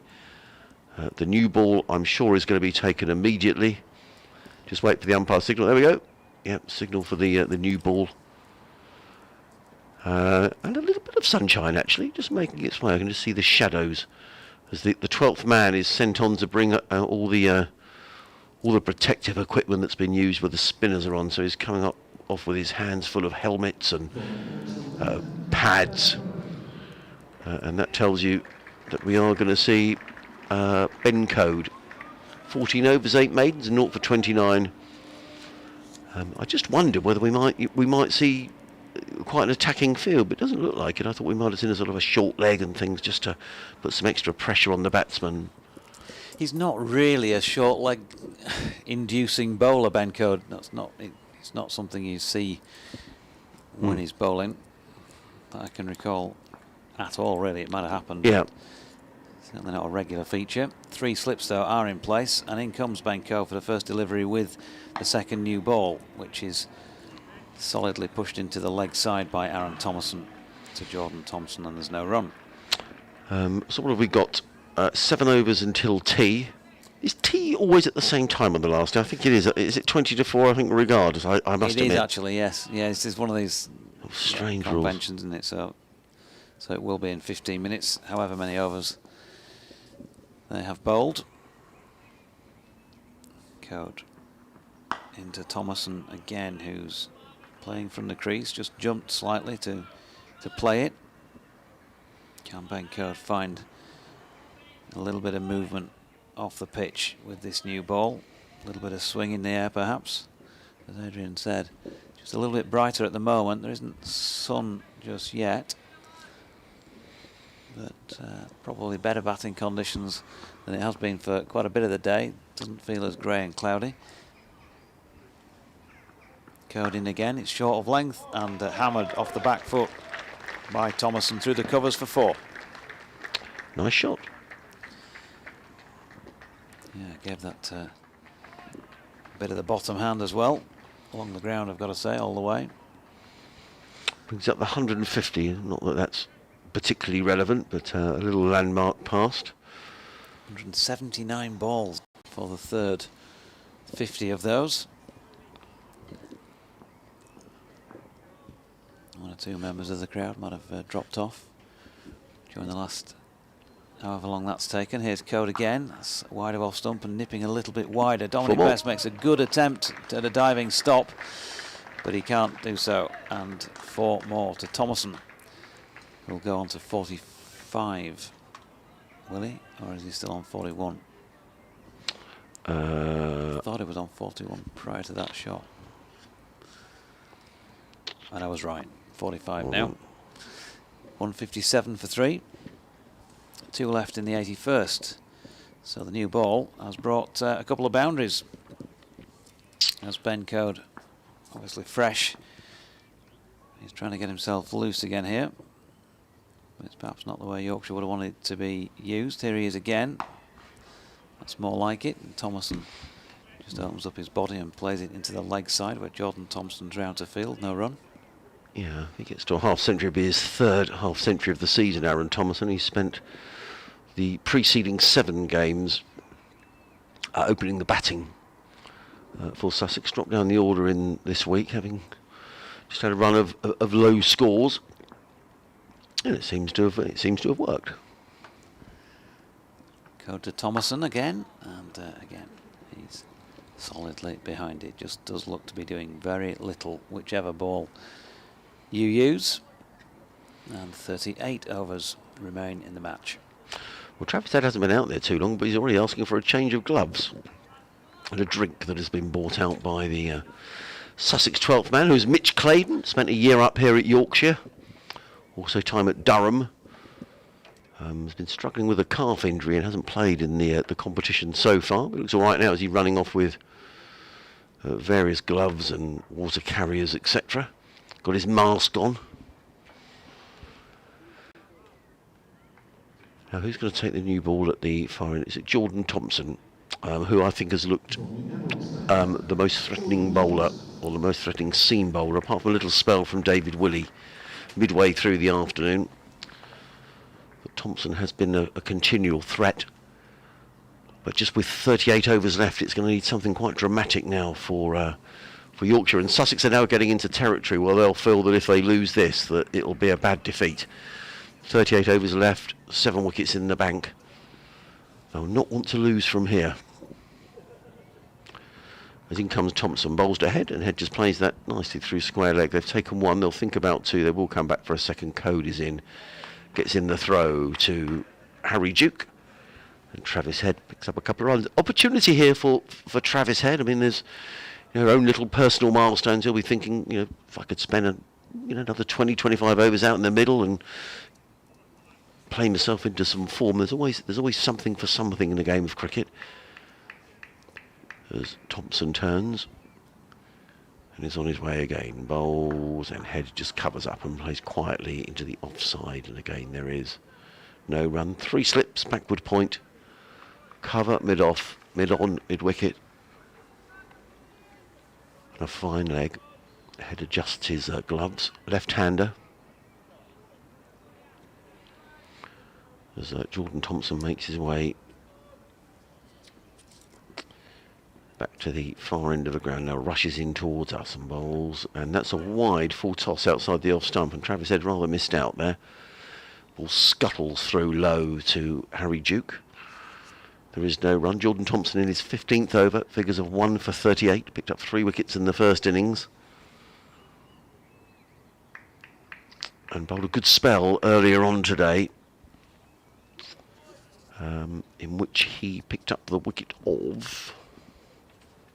Here comes Thompson, bowls, and played very straight by the Head to mid-off, and there is no run. He picked up the wicket of Van Zandt. Let me just check my notes. Who, sorry, Jordan Thompson? Yes. First ball. First ball. Sorry, I was looking up Travis Head in It's quite all right. my cricket book here. 19 test matches. In comes Thompson, bowls to Head, who's beaten outside the off stump. That wasn't a great shot. Play and a miss from Travis Head, who's saying that moved a little bit. Good delivery from Jordan Thompson, slanting across the left-hander. The 3 slips are all waiting. 19 tests. Highest score of 161 against Sri Lanka in Canberra. Interesting. Yeah, to be honest with that, it bypassed me that Yeah, Australia played test cricket in Canberra. I agree. And me. Thompson in again. Head works this one down to third man. It's come raw off the bottom edge of the bat. They've taken one, they'll think about 2, but it's a very good bit of fielding by Dominic Bess, who's endearing himself here to the Yorkshire public, hurling himself around in the outfield. It's the end of a Jordan Thompson over. Travis Head is on 14, which is the score he made in the first innings. Sussex 160 for 3. Another 37 overs remaining in the day. Maximum, that is. I suspect if we get to a stage where the captains decide that it's not going to happen, well, I think we can finish with 15 overs to go, or 10 to 5. I think that's generally for some unknown reason. So we probably won't get the full 37 if the game is drifting towards a draw. We've got a sanitizer break now. And another 5 overs to go until tea.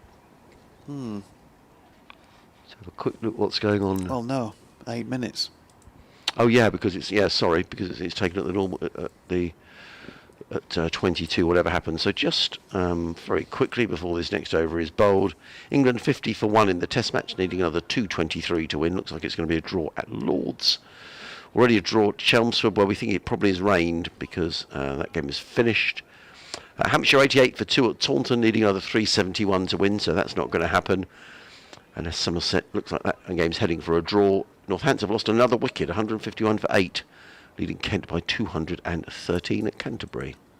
Which is too many, isn't it, really? Shot. Now, as Ben Cody's in, and keep going for boundaries here, Ben Cody, in this new ball spell. Travis Head this time, cutting him away backward of point for 4 more. 14 to him, 160 for 3. They won't mind a few boundary balls if you can get one right and nip out the Aussie. And start to just rattle a few cages in the Sussex dressing room. Yeah. It's going to be a nice afternoon in a minute, you know. This cloud is breaking up above Headingley. Got lots of blue sky now. Well, not lots, but patches of blue sky.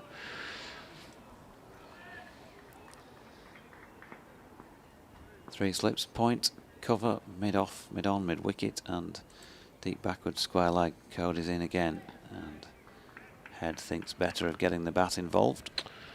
In the Rachel Hayhoe Flint Trophy today, the Lightning made 259 for 5 in their 50 overs, and the Thunder are 80 for 8. The Lightning playing the Thunder. And of those 80 for 8, Emma Lamb has made 42 for the Thunder. So a lot of low scores. Only one other player making, or two other players making double figures. Here's Code again. It's up there to drive, and he's gone. Caught at first slip by Tom Kohler-Cadmore. Good catch as well.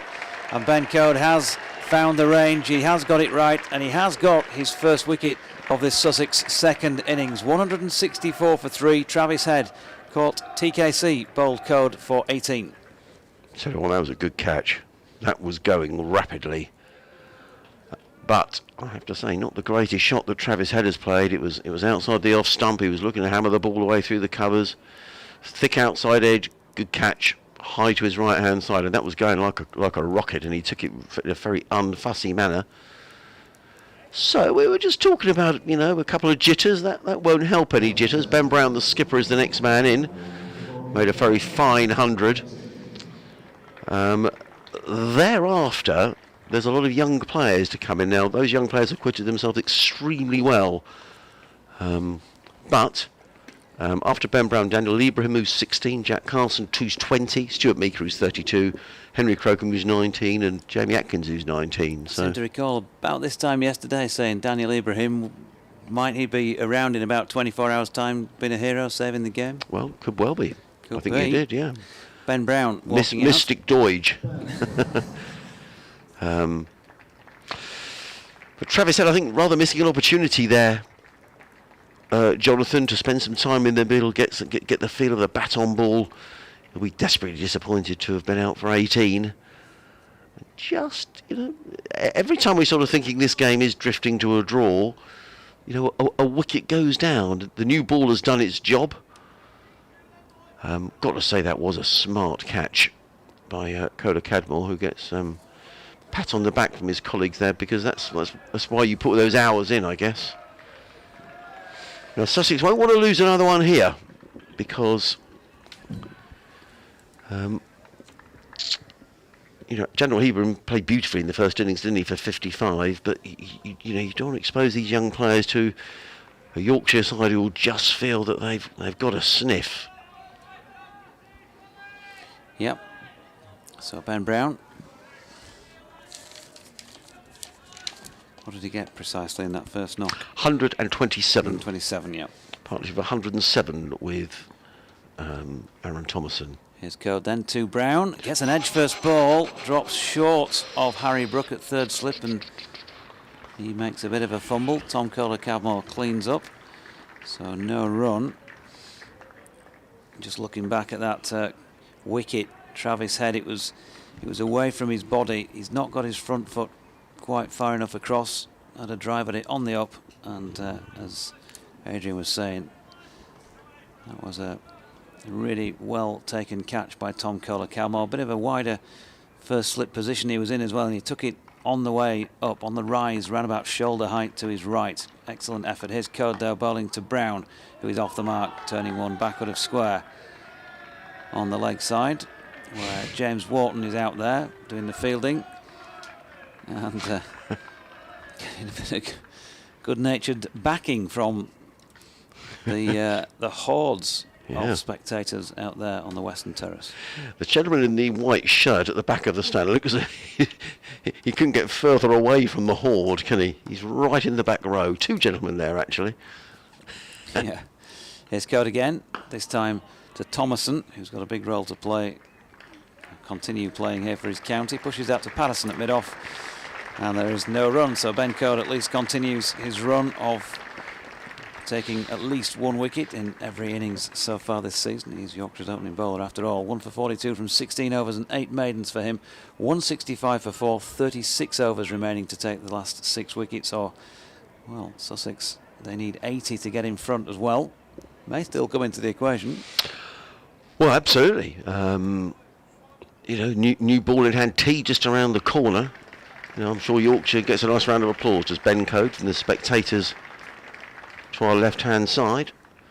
You know, a chance to go in, a cup of tea or whatever they have at tea time, a chance to regroup. I'm sure that Steve Patton's saying, come on lads, we can get another couple here, as in comes Jordan Thompson bowling to Ben Brown. Brown is forward, plays into the offside, and there is no run. 3 slips, backward point, cover mid-off, mid-on, mid-wicket, and a fine leg. I'm sure the supporters of Glamorgan and Lancashire and Northamptonshire are hoping that Sussex can hold on here and deny Yorkshire the 16 points they'd pick up for a win. They will pick up 8 for the draw as a minimum, as in comes Thompson over the wicket, bowls, and Brown is forward, playing to backward point. I just wonder whether he might be thinking of putting a gully in here, you know, Yeah. Patterson. Still, they're going to get 15 points minimum from the match, aren't they? Yes. Yorkshire, so Yes, so it's not a bad return. no, certainly keeps them in the hunt for the top 2 places. As we said, when we resume in a month's time in Championship cricket. Thompson turns and runs towards us. He's in and bowls, and Brown is solidly forward. A ball of good length, plays it into the onside. But again, there is no run. He felt pretty hard done by in the first innings, Ben Brown, when he was given out caught behind by Harry Duke. Clearly didn't think the ball had carried. That was in the second over of the second morning, actually. This is Jordan Thompson. He's really racing in now. Comes in and bowls. Oh, Brown's beaten outside the off stump. That was a cracking delivery. Brown was forward and it whistled past the outside edge. Through to keeper Duke. Wasn't far away from getting a little nick on that, was Ben Brown. Good delivery from Thompson, who's bowling a good line and at good pace. Yorkshire, no, I mean, they can throw everything into this, can't they? You know, there's no, all right, there's lots of T20 cricket, but this is the last 4-day game for a while, so they can absolutely hurl themselves into this. Yeah, good piece of bowling. Thompson again, in and bowls, and Brown just plays this quietly into the onside, and there is no run. I think this is going to be the last ball before tea.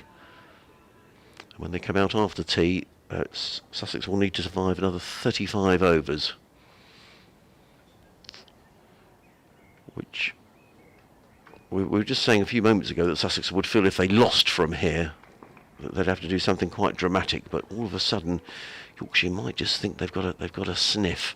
In comes Thompson, bowls, and Brown solidly in defence, and all the time the skipper's there. Sussex will be feeling they can save this game, and that is indeed tea as Aaron Thomason and Ben Brown make their way off. Thomason has faced 142 balls for his 45. And I've missed my update at 3:30, that was naughty. 194 minutes he's been batting, 165 for 4.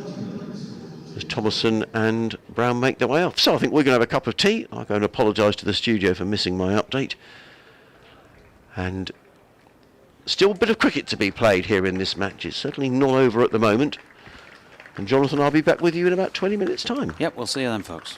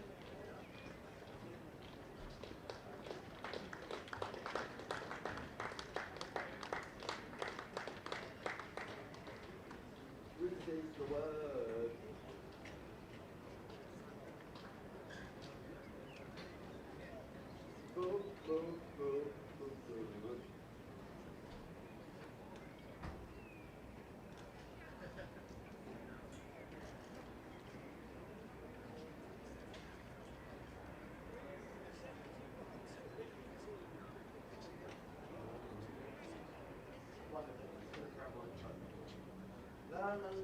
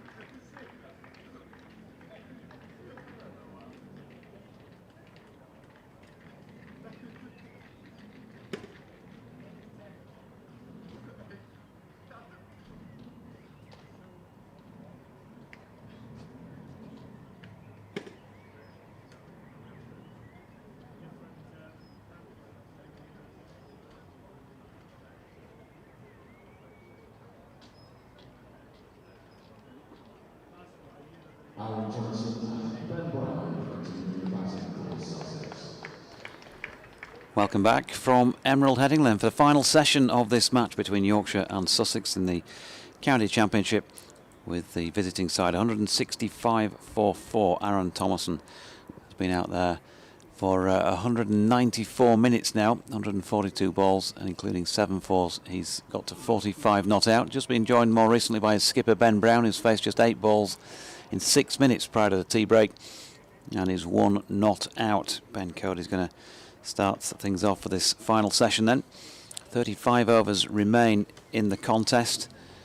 Not sure whether we'll see all of those or not. There could be handshakes. It just depends really on how Yorkshire fare in this next 45 minutes or so. If they can nip out another 2 or 3 wickets, and I should think we'll be, well, certainly we'll be hanging on for longer than that. 3 slips in place then as Code is about to start his run up from this Kirkstall Lane end of the ground to bowl to Aaron Thompson. In he comes now. Right arm over the wicket, past umpire Rob Bailey, and as we've seen on pretty much countless occasions in the contest, a solid defensive block. And there's a point. There is mid on and mid off. Gary Balance has come in to have a word with mid off, David Willey from the covers. Jordan Thompson at mid wicket. Long leg as well, David Milan. Can Yorkshire create an opportunity? They got Travis Head, of course, just before the tea break. Thomason on the back foot to Code. And pushes back into the offside. And there's no run. It's a little bit of cloud cover, a little bit of blue poking through. And Adrian Harms alongside. Yeah, probably the best weather of the day, actually, isn't it? I mean, the cloud is sort of breaking up a little bit. There's no sign of the odd shower that was forecast. I mean, nobody said it was specifically going to rain in Leeds, and I don't think it is going to, but there was a bit of rain about. One of our listeners got in touch and said it was raining somewhere down towards Doncaster. Here's Code again. Thomason pushing positively forward this time. There's no run.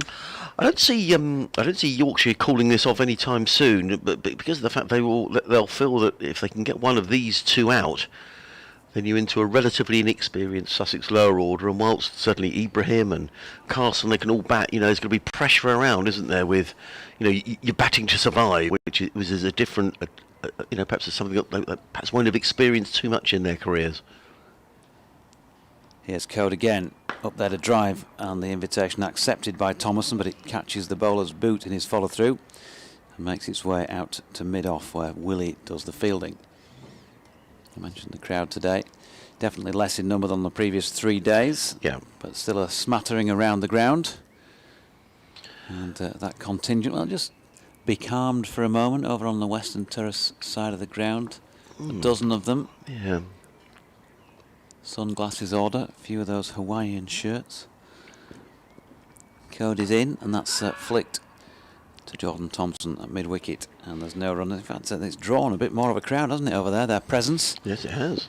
You can see 2 young men sitting a little bit further up the stand behind them, and another 3 fellows sitting further on, plus the 2 that we've mentioned before.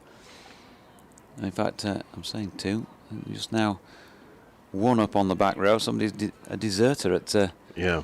Our friend with the white shirt has gone. Yeah, he's disappeared off to the far end, and there's 3 more fellas sitting lower down as Code is in. Pushed to mid-on where Patterson fields, and there is no run. That completes the first over after tea, and just 34 remain in the match. Not a great test match for Zach Crawley, who's been out for 2 in both innings. England 56 for 2 at tea at Lord's, still needing 217 to win. That's going to end in a draw, but... Next Test match coming up at Edgbaston, I think the second. I think there were quite a big crowd at Edgbaston for that game, which must be coming up fairly shortly. I'll check when. A draw at Chelmsford, as we mentioned earlier on. Looks like it's heading for raining in Taunton now. Hampshire 88 for 2. That's going to be a draw against Somerset. And looks like it's going to be a draw at Canterbury as well. Northamptonshire 161 for 8, leading Kent by 223, and that's they've resumed after tea. Could well be a draw here. That's the most likely result. But in comes Jordan Thompson, hoping not. Bowls to Ben Brown. Brown lets that go outside the off stump, taken by keeper Duke, who's accompanied there by 3 slips. There's a backward point, a cover, a mid-off, a mid-on, a mid-wicket, and a fine leg. You mentioned Zach Crawley batting at 3 for England. You look at what David Milan did here for Yorkshire, batting at 3 in his first-class knock of the season. You do sort of shrug your shoulders a bit. In comes Thompson and bowls. Brown lets that go outside the off stump again, taken by Duke. No run. And I think he was asked the question last night, wasn't he, about red ball cricket? What was he saying? Yeah, still wants to play. Still got Test ambitions. In fact, I asked him about what the situation would be with regard to September here, and I say September because he had an IPL contract. He's come back from there. Yorkshire will be hoping that they're in the closing stages of some sort of championship challenge by then. Thompson again over the wicket bowls. Brown lets it go outside the off stump. No run. And of course there's international cricket around that period as well. So, and his response was, "I'm not sure what I'll be doing because of those 3 things." So far from certain to be playing in the latter stages of this for Yorkshire, but it's obviously still in the melting pot. Yeah, and with the final of the T20s on until something like the 18th of September, it's very late week, and a lot of break off as Thompson is in and bowls, and Brown's get runs here. In fact, he's going to get 4 runs, I think. No, he's not. It's cut off. That's a good sliding stop by Ben Code. They've come back for the second run, so 2 more to Brown. Good stop by Code. Brown goes to 3, and Sussex to 167 for 4. Yeah, because the top players, I would imagine, for example, just supposing Sussex were to reach the final of the T20, I'd imagine Chris Jordan would be back in the IPL. I'd imagine that Jofra Archer, if he's fit, he had a contract over there, so I don't know what the state of contract, who has first dibs, in other words, I don't know. As in comes Thompson, bowls to Brown, who solidly defends to balance an extra cover, and there is no run. Bo Tyman says he's still full of confidence. It's more than a sniff.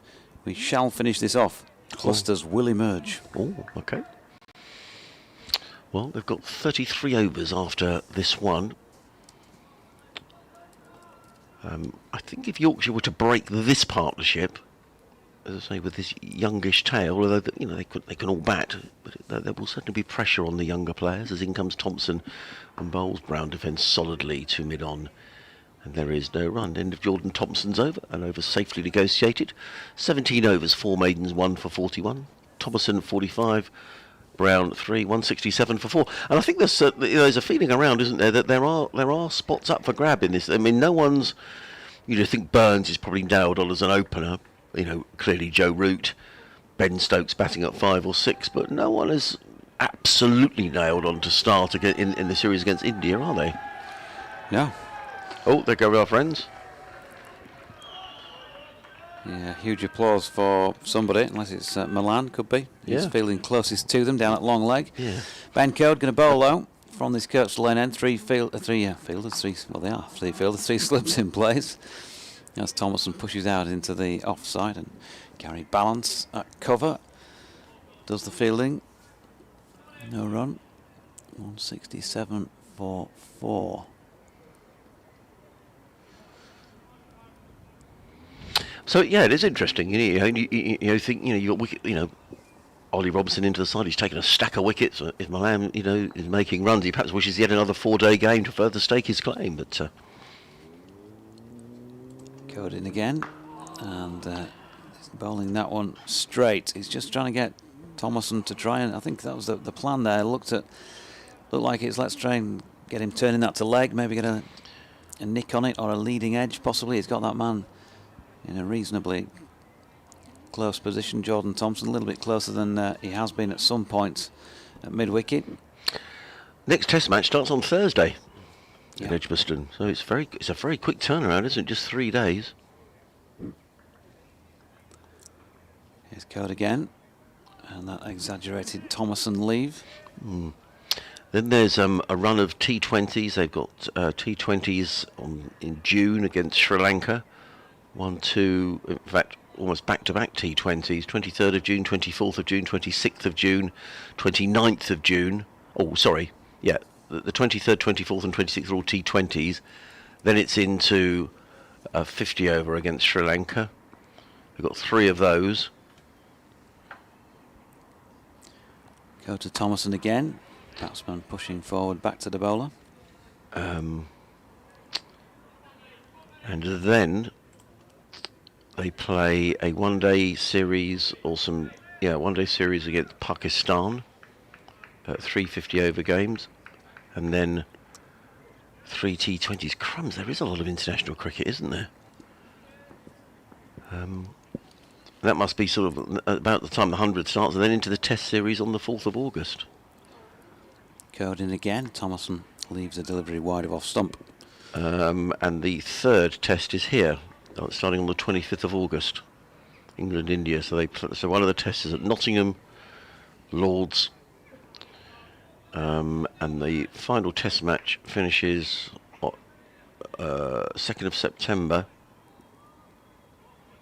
England-India at the Oval, and then there's an international Test match. Oh, hang on. Sorry, no, that's wrong. I do apologise. Forget that. There's 5 tests. Code in. Thompson leaves. And the final test of which is at Old Trafford, starting on the 10th of September. I thought the IPL was starting again, but I don't know. It's quite complicated what happens in September. So whether Test players will go back and play in the IPL, who knows? That's really quite late for a final Test match, isn't it? The 10th of September. I mean, yeah, very. You know, by then you're sort of really are thinking it's towards the last knockings of the season. A lot of club cricket would have finished by then, or winding up. Yeah. So what have we got? 32 overs left in the match. Sussex have, with Thompson on 45. He's been in for 204 minutes, so he batted the best part of 4 hours in the first innings. And Yorkshire sort of nearing that time again where they feel they really need a wicket to break this partnership, as Jordan Thompson is in and bowls. Brown solidly forward, plays to mid-off, and there is no run. So I'm just sort of looking at the T20s, because the player who Sussex will lose throughout any T20 for is Chris Jordan.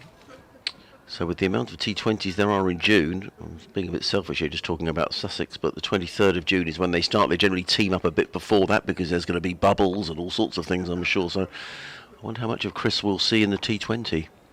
Certainly later on in June, as Thompson is in bowls to Brown, who turns out on the leg side, picks up a couple more runs. Oh no, he picks up one. Good chase by David Willey, prevents anything more than a single. Brown to 3. And of course, David Milan will be playing in the T20s as well, won't he, for England? So he'll be missing for quite a few of the Yorkshire games. Yeah. Would he be the one player?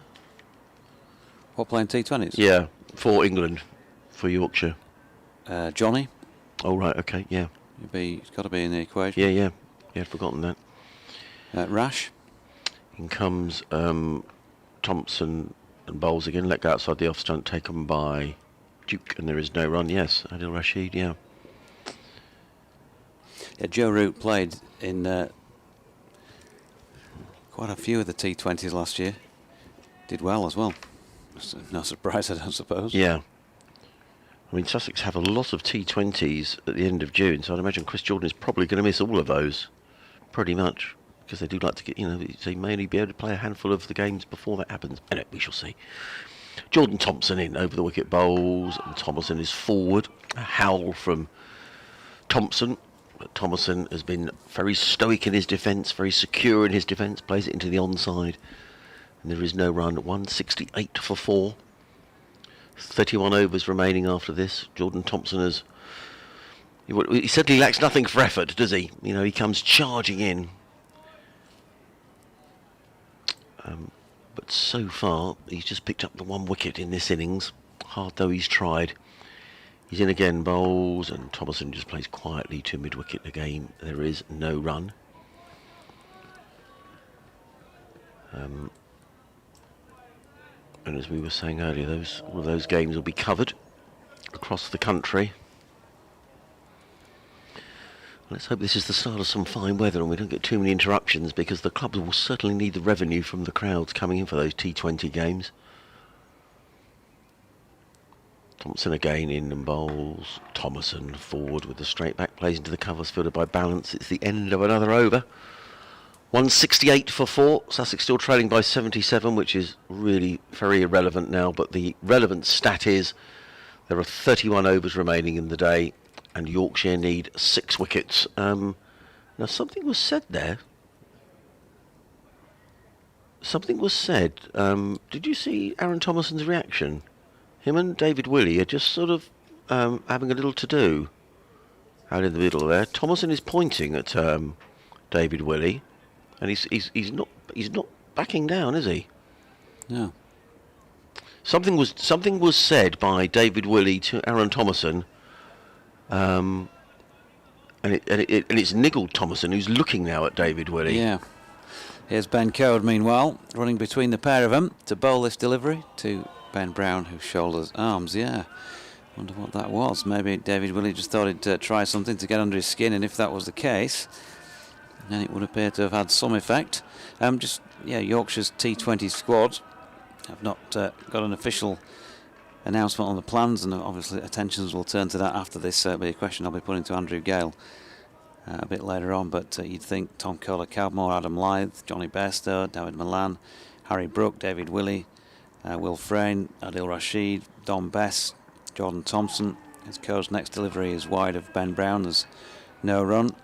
Matthew Pillans, Dwan Olifia. That's the sort of feel of the squad. Jack Schutz played quite a bit in recent years, taken wickets. Young off spinner. So there are a few other people besides. Yeah, I mean, I suspect of the Sussex side here that probably none of them will play. Probably the exception is probably Travis Head, because of the overseas. Code is in. That's wide of off stump, and Duke does the taking. Well, you don't have to pay your overseas, of course, so he may not. But I mean, Sussex very much talisman at the top of the order will be Luke Wright. Yep, and of course Yorkshire have Lockie Ferguson. Oh, right, okay.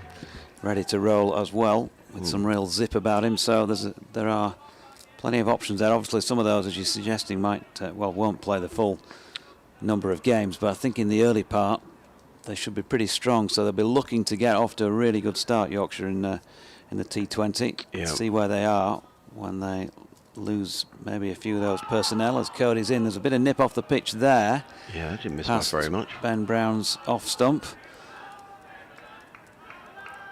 Hands on his head from the bowler.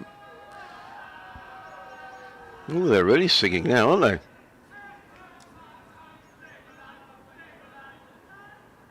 Staying alive.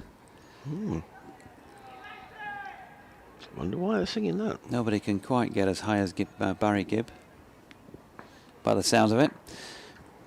Adrian was doing a bit of singing earlier on when he was ready for an update. Here's Code in again to Brown, and again evidence of maybe a little bit of nip. The players thought they were in the chance, the Yorkshire players that was, but Brown's got it away backward of square for a single.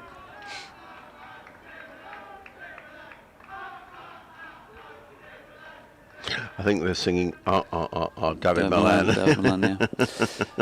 So 5 now to Brown, 169 for 4. Time running out on Yorkshire. 30 overs and 1 delivery left. Sussex 76 behind. Yorkshire needing 6 wickets. Here's Code again. Now then, good delivery once more. It's a good over that from Ben Code. Thomason's been wrapped somewhere in the non-batting equipment. Thigh pad perhaps. It drops into the offside and there is no run, but just 30 overs remain. 169 for 4. Yeah. So in terms of the groups, you look at this county championship. It's in fact Essex have played 9 games, which is they've played 1 more game than everybody else, and by no means certain Essex are finishing in the top 2. I don't know why they've played 9 games, but they have. And so have Worcestershire. Worcestershire look like they're going to finish in the bottom 2. So that top group, you've got just 9 points separating the top 4 sides: Warwickshire, Essex, Nottinghamshire and Durham. So that's tight. Group 2, as in comes Jordan Thompson, bowls, and Brown, it's caught! It is on his way! No, he's not. Yeah, bounced just short. Just short of Cola Kedmore at first slip. I thought for a minute he'd gone. If he'd been another foot further forward, Ben Brown might have gone, but it pitched short. I thought for a minute he'd gone. He's back to me, did Cola Kedmore. 169 for 4. Brown remains on 5. Yeah, in the second group, equally as tight, to be honest, between the top 5. Any of the top 5 would fancy getting in the top 2, you know. I'll tell you who is in that in a moment, as in comes Thompson again, bowls to Brown, who's forward, plays into the offside. Good spell this by Jordan Thompson. He's really bowling his heart out. 10 out of 10 for effort for Jordan Thompson. 169 for 4. So in the second group, you've got Gloucestershire on 109, Somerset on 104, Surrey on 101, Hampshire on 94, Leicestershire on 93. So you've got there 9 and 7, 16 points covering the top 5 sides. Although Somerset and Hampshire will have some points to add after their what looks like it's going to be a draw at Taunton. Thompson in bowls, Brown plays this between third slip and backward point. They've taken a single, and that's all they'll take. Dom Bessis very quickly back and gets in the throw. One more to Brown. He goes 2-6, 170 for 4. And then this group will be equally as tight when Northamptonshire and Yorkshire add their points in today.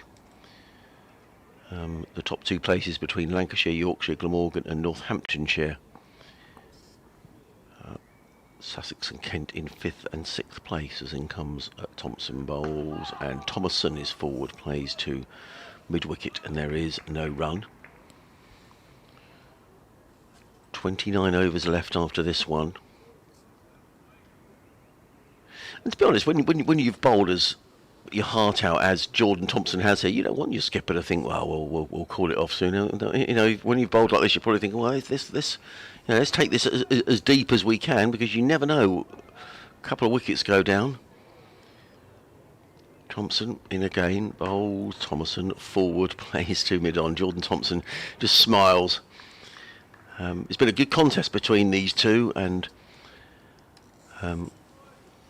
it's been a very sound defensive performance by Aaron Thomason. He's been out there for the best, 3.5 hours. He's soaked up 161 balls for his 45.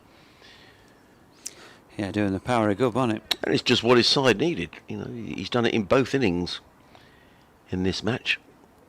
Thompson in again, bowls. Thomason plays to mid-on.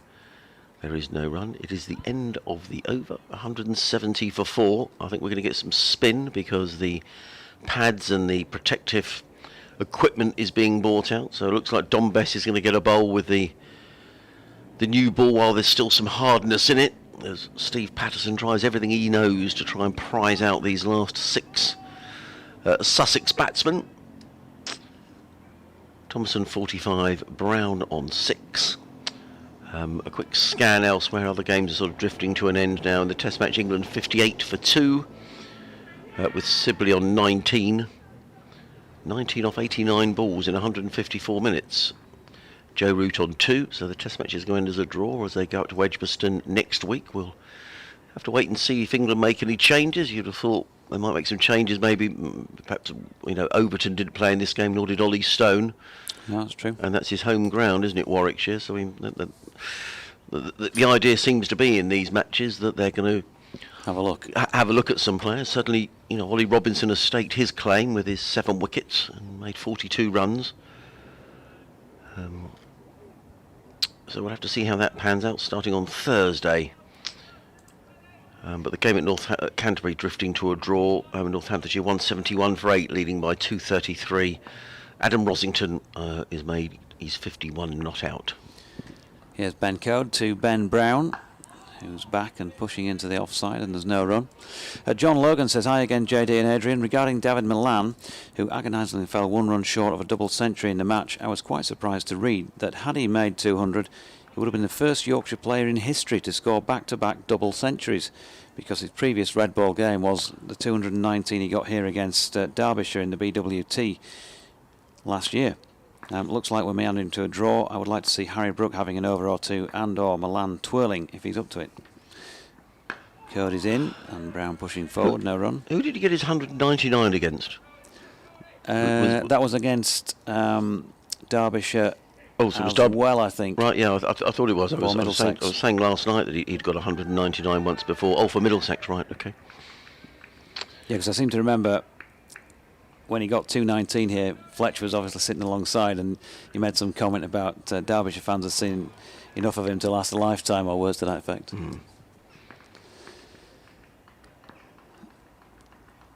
Here is code. Sounds probably about right for Fletcher. As Brown pushes back to the bowler, and there's no run. He'll correct me. I'm sure he'll be tuned in. He's got a day off, of course, today. Yeah, Another Derbyshire. day off. Yeah, it was a good chance, I think, that probably Sussex will be playing Derbyshire in the. We never know how the groups are going to turn out, but we'll know in 2 matches' time who will play who and where in September. Code into Brown, who's solidly behind it. No run. Bo Tyman is asking, because he's going into hospital on Tuesday, will you be streaming the opening T20 game on Thursday? Yes, we will. Yep. Or yes, the club will. The club will. With our commentary over it. We'll be doing the cricket show live from here, which starts at 6 o'clock. So it's being streamed, and it'll be on whichever frequency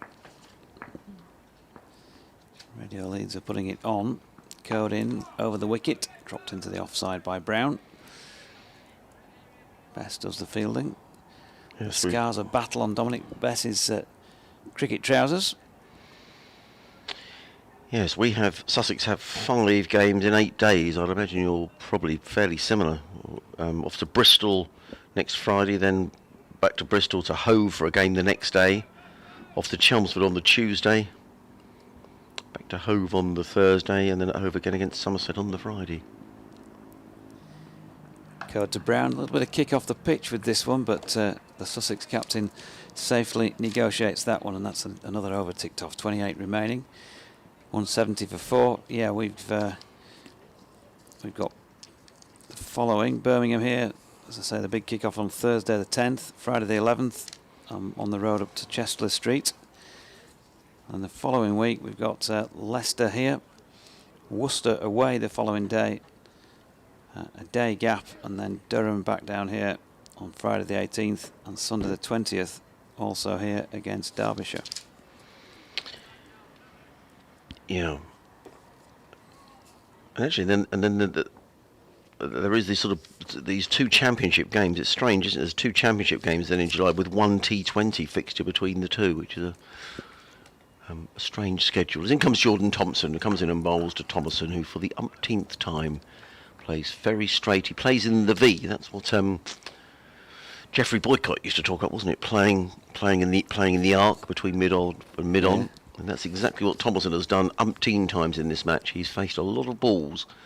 163 in this innings. How did he place in the first innings? I'll look in a moment. Playing cricket. A lot is the answer. He's faced 181 balls in the first innings. Thompson into Thomason. Cuts that one to backward point, fielded by Bess, who prevents the ball going towards the boundary, but a single for Thomason. So he goes to 46. So he's faced 164 plus 181. He's placed 345 balls in the match for his 86 runs. So it's a real effort of concentration from Aaron Thomason. And here comes Jordan Thompson bowling to Ben Brown, and Brown nudges this. He's getting a couple of runs here down towards third man. Dom Bess is there, sliding stop. They thought about he's a good fielder, isn't he, Dom Bess? Good sliding stop, and Ben Brown not seeing any need to do. I suspect had there been the first innings, he'd have probably come back for the second, but they don't want any silly run out or something to set any jitters going in the Sussex dressing room. Just 27 overs remaining after this one. When you talk about somebody facing lots of deliveries for not that many runs, it conjures up the images of Chris Tavares in the early 80s. Yeah.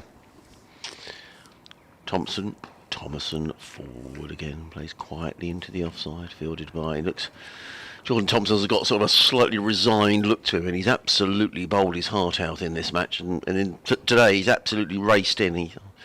He's lacked nothing for effort, and certainly the feeling around the Sussex camp is that he was the pick of the Yorkshire bowlers down at Hove, and not far off in this game as well. He's bowled very well. Yeah, a couple of wickets in the first innings, another one in the second. Yeah, what did he get in the first innings? 3 for 53, and he's in the end bowls. And Thompson just plays onto the onside, footed by Willie. There is no run. You do an update. Yep. Last one of the match. Which band's this? We've got some music in our ears. Pulp. Oh, wow, good knowledge. Common people. There you go, you see. Confirmed by Liz. Thompson bowls, drilled down the ground by Thompson, fielded at mid-on.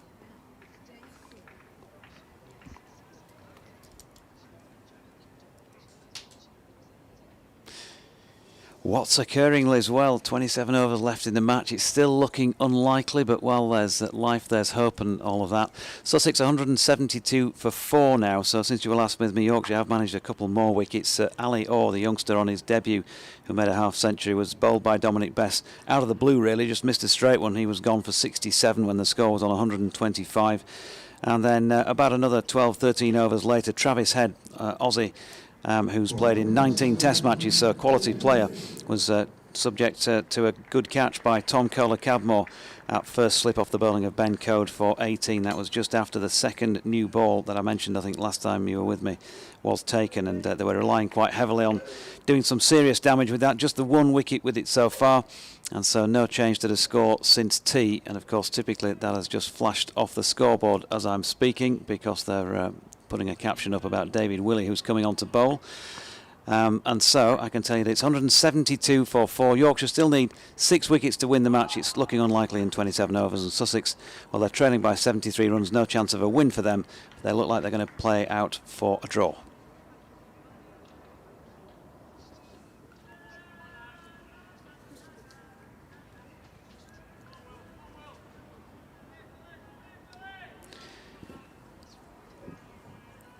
So David Willey's first ball of the over, a dot.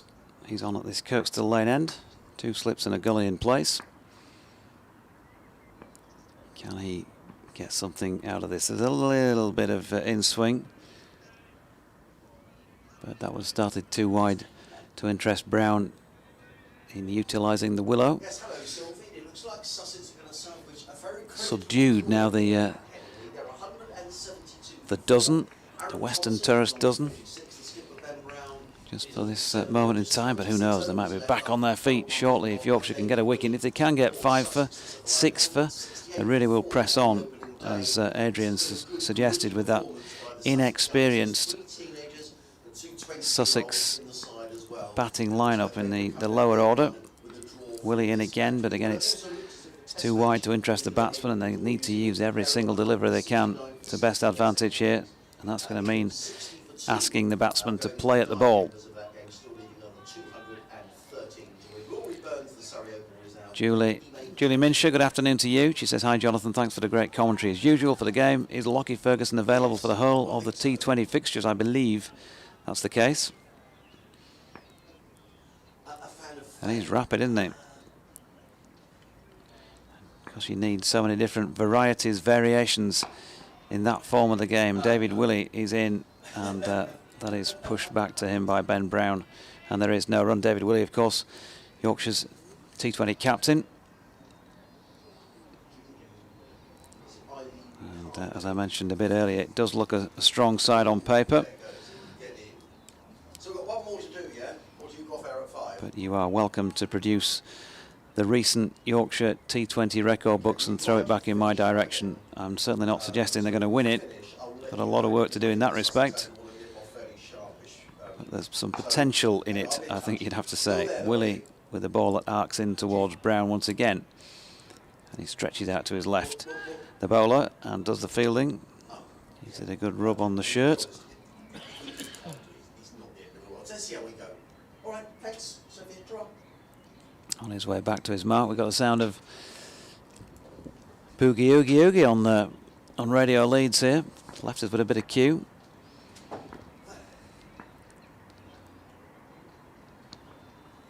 And in comes Willie again. That's shaping in towards Brown once more, who pushes it into the offside. That's fielded by Ben Code. 26 overs remain in the day. 172 for 4. Bear with me a moment while I try and get rid of the music out of my earlugs.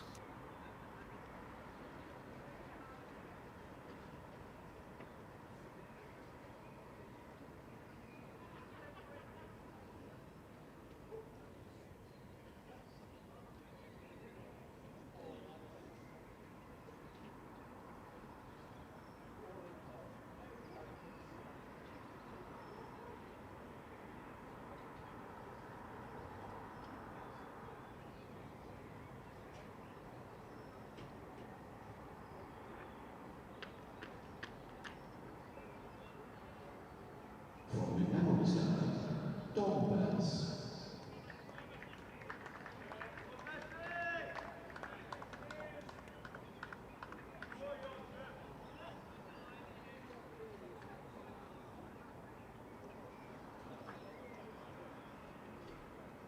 Well, that was unsuccessful. Dominic Bez back into the attack at the Emerald stand end of the ground.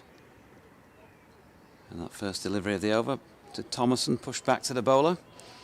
And there is no run. Aaron Thompson on the verge of a half century, of course, here.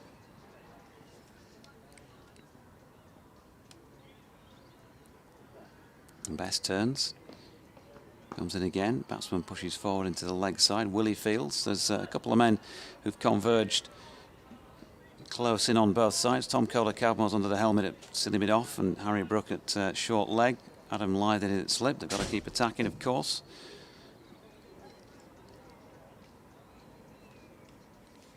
And here's Bess to Thompson again. Pushes forward. Bowler skips after that. And there is no run. Adrian, if you'll just take over the comms, I'm going to try again and get this cue cut. No worries at all. So, a slip, a leg slip, and a short leg. The over's beginning to run out for Yorkshire as Bess, the sun just started to come out here in Leeds, comes in and bowls. Ben Brown tucks that one back to the square on the leg side and picks up a single, does the skipper.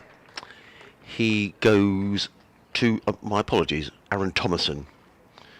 He goes to 47, 173 for 4. And it brings Ben Brown on to strike.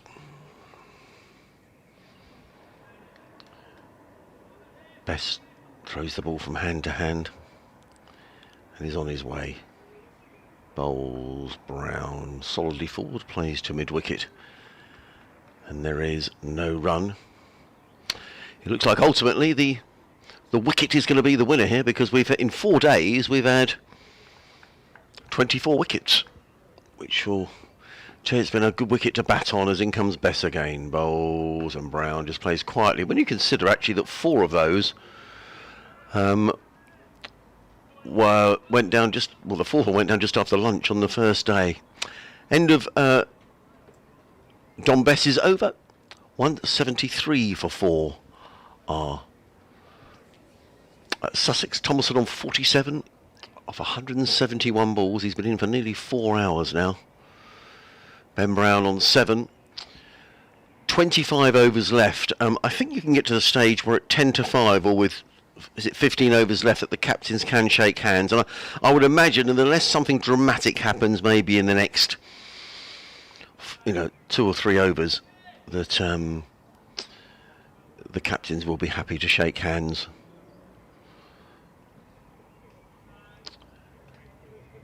David Woolley is having a natter there to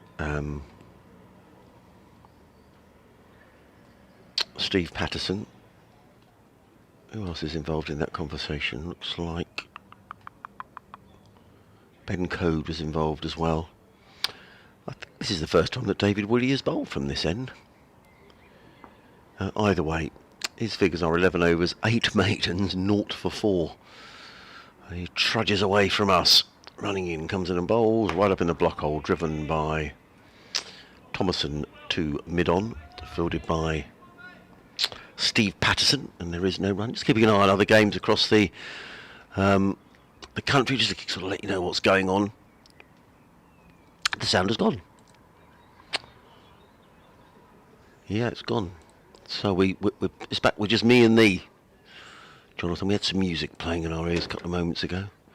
England 63 for 2 in the Test match, finishing as a draw. They'll go to Edgbaston next week, all square. I think they're allowed. I think I read. Is it a crowd of about 15,000 at Edgbaston next week? I think. It's one of the Test events, as in comes Willie round the wicket bowls, driven by Thompson to mid-off, and there is no run. Finished in a draw down at Taunton, had a bit of rain today as well, that game between Somerset and Hampshire, so we'll have a look how that affects that group in a couple of moments' time. It's going to be a draw at Canterbury, where Kent were trying to force a result today. They declared overnight, but Northants are going to come out of there with a decent haul of points. I think they'll come out with 8. 9. I think they'll come out of there with 13 points, which will keep them very much in the hunt in this group. As in comes Willie Bowles, and Thompson thrashes that one away. No, he doesn't. I thought he thrashed it through the covers for 4 runs, which would have brought up his half century, but he mistimed it to backward point, fielded by Bess. So I think before too much longer, we may be. So the only games going on now are the Test match and the 2 games in this group.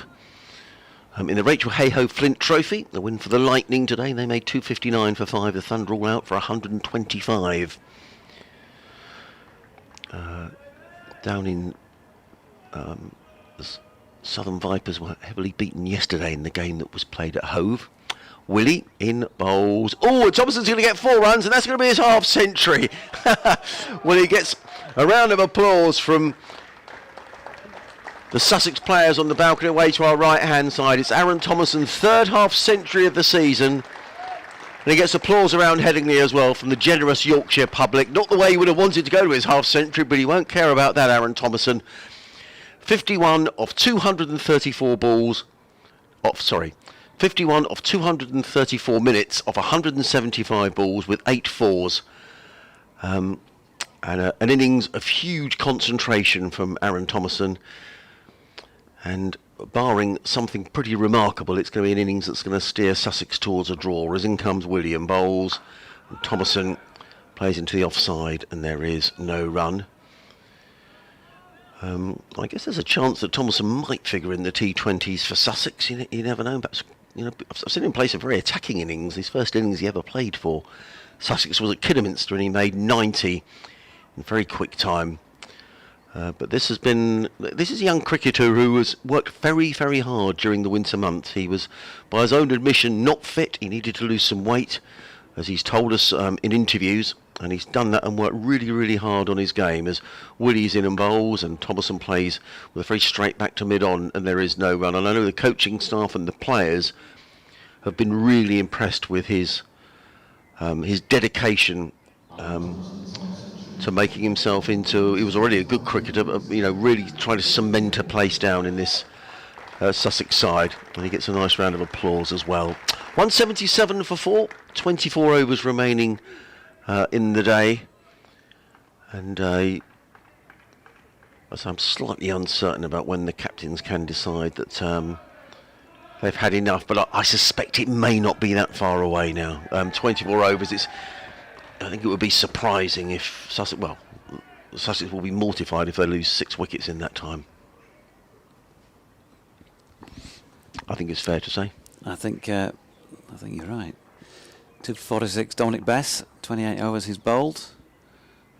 He's done a good job without being devastating as he was down at Hove earlier in the season, and Ben Brown flat pats that out to the covers for a single.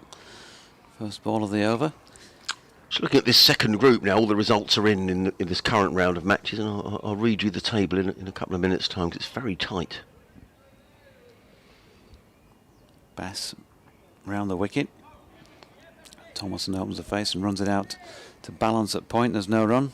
Well, I know there's not everybody agrees with this format, but you have to say that it is setting it up for some good games in the next round of matches, and all the groups are really very tight. Bass in again. Past umpire Lloyd. Thompson pushes into the offside, no run. In the top group, the top 5 sides are covered by just 23 points, so that's all up for grabs. In the second group, the top 5 sides. Bess again. Thomason just did Bit in the loop air. up a little bit off the bat, but nowhere near dropping into David Willey's hands. Top 5 sides covered by just 26 points. So, you know, if someone picks up a couple of 24-point hauls, well, force yourself into the top 2 places.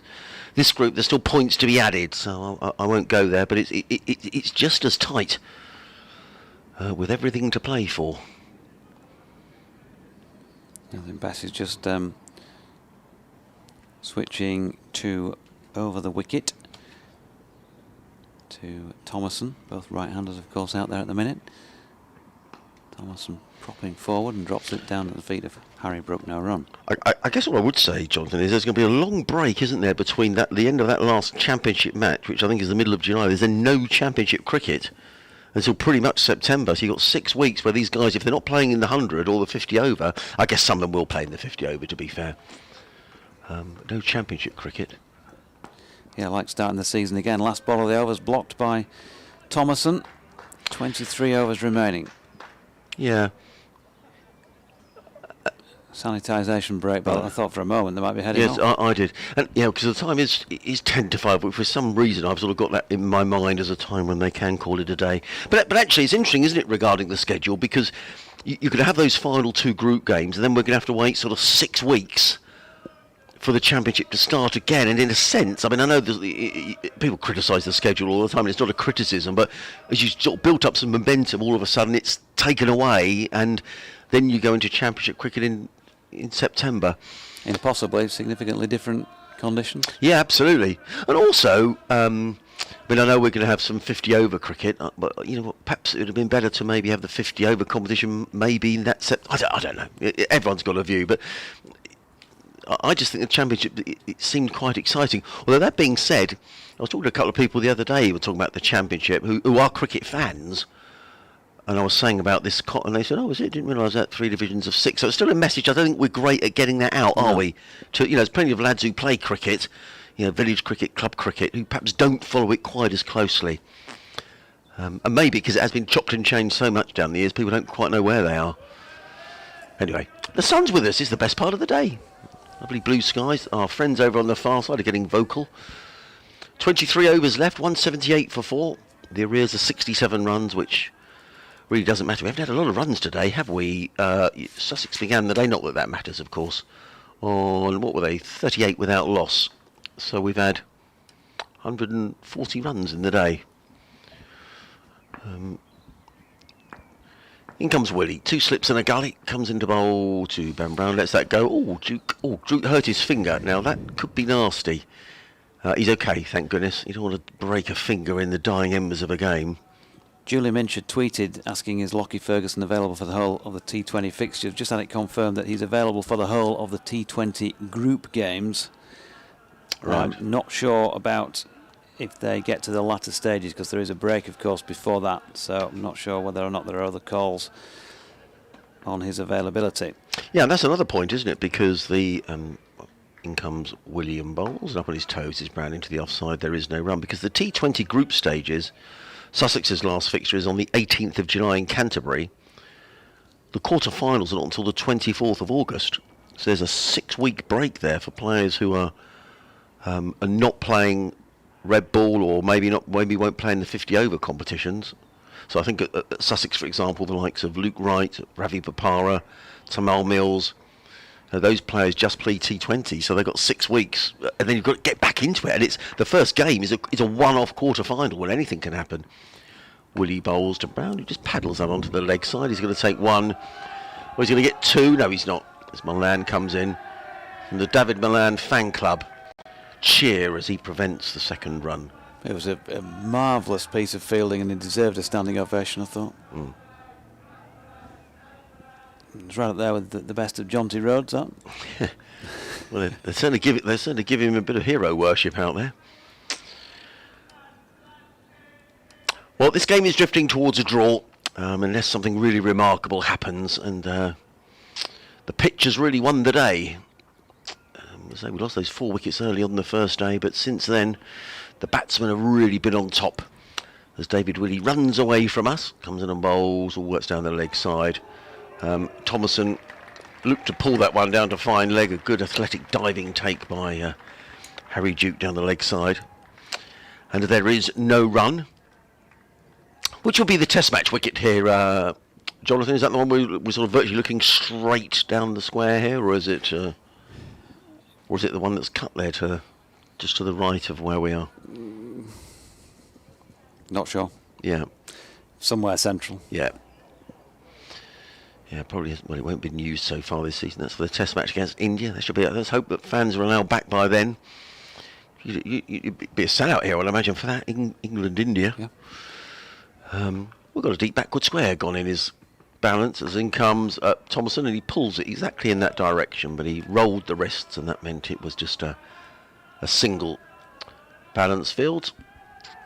Total goes to 180 for 4, just 22 overs left after this. I'm looking at the strip that Harry Brook's standing on now, just 2 to the right of the one they're playing on. Thinking, is that Maybe the T20 strip for later in the week, or is that something that's further across to the right? There's a couple of others there. Lots of field changes here.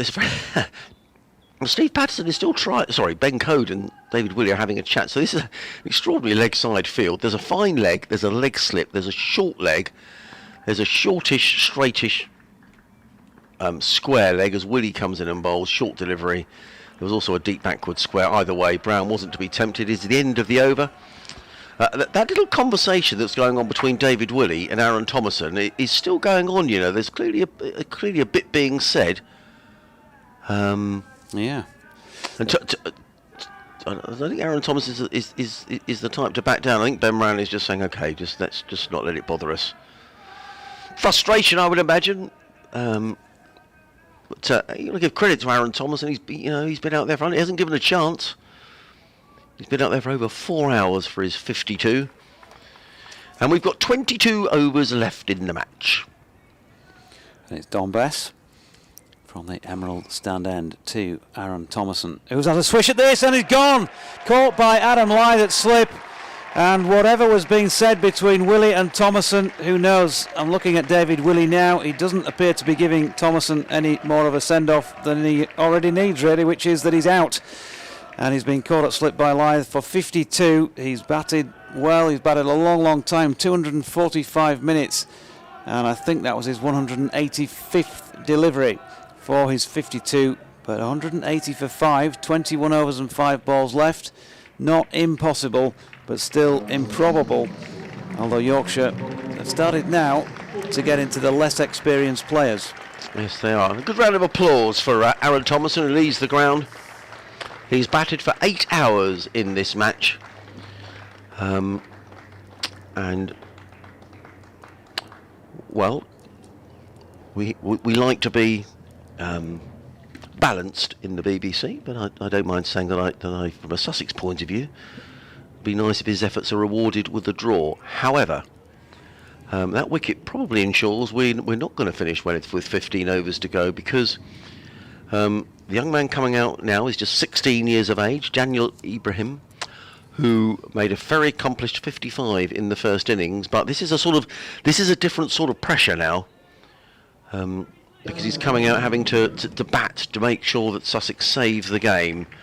I'm sure Ben Brown will probably say to him, look, just play your normal game. Don't worry too much about the situation. But now we are down to some younger players. Ibrahim is 16, Jack Carson is 20, then the experienced Stuart Meeker, he's 32, then Henry Crocombe, who's 19, and Jamie Atkins, who took that 5 for yesterday, is only 19. So Sussex still ought to see this over the line, but 21 overs left. And Yorkshire will just feel they're in with a little bit of a sniff. And I just wonder how much that little, I'm not going to call it an altercation because it wasn't, but there was a little bit going on, is all I can say, between David Willey and Aaron Thompson. I'm not pointing any fingers. It could have been 6 of one, half a dozen of the other, but certainly there were words being exchanged and have been for the last 15 or 20 minutes. And you made the very good point, Jonathan. Maybe that just got under Aaron Thompson's skin a little bit.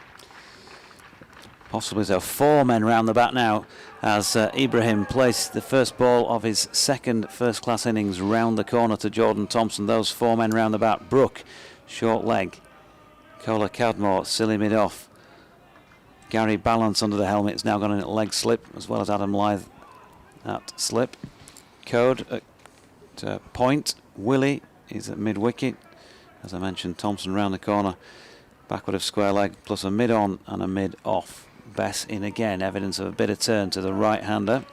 Drops it at the feet of Harry Brook. And there is no run. Yeah, you've got to think that not necessarily got him out with that shot, but was just maybe taking his mind off, concentrating on what he was doing out there. Yeah. Bess in again. Gone! Well, a wicket again for Dominic Bess. 2 in the over, 2 in 3 balls. And Ibrahim, a hero for Sussex in the first innings. The youngster has gone for a second ball duck in the second innings. And Sussex 180 for 6. And Dominic Bess all of a sudden has 4 for 47. Having said that, it could have been a third ball duck actually. Wow. But either way, he's out for naught and he's on his way back to the Sussex dressing room. So the plot thickens here. 4 wickets to get for Yorkshire, 21 overs and 2 balls to see off for Sussex, and they must have felt they were on the cusp of getting a handshake fairly soon. I agree,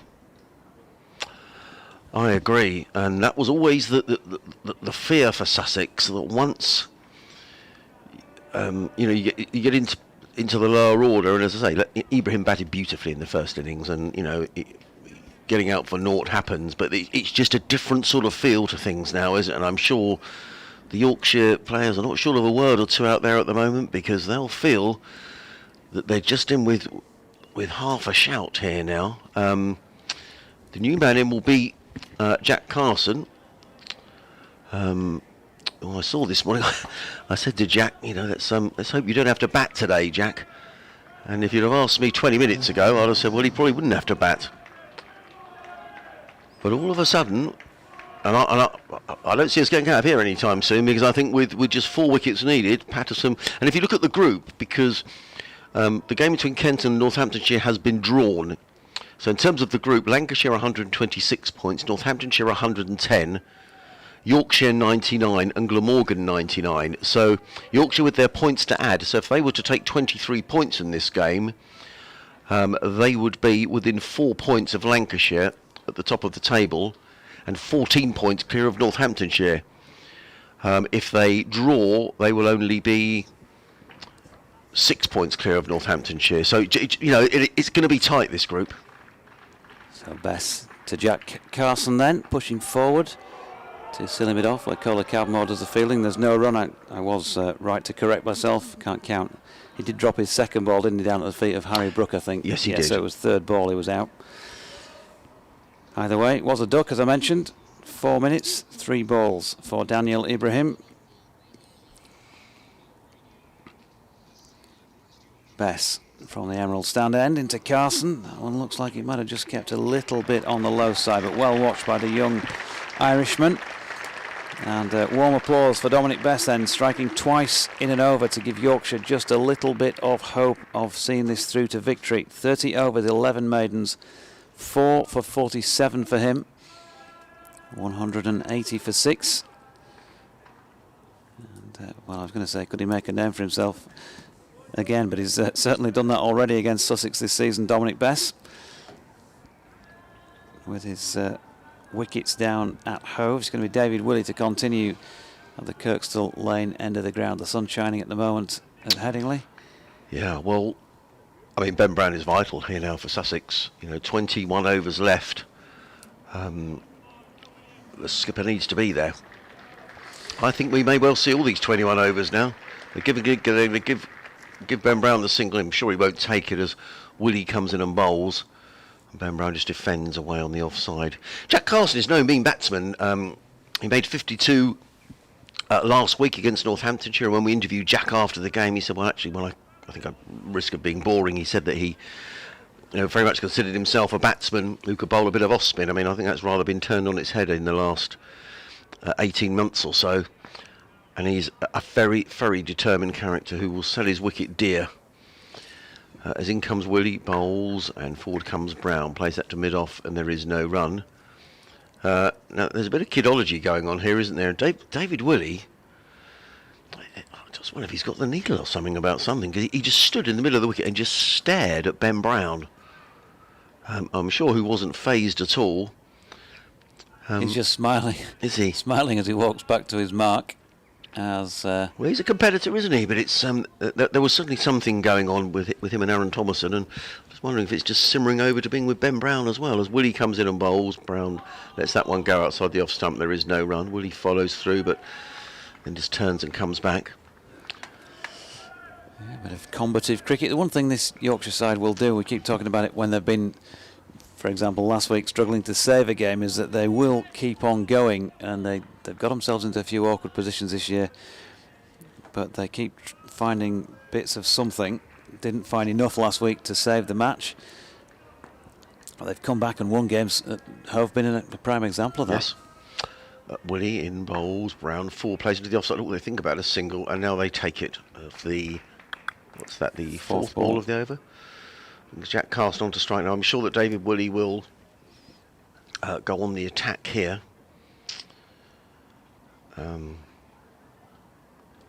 It's a funny old game, Jonathan, isn't it? And this is soon to be the only game going on, because I'm sure the test match is drifting towards a draw. I thought that was football sign. Yeah. That was a good programme, wasn't it? Well, you used to watch Football Focus, I must admit. Did you? I did watch it sometimes, but not loads. Yeah. In comes Willie around the wicket, bowls to Carson, bouncer, ducks to Jack Carson through to Harry Duke. There is no run. I always preferred Bob Wilson because he was kind enough to let in the most important goal in football history in 1972. Oh, was that when Alan Clark scored at Wembley? You know your football. Yeah. But I don't think he was in goal. Was he not?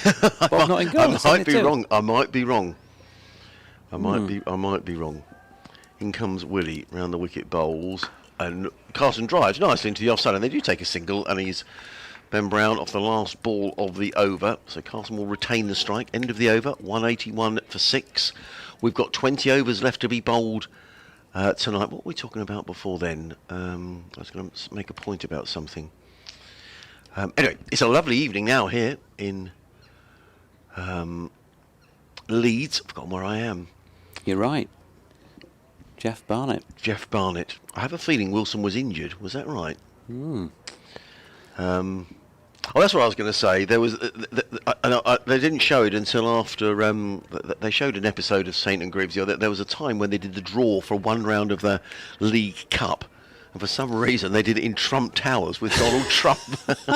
It was just bizarre, and he was picking out the names, and St and Greaves who were there. It was really very funny. I mean, you just imagine. Greaves a great value on it. How on earth they managed that? Who knows? But anyway, it's good fun, and clearly a great striker. Oh, it was, yeah. 4 men. Oh, sorry, it's your over. Best then. 4 men round about, as Adrian was saying. One of them being Tom Calder, Carmero further at silly mid off. At silly mid on, we have. Trying to see who's who now from at this distance because I can't see the numbers on their backs. It's Harry Brook at silly mid on, and Gary Balance has gone in at short leg. He's the squarer of the two then.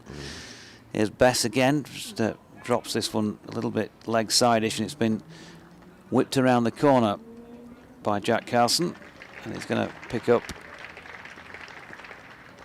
a couple. Ooh. I couldn't tell if Jordan Thompson had picked that up inside the rope, but my limbs wouldn't extend far enough. But I can tell that he did, because 4 has not gone on the board and 2 has. Jack Carson on to 3, 184 for 6. 2 gone in the over. Can Bess come up with a 5 for here. It's wide of off stump, this delivery. Carson pushes it out to Ben Code, who's gone in at point.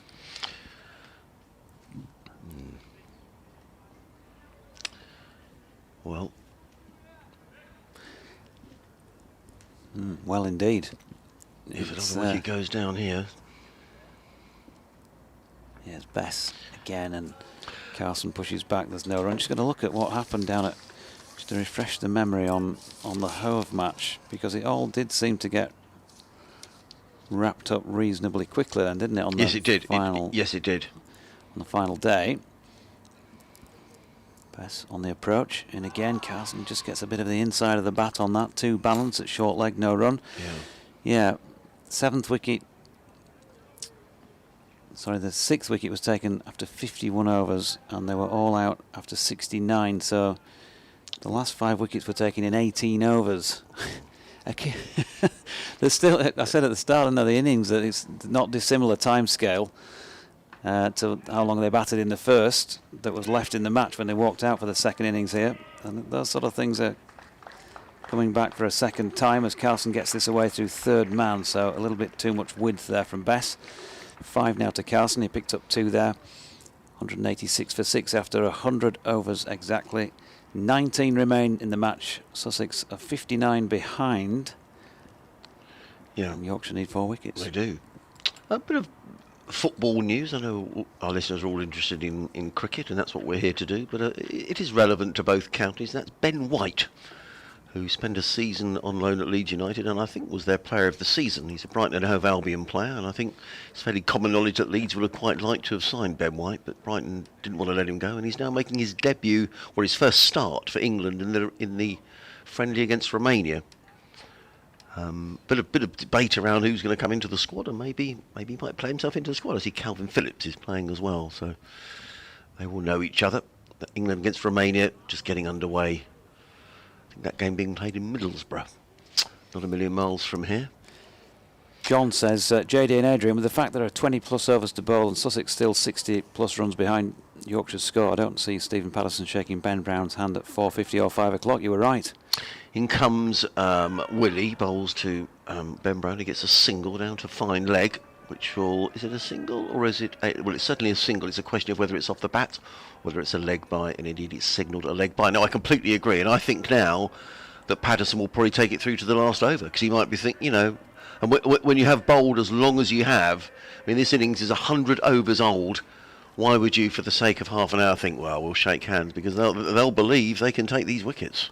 Ken says, I think the cut-off time is 5 o'clock. 10 to 5 comes into play if the team batting technically declare, but Sussex can't do that, otherwise they've lost. Yeah. There's a big debate here going on around where the field is going to be set. David Willey is down there with Gary Balance, and Ben Code is involved in the debate as well. So the field is an interesting field. 2 slips, a fine leg, there's a leg slip, a short leg, a square leg just in front of square, and a mid-on. As in comes Willie and bowls, and Carson is dropped! No, he's caught! He's caught! Jack Carson is on his way! And suddenly a 7th wicket goes down for Sussex. Jack Carson is mortified as he makes his way off. It was juggling catch by Jordan Thompson. He was in that position at leg slip. It flew to him. He sort of parried the ball up in the air. I thought the chance had gone and missed, and then he ran forward and clutched hold of the ball. Jack Carson can't believe he's out. David Willey celebrated as if he'd won the cup final. That was a triumph really for the field placing, if nothing else, because they'd taken a lot of time to set the field. David Willey needed to put it in the right place. He did, and Jack Carson is on his way, and now Sussex really are in trouble. 100 and... Oh, the score's just gone off. Well, it's 7 wickets down. That's the important thing. So Stuart Meeker is the next man in, vastly experienced cricketer, and he's going to need all that experience, because below him will come Henry Crocombe and Jamie Atkins, the 2 19-year-olds. And who knows, maybe it's a day for Atkins or Crocombe to make a name for themselves. I'm looking away to my right-hand side because Stuart Meeker hasn't emerged. I'm not entirely sure why. I'm sure he would have been padded up. As down these steps now comes Stuart Meeker. Well, we wouldn't have thought this at tea. because this game just looked to be heading towards a draw, but now I'm not so sure. Those spectators who have hung on, and certainly our friends in the Western Terrace, are getting very excited. Well, you'd have to say, forgetting everything else, that tactically that was a very good wicket, Jonathan. Yeah, he's round at a sort of leg gully, isn't he, Jordan Thompson? You've got to say, just a perfectly executed plan in that respect. David Willey got the delivery right. It's so easy to get it close, but not quite right, and that was fractionally wrong, and that was absolutely spot on.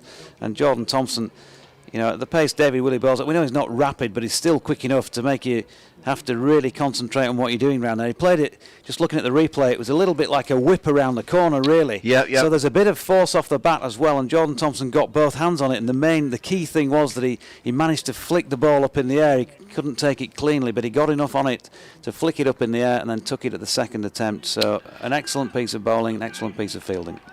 Sussex have lost 4 for 23. We were talking about Travis Head, and when he was out, or when he was batting, it was an opportunity to get some time in the middle, but his dismissal, said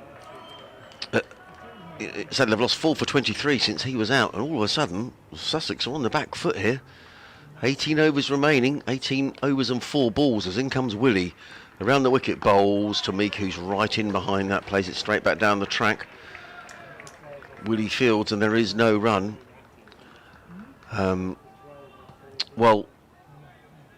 For Henry Crocombe and Jamie Atkins, I was looking down here about an hour ago, and they were in the little dugout down here, probably thinking, "Oh, that's good. We're not going to have to bat today." But suddenly, the two youngsters could play a vital part here for Sussex.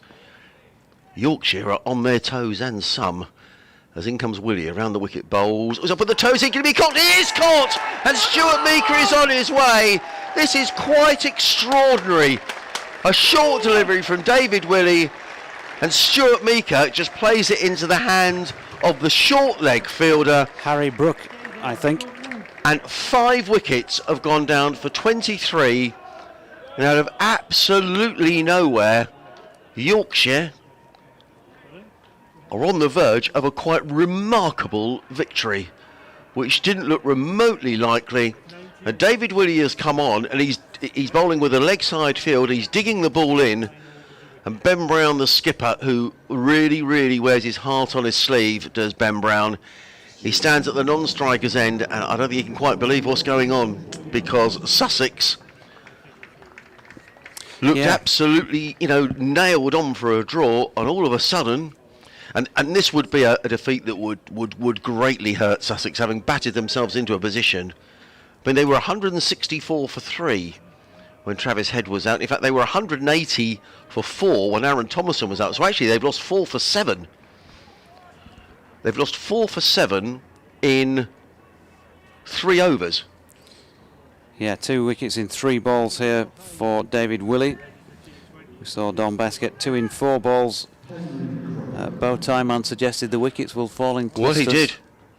Well, he did. I think you'd have to say that it's some extremely good captaincy by Patterson. I mean, they found a way to take the wickets, and now, I mean, this is a big ask now for Sussex to survive these remaining 19 overs with just the skipper. I mean, Henry Crocombe made 46 not out at Northamptonshire last week, so he can bat, but this is a whole different kettle of fish. Yeah, David Willey, who he does use the short ball from time to time, more often than, for example, talking to Stephen Patterson earlier in the day. And it's, I think, because he's coming round the wicket, he's obviously angling it, spearing it in towards the right-hander. It's difficult to get out of the way of, and if he gets the length right, so it's just rising, still on the rise when it's in the ribcage area, under the armpit, and he got it spot on again with that delivery, didn't he? Well, look at this field now. No, he's not on a hat-trick, is he? There's so much going on here, it's quite difficult to keep up with it all. No, Stuart Meeker faced a couple of deliveries. Well. So he's brought 2 men in catching now, just in front of square. As Willie is in and bowls, and Crocombe, well, they think they've got him caught behind, but that wasn't a convincing appeal. The ball goes through to... He did have a flick at it, didn't he? To Harry Duke. And this is really tough, isn't it, for a young cricketer who's coming out under this sort of pressure. And Yorkshire, I said, are right on their toes. This will be a massive win for Yorkshire, Jonathan, because not least because it will take them to second place in the group. But a game that looked as if it was heading to a draw. I mean, half an hour ago, this game was... we were talking about shaking hands by now and being on the bus back home. Or in the van on the way back home. In comes Willie. Round the wicket bowls. Crocombe, well, again, it was dug into the rib cage. Crocombe played it well. Well played, young Henry. And the crowd, well, credit the crowd as well who have stayed on, and they're being rewarded with a... David Willie gets 5 highs from all his companions, all his teammates. It's not a very good word, companions. Teammates, look at his figures. 15 overs, 9 maidens, 2 for 12. 187 for 8. Well, you never know with this game, do you? But, wow. Yeah, just saw the wicket again. It arrived at the batsman just above waist height. He's only seen one ball before it. You can't blame Stuart Meeker as the batsman in that case. He's just been the victim of, the perfect delivery for the field that's been set to a batsman who isn't set. And Harry Brook has taken some good ones at slip and in that area over the last couple of years. That was a pretty comfortable catch. Just leaning slightly forward, maybe half a stride, because the ball looped up quite nicely for him. So Dominic Best then, continuing from the Emerald stand end of the ground. A little bit of use of feet here from Ben Brown, who's got a major job. He did a major job in the first innings for Sussex, but he's got arguably just as big a job here to save the game now. I'm sitting here thinking, this would be a...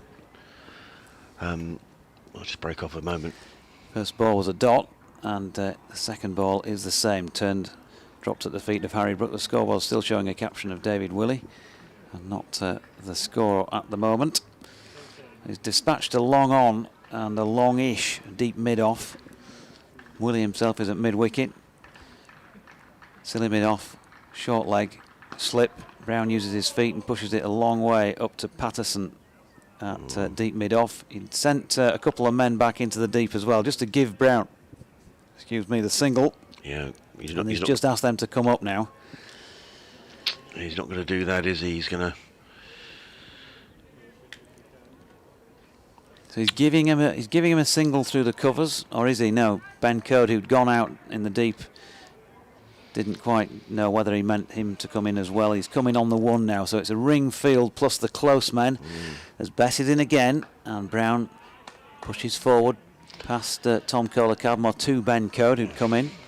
So 2 balls left in the over, safely negotiated so far by Ben Brown.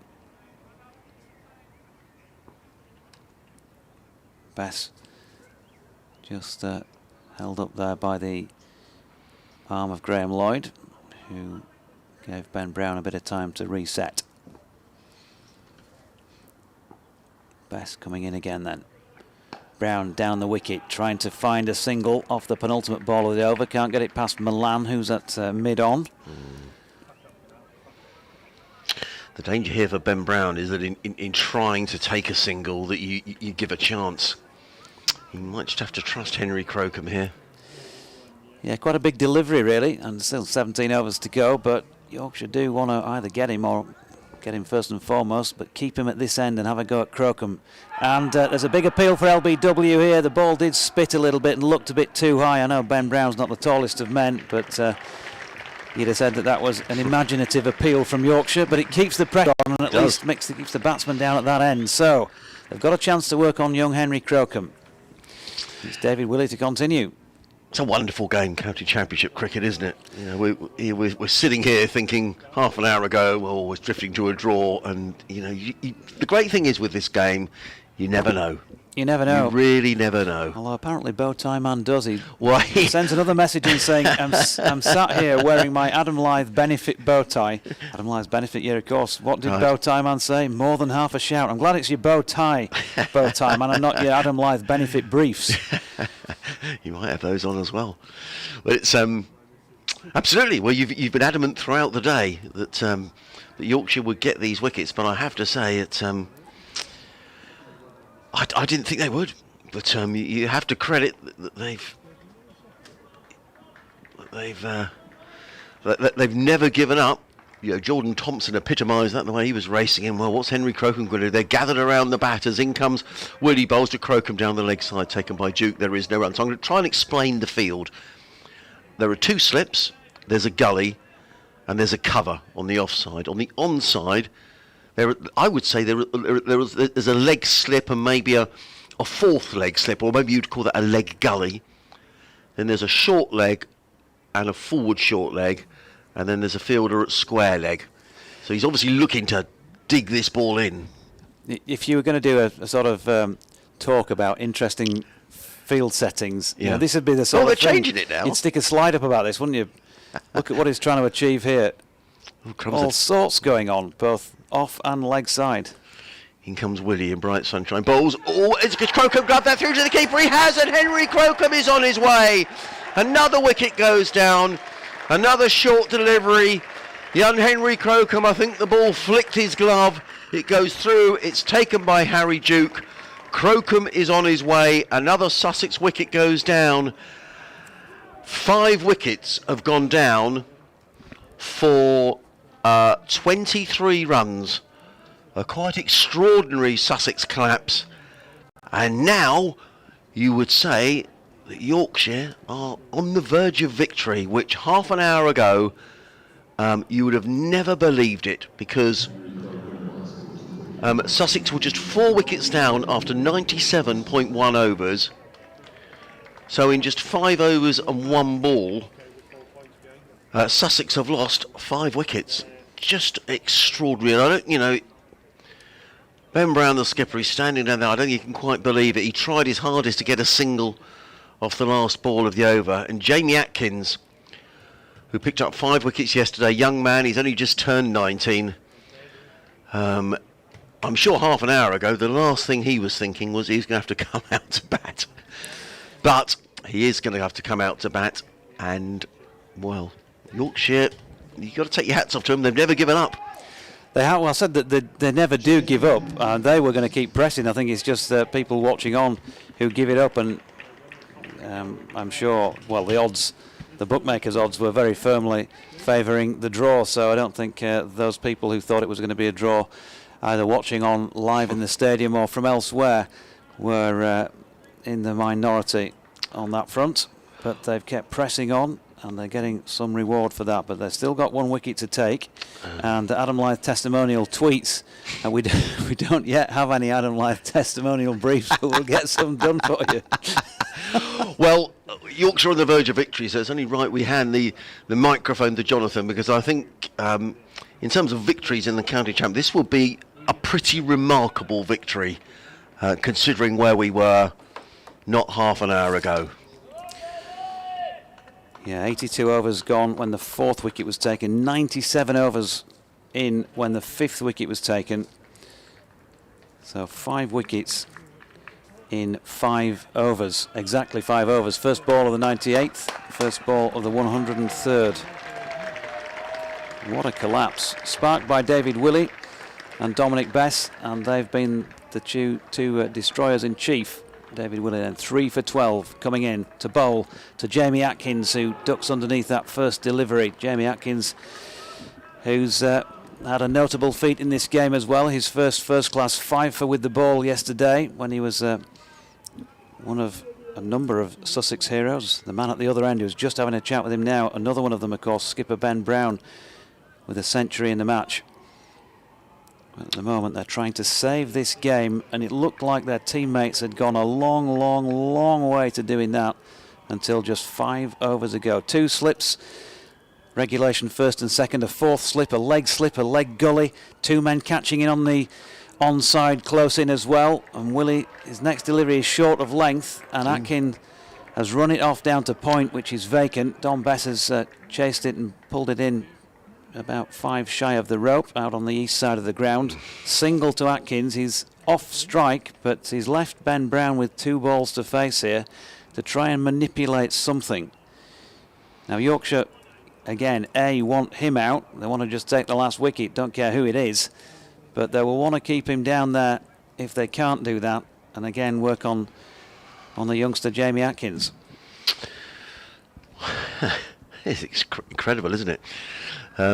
Jamie Atkins plays his club cricket at Roffey. There might be a few people from Roffey Cricket Club near Horsham listening in. It shows in the book as being born in Red Hill, which he was, but a Sussex boy. So they've changed the field. It's a ring with 2 slips. Willie in. It's just wide of off stump. Brown happy to watch that go by. He's got 1 ball here to try and get off strike, or he's going to expose his number 11, who is confidently walking down, doing a bit of gardening. I think more likely to be doing a bit of gardening because he's having a word and he's walking away, still looking in the direction of Ben Brown. There'll be a few words said, as there has been earlier in the piece, particularly between David Willey and Aaron Thompson before he was out. Here's Willey floating one up wide of off stump. Ben Brown flat bats it, but no further than Gary Balance at point. So end of the 16th over. Willey 3 for 13 from 16 overs and 9 maidens. He of course was left out of the side last week in preference. Duane Olivier picked in preference at Old Trafford. Game that Yorkshire lost by an innings, and the reverse was the case here. Olivier watching on from the sidelines, and Willey doing some serious damage in the second innings. And talking of serious damage, Don Bess has 4 for 51 to his name, and he's got the ball back in his hand. They lost 6 for 23, didn't they, Sussex, when Crocombe was out? Because they were 164 for 3 when Travis Head was out. So they've lost 6 for 23. Or 5 for 7. Yeah, crumbs. I'm not sure what sounds Whichever worse. Whichever one sounds the more dramatic in your ears. Yeah. Silly bit off, 2 men catching close on the leg side, slip in place, and a ring field. Atkins on strike, Bess into bowl to him. He pushes forward up to David Willey at mid-off, and there's no run. Those men in the ring, Jordan Thompson, already seen him take a catch at leg gully off David Willey at the other end. He's at 45 degrees behind square on the leg side. Ben Cote at point, a mid-on and a mid-wicket as well. And Atkins takes this next delivery from Bess on the back foot, pushes it to Willey, and there is no run. Can Dominic Best wrap up this Sussex second innings, wrap up a win for Yorkshire, and wrap up a 5 for himself into the bargain? Wheels the arm back, comes in past umpire Graham Lloyd. Right arm over the wicket, little bit of turn in towards the bat of Jamie Atkins, who stepped back and pushed it back up the pitch. He walks away nervously, just taps the bat on both those pads. And Bess wheels the arm back again, skips. In he comes, he floats that one up wide of off stump. And it's a little bit too wide, but Atkins does play at it. Pushes it to Ben Cote at point. And there's no run. 15 overs and 2 balls to get this final wicket. That seemed so improbable about 10 overs ago.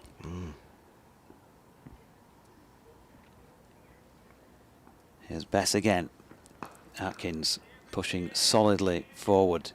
He's negotiated 5 balls successfully in this Don Bess over. 1 more to see off. Cries of encouragement out there. Adam Lyth, usually vocal, leaves the man at slip. And here's Bess in again. Another one that floats up, and Atkins plays it comfortably this time off the back foot. To Tom Kohler-Cowmore at silly mid-off, completing a maiden for Bess. But more importantly for Sussex, another over ticked off. Ben Brown meets Atkins in the middle. Look at the difference in heights. Top of Ben Brown's helmet barely reaches Jamie Atkins' chin. But they managed to touch gloves somehow. I think he got a pair of step ladders out there, Ben Brown. 188 for 9. Yeah, 5'8", plays 6'6", so there's 10 inches between them. And he was staring up at Jamie Atkins then, wasn't he? Well. Well, if Sussex get out of this with a draw now, they'd have earned it, because this is going to be some 15 overs if it goes that far. Let's have a look at what they've going to set here for David Willey. David Milan's gone off down to long leg. Ben Brown, don't forget, he's going to be on strike here. Gary Balance has been sent out a little bit deeper than an orthodox square leg. They've got Harry Brook under the helmet, still about 2 strips away from the bat, where he's already taken a catch at short leg. Patterson and Lythe go in a catching position at mid-wicket. 1 slip and a 4th slip, and this one's fading down the leg side. So many different positions, it's hard to get them all named before the bowler delivers the ball. But a regulation 1st slip, and Dominic Bess looks like he's at about 4th slip, maybe gully. Jordan Thompson still around the corner at a leg gully, where he flicked a ball up a few overs ago and took a catch at the 2nd attempt, and they've dispatched Ben Code off into the covers. He's about 5 in from the east side boundary. He's the only man on the offside in front of square. Willie in, short ball. Brown sees and ducks underneath it. He's got a little less to go to get underneath those. You just wonder with Yorkshire, you had the game here against Northamptonshire that you won by 1 run. You've had a game here that half an hour ago looked like it was heading to a draw. You just wonder where, to get your name on the cup and all that sort of thing. You can't put us through another Northamptonshire. you just wonder, don't you? It's that someone gets on a roll. And 48 runs is not within. It's a similar situation, I guess, now to what it was down at Hove. That was a 48-run win, wasn't it? Middle of the afternoon, final day. Willie in again, but he's a little bit more difficult in a sense, bowling at Ben Brown to try and get the requisite bounce. It's probably a little bit easier at the taller players, isn't it, to get it up in that rib cage. Yeah. And he's bounced him again there, and Brown not interested in playing at it. Yeah. So what will he do here? Will he an easy single out on the offside? Will he try and get inside it, play it out there, and expose Atkins for 2 deliveries? Well, will he get him out? Here is David Willey. Brown turns it round the corner, and he was quite exaggerated in ensuring that he got over the top of that. Balance has done the fielding, and there was no run. So they're going to change the field now with 2 balls left in the over. I reckon Jamie Atkins would be happier taking the spin, to be honest. I don't think he's going to be in any huge hurry to be in, the tall man facing David Willey. That's not to say Bess won't get him out, but at least he can get those big long legs down the wicket to Dom Bess, try and smother the spin. So now they've converged into a ring. Still, well, I say still 2 slips. They've brought 2 slips into place here. Here's Willey, wide of off stump. Brown not interested in having a flash. Yeah. I wouldn't be surprised if we see the next one sort of fired down the leg side or somewhere just to keep Jamie Atkins on strike for the next over. Wonder who Jamie Atkins would be more comfortable facing. Would it be Dominic Bess or would it be David Willey? Only he'll know that. Yeah. If it were me at number 11, I'd rather face the spinner, to be honest. Get your pads on. I was number 11 a few times. Here's Willey around the wicket, and it's wide of off stump again, and Ben Brown even decides that he's going to shoulder arms once again. So another maiden. Brown seeing that one off. He's still 10 not out. Not that scores are of much use here. Apart from the 9 wickets on the board and the 14 overs remaining, they are the 2 key factors that remain in the contest. Atkins not out 1. Well, it's a strange game because if Sussex get out of this, it'll feel like a win, and I guess if Yorkshire don't win this, it'll feel like a defeat. It's such as the psychology of the game. Now there's a big debate going on at the far end of the ground. Who's going to go where? Look, Adam Lythe's got an opinion. They've all got an opinion. Now, what you do this, Skip? Yeah, David Willey having a chat with Stephen Patterson as well. 2 skippers, of course. David Willey, Yorkshire's white ball, or T20 skipper at least. So still 4 men round the bat, including Adam Lythe that slipped. Silly mid off, 2 men close in on the leg side. Jamie Atkins waits, and in comes Bess. It's a full-length delivery, and he leans forward and gets right over the top of that with a solid forward defensive push. So same field as they had from Bess to Atkins in Bess's previous over. He's got 4 for 51. He's bowling his 34th over of the match, of the innings, I should say, here, and this next delivery was full again. And Atkins found a way to keep it out. He just has he doesn't look anything but nervous, does he? No. And you can understand that.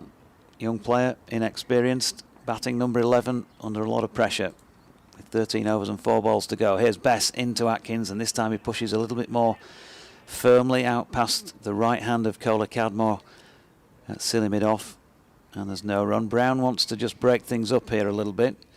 Maybe a bit of the old soldier involved, just breaking up Bess's momentum. He's wandered down the pitch, and he's standing on his tiptoes to have a word with Jamie Atkins. Has a scratch at the pitch on his way back to the non-striking end. Now they've changed from 2 men in front of square to a leg slip, Yorkshire, and it's Bess coming round the wicket to Atkins. Has he got one through here? There's an appeal as Duke has whipped off the bails. And not out, says umpire Rob Bailey, who is standing at point incidentally at the moment. He's got the sun behind him on the western terrace side of the ground. And Yorkshire bringing another close fielder. 2 left in the over. They've now got Milan in at second slip, along with Lythe at first. Balance at leg slip. 2 men in front of the bat, close in. Atkins pushes forward to this next best delivery. Up to David Willey at mid-off. 1 left in the over. 13 overs and 1 ball remaining. Best round the wicket. In the Headingley sunshine, he drops that one shorter, just trying something a little bit different, but Atkins doesn't take the bait. He just waits for it and drops it into the Headingley turf. And it's 188 for 9 at the end of the 106th. 13 overs remaining in the contest. 34 overs, 14 maidens, 4 for 51 for Dominic Bess. Are they going to continue as they were? They've still got a few overs to play with if they don't take a wicket soon, and certainly plenty of bowling to play with. David Willey just looks like they're having a mini break for some reason. Was that a bit of sanitizer maybe brought on? So, make a good photograph this. There's a committee meeting going on at the moment between Jordan Thompson, Gary Balance, Stephen Patterson and Ben Code. David Willey wasn't party to that, but he was nearby, and he's now got the ball back in his hand. Jordan Thompson's lingering as if he was at the end of his run up here. Not sure if that means he's going to take the ball from David Willey. It is a sign that he is, and there you go. The golden voice of Howard Ferguson on the PA announcing as such. So change of bowling. David Willey has done some serious damage, but they're having a change of tack here, and it's going to be Jordan Thompson, the man who makes things happen. Can he nick out this final wicket? Ben Brown on strike. In comes Thompson, right arm over the wicket. Finds the edge first ball. Not interested in a run though, Ben Brown. It's on its way down towards third man, where it's fielded. And there is no run. Time for Stephen Golden Arm Patterson, says Tim Atkinson. I don't think Yorkshire will mind who takes the wicket, so long as they get it now they've got themselves into this position.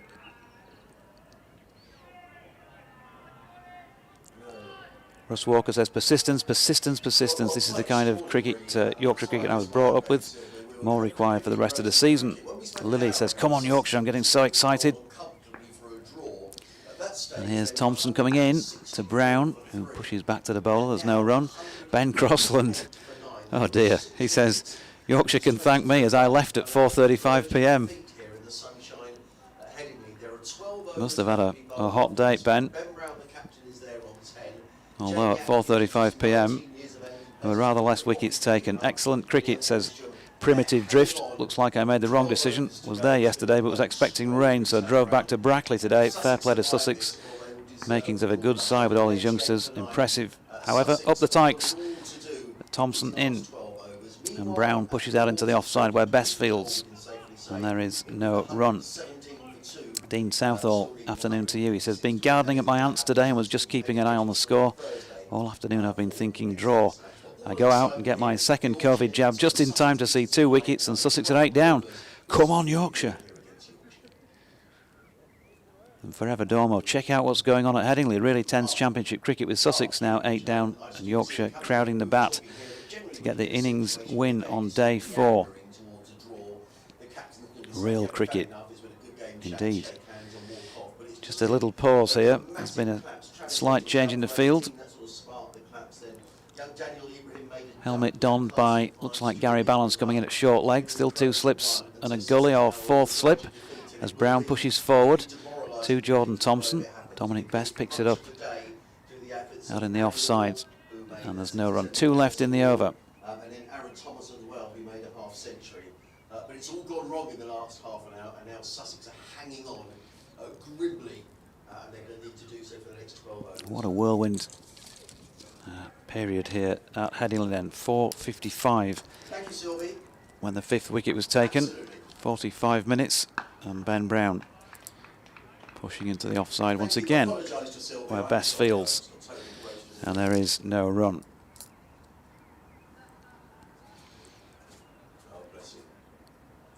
Mark Stringer messaging in. Great to getting to see some great 4th day cricket this year, pal. Afternoon to the big unit.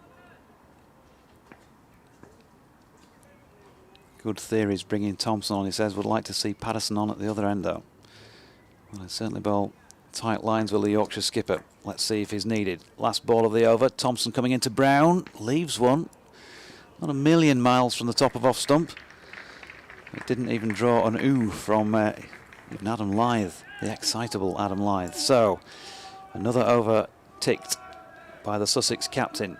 12 remain in the match. I make that 72 deliveries, all legitimate ones. Yeah. To get 1 wicket. Well, I missed my update, and I was just explaining to the presenter of the afternoon programme why I'd missed it. And I don't think our presenter is the biggest cricket fan, but she was saying to me that sounds like a pretty dramatic stuff, and I said, well, absolutely it was. Men clustered around the bat. Well, 5 wickets fell in the space of 27 minutes. 5 men round the bat. Bess round the wicket to Atkins, who's so far pushed pretty solidly forward. He has. Yep. Best tried dropping him a short one in the last ball of his previous over. Gary Balance had just been moved out from leg slip back to short leg, and Jordan Thompson moved a little bit finer round at 45 degrees behind square. Best coming over the wicket. Atkins goes back foot this time and drops it at the feet of Kola Cadmore, who's at silly mid-off. Still the 2 orthodox slips in place. Adam Lythe at first, David Milan at second. Code out of point. Will any of them get an opportunity for a catch here? Not this time. Bess in and Atkins right over the top of that. I think famous last words. I think he looks relatively comfortable against Bess, in that he's a tall man, Jamie Atkins. He can put his foot right down the wicket. Here's Bess again, wide of off stump. Atkins not tempted to play. Just his second first class match. His third first class match. My apologies. That's right. Batted on 4 previous occasions and scored just the 9 runs. Not the situation you want to find yourself in, really, as Bess is in again. Darts that in a little bit quicker and fuller. And Atkins digs it out. Yeah, I can see Steve Patterson is warming up. I just wonder whether they might go for a bit of pace. 1 left in the over. Bess goes through that routine as he comes into bowl, and once more Atkins is up to the job. And that is the end of the Bess over. 4 for 51 from 35 overs and 15 maidens for him. 188 for 9. 66 balls remaining. Sussex trailing by 57. We're going to get a sanitisation break.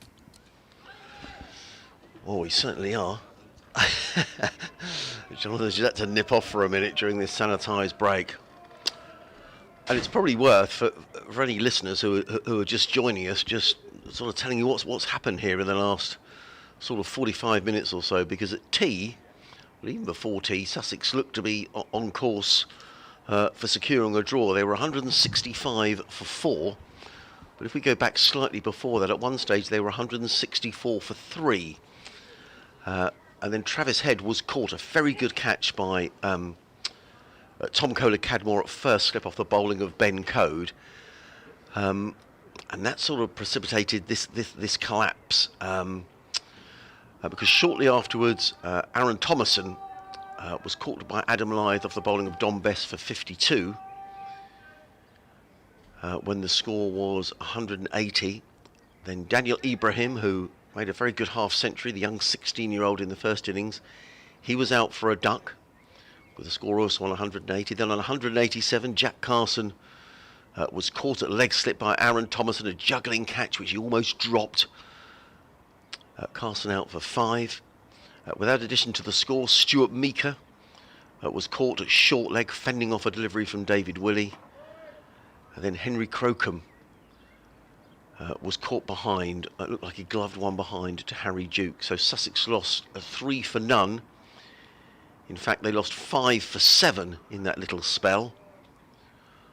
Or 6 for 23. Depends which way you want to look at it. But either way, it was a collapse which Yorkshire certainly never gave up. And we're going to see some more Jordan Thompson. And Sussex have got 11 overs to see out here. And, well, if they do it, it'll seem like a victory. So Jordan Thompson then to Ben Brown, just outside off stump. Sussex captain solidly behind it. He's not going to take any runs unless he manages to get a boundary, I suppose, or 2 in the over. Certainly not going to be looking for singles apart from in the latter part of it.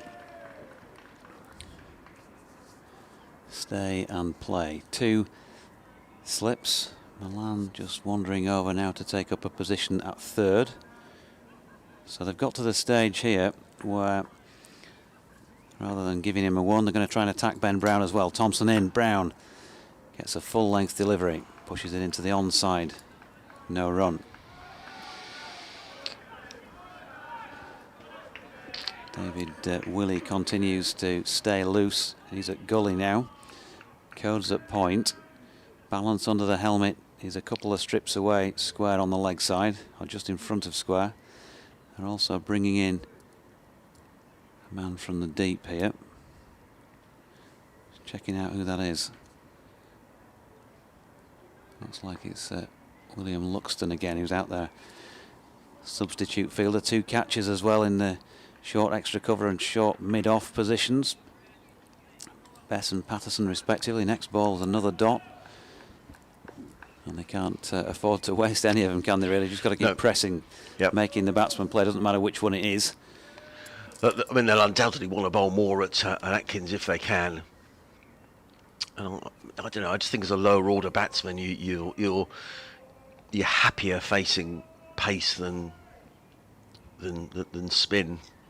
Sorry, happier facing spin than pace is my thoughts. Thompson over the wicket into Brown. He's got an edge on that one down the leg side. It's going to go for 4. A diving attempt at leg slip. Was that the one opportunity that Yorkshire are going to get here? I'll tell you what, if he'd have taken that, that would have been an absolutely brilliant catch by Dom Bess, who appears to be the man sat down on his backside contemplating what had gone on. Wow, I mean, it does go down as a chance, but you have to say that would have been exceptional if that had been caught. You've got to say again, though, that the tactics were absolutely spot on. He'd just gone in there. Yeah, he just got his right hand to it. I tell you what, that would have been one of the most amazing catches you'll see, I think, if it had snaffled that. Yeah, and to win a match to his as well. Right. Did well to get his hand to it. Went for 4. So Brown dropped on 10. Thompson in, goes short this time, and the batsman ducks underneath it through to Duke, and there's no run. He's calling for some assistance now, Dominic Bess. So that's clearly hurt him. He's just clasping his right hand between his thighs and with his left as well. He's having a look at it. But there's no dislocation there. It's his bowling hand, of course, as well, his right hand. Yes. And he's still on officially at the Emerald stand end.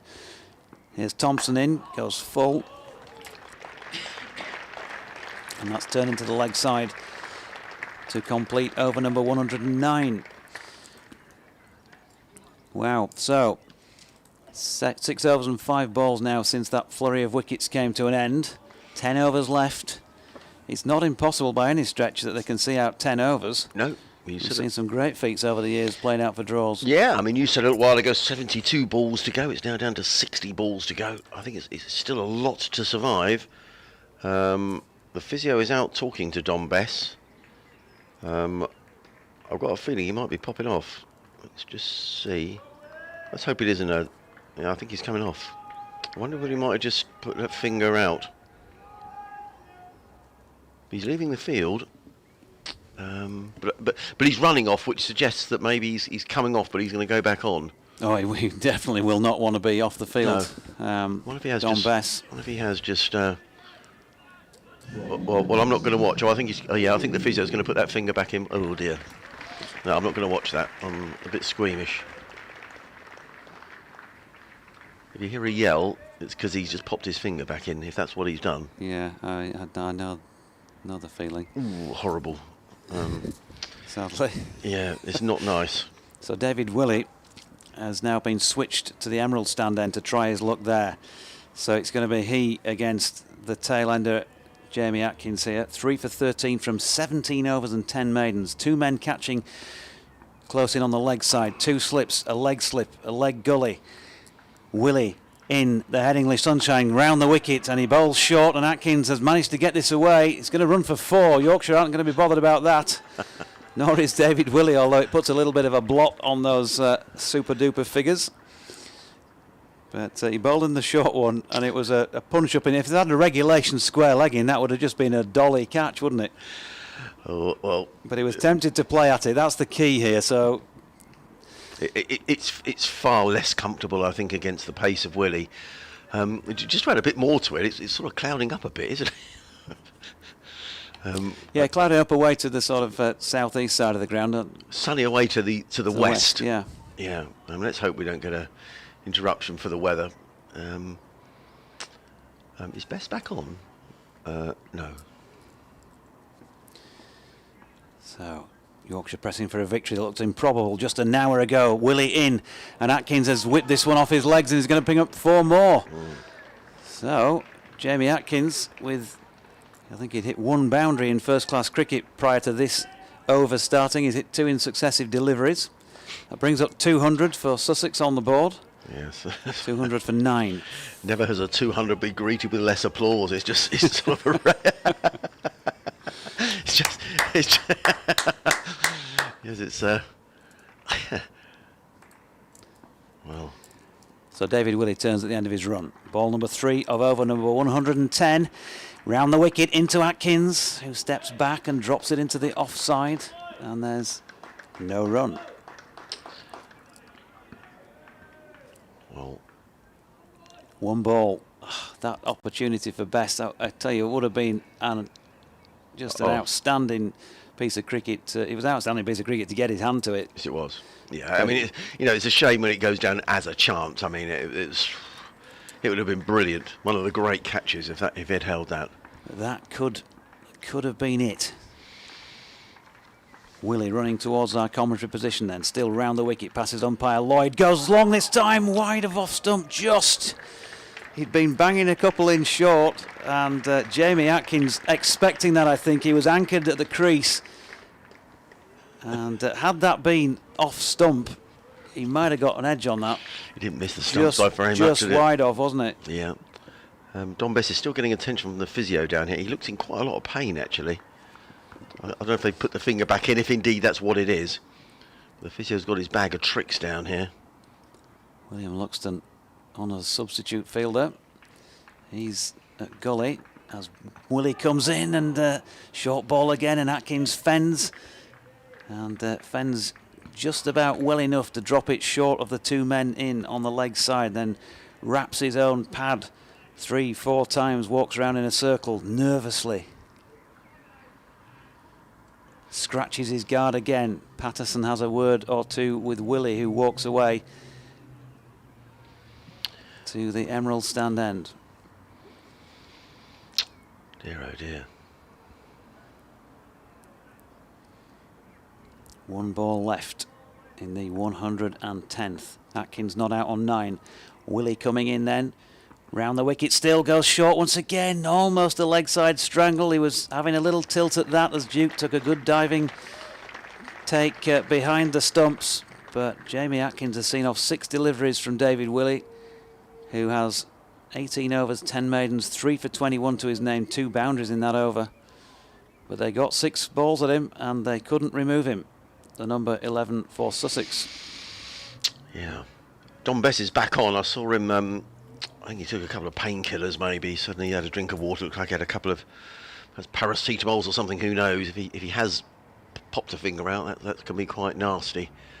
But he's back on the field. Well, what have they got to survive now? 69 to 54, is that right? Yeah. I'm not trusting your maths after some previous attempts during these 4 days. Mind you, I'm not trusting mine either. I thought Ibrahim had only faced 2. Yeah. I'm not very good at going up in ones. Look at the cordon here. 3 slips, 2 on the leg side as well to Ben Brown, plus a gully as Jordan Thompson's first ball is short. But Brown again ducks underneath it. Forever Dormo says, in case with Sussex being 188 for 9, I don't get a chance to later. Can I thank you and your colleagues for the commentary and company over the last 3 days? Looks like been a great win for Yorkshire, as I predicted 75% likelihood earlier. I was getting worried. Barbecue lit. Well, that was 15 minutes ago. How are you feeling now? Only 8 overs and 5 balls left to get this final wicket. Thompson coming into Brown. He's got that one wrong. That's gone a long way wide. Oh, not given a wide. That's Can't extraordinary. believe he's not given that as a wide. That is ridiculous. He's given it as a no ball instead. Right. Rob Bailey. Why is he giving it as a no ball? That's No a bit idea. odd. That's a bit odd. A curious decision. Looks like he's trying some sort of variation there, Jordan Thompson, and it's just come out wrong. The slip cordon was signalling into the umpire that it was a wide. They just didn't want it to be a wasted ball. Yeah, it looks like he was maybe coming out of the back of the hand, something like that. He didn't actually pitch on the strip. Here he is again, trying to get it right this time. And it's a straight delivery, makes Brown play, tucks it into the leg side, no run. Lily says, I don't mind who takes the last wicket. Thanks for the fantastic commentary. And Chris Whitaker says, what a difference 5 hours makes. Hopefully I can be proved wrong yet, citing his own earlier tweet suggesting that Yorkshire frittered away a few overs yesterday and lost some momentum.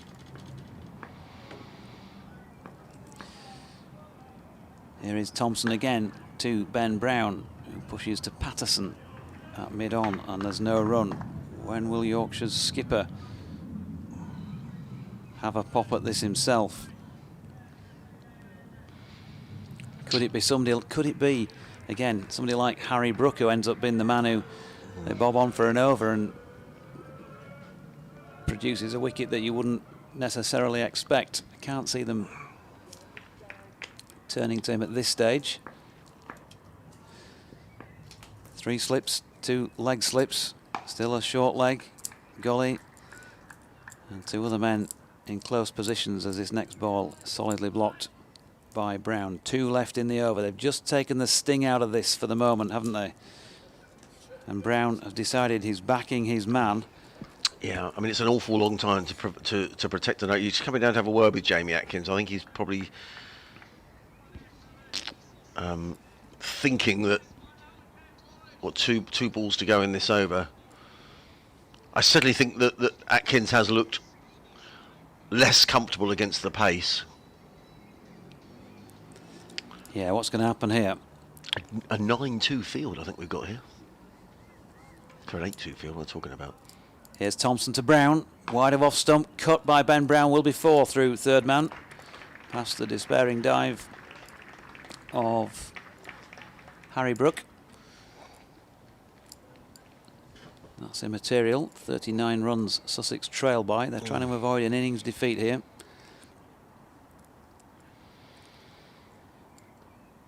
And so 206 for 9. Brown on to 18. For what it's worth, the partnership worth 19. Thompson 1 for 55. 3 wickets in the first over, in the first innings, I should say here, not 3 in the first over. In he comes then, past umpire Rob Bailey. It's wide of off stump, and Brown is not interested in having to go at that with men awaiting a catch. So 8 overs, 48 deliveries remaining in the match. Yorkshire gave themselves hope with those 5 wickets in the space of 20 odd minutes. But they've now, what is it, 102.1 overs the last time a wicket was taken. Yeah. Well, I think in the Test match, Joe Root has just got out for 40. England 136 for 3, still needing 137 to win. I mean, that must be very much nearly at the end of the Test match. So there is another game going on down at headquarters. I can see the city of Leeds is illuminated, but above the ground there's quite a heavy bit of dark glowering cloud, which I think is moving away in that direction. So I think we're going to be okay for weather. It's got quite gloomy. Willie going to continue. 2 slips, 2 on the leg side behind the bat, 2 in front of the bat, close on the leg side. Point, mid-off. Much more of a regulation mid-wicket. You can probably just see David Milan between the 2 men who are in catching positions in front of square on the leg side. David Willey, can he find one more wicket? Round the wicket to Jamie Atkins, and makes him play. But he pushes it solidly up to Stephen Patterson. At mid-off, there's no run. He's been out there 37 minutes now and faced 27 balls, Jamie Atkins. Yep. So we're seeing it as well as he probably ever will. Ben Cody is at mid-wicket. I think I might have mentioned David Milan. He's actually at leg slip. And Jordan Thompson at about leg third slip. Willie in. That's not far past the outside edge of Atkins, who pulled the bat out of the way, but I think it was after the ball had gone. Floodlights are on as well now. Yeah, it has got. I think that darker cloud is moving away though towards the city, isn't it? I don't think it's heading in this direction. It certainly doesn't feel bad light. No. It's slightly surprising, really, to see the floodlights on. Nonetheless, they are. Willie on his way in again to bowl to Jamie Atkins, who's got a thickish outside edge on this one. It's running down through third man. Don Bess just jogs after it, but they're going to take the 1 this time. That was the 3rd ball of Willie's over. Atkins on to 10. 207 for 9, so 3 deliveries at Ben Brown here. Going to be a change in the field.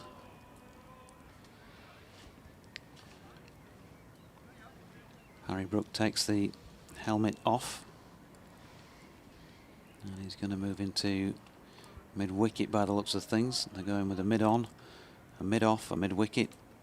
Milan going out to square leg. Still 2 slips, TKC and Adam Lyth. Jordan Thompson in a leg gully type position.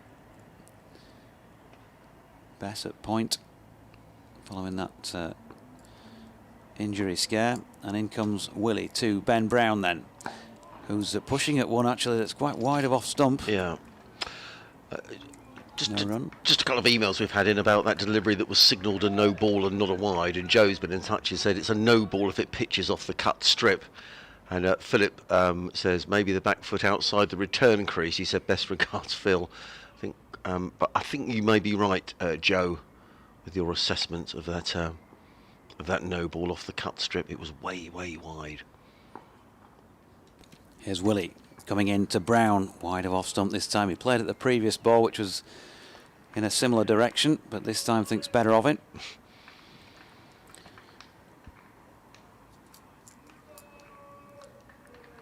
Go time man says, what time was it when I said wickets fall in clusters? This match will be added to my archive of fantastic results. Our friends over in the Western Terrace are just starting to ramp the volume up again. I can see Keeper Duke is just saying to his teammates, come on. One more wicket. Tim Heal says, hurry up Yorkshire, it's raining here in Wakefield. Great cricket, bring on Pato. Yeah, I think that darker cloud is drifting away. Here is David Willey coming into Sussex captain Ben Brown, who's flicked that off his legs for 4. Backward of square. Over pitching David Williams, straying a bit leg side. Has been picked off. 19 overs, 10 maidens, 3 for 26 now for him. So he's gone for a few in the last few overs, but he won't mind that if he gets that final wicket. Barbara from Norwich says, what a great end to this batch of proper cricket matches. Looking forward to them returning later in the season. Oh, it has, absolutely. Steve has been in touch. He says, Stephen, he says, imagine it, 3 overs to go, scores are level. Yorkshire take the final wicket, take off 2 overs for between the innings, match drawn. I can't see that, even though there's been a few boundaries, I grant you. Yes. Yeah, because they still trail by 34 runs. But it could happen. It is unlikely. Yorkshire wouldn't mind him having a go at rubbing that off, would they? A few attacking shots might give a chance. Lily feels nervous. Is it another Northampton? She says, come on Yorkshire. Time to find some housework to do. Keep busy. It's 2:10, says, and there's no run. Here's Jordan Thompson into Jamie Atkins, who's got an edge. It's a crowd catch. It bounces into the turf on its way to Adam Lyth at second slip. Atkins whacks pad again, as he's been given to doing. Terrific atmosphere, isn't it? There's not a big crowd here, but they're...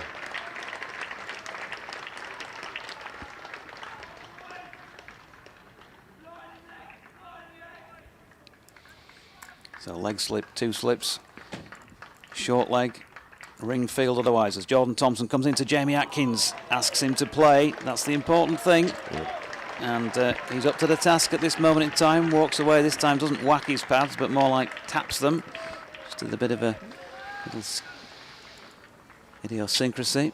I think Steve Patterson is warming up, actually. The Yorkshire skipper.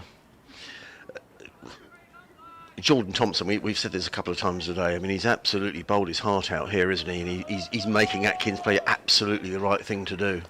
10 overs and 1 ball since the last wicket fell. Thompson in, down the leg side, and Atkins again, he's interested. He just, Harry Duke took it, not that far from getting a little tickle to the keeper, and it's just one of those tail end things, isn't it? The leave of the ball just isn't a natural thing to do. You want to play at it, you want to have a nibble if you can hit it.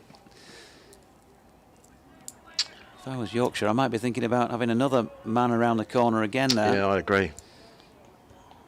A second leg slip. Patterson continues to limber up. Here is Jordan Thompson to Atkins. He gets a thick inside edge. They're going to turn down an easy single backward of square leg. Gary Balance has had to make a good 30 yards or so to go and field it. He's still got 2 balls to survive in this over, though, and this has been a good over from Thompson. You know, he's... Keep calling him, apart from the Yorkshire Terrier, the man who makes things happen. He's got the knack. Can he find it in his next 2 deliveries? 6 overs and 2 balls remaining. Thompson under the Headingley floodlights in. He comes to Atkins, tries the Yorker this time. Good attempt as well, but well played, sir. Jamie Atkins played it well. Crazy game, isn't it, really? I just think, you know, saw him this morning, Jamie Atkins, had quite a chat to him, you know, congratulated him on his 5, interviewed him last night. I'm sure he never dreamed that this would be going on at, 6 o'clock on the final day. Only his 3rd first-class match. Just proving that they've got the earpieces out there on the field. Gary Balance has been moved into a second position behind, square on the leg side, catching position. Coaching from the sidelines. Yeah, banned, that should be banned, shouldn't it?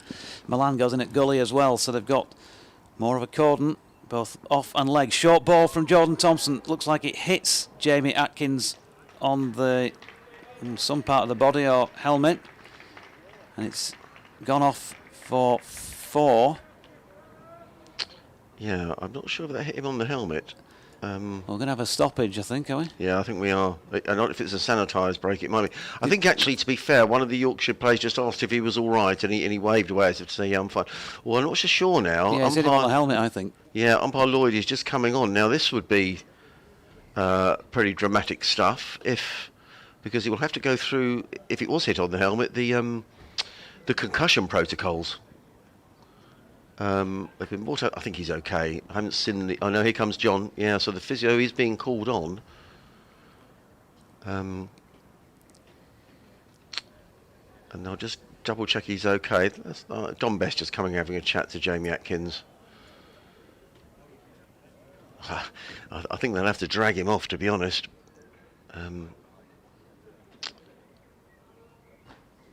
Yeah, I'm sure he's also all those sort of questions. They count back from 10 and all that kind of thing. I'm sure it's a lot more advanced than that. Well, so what are we left to now? 6 overs to go. Yep.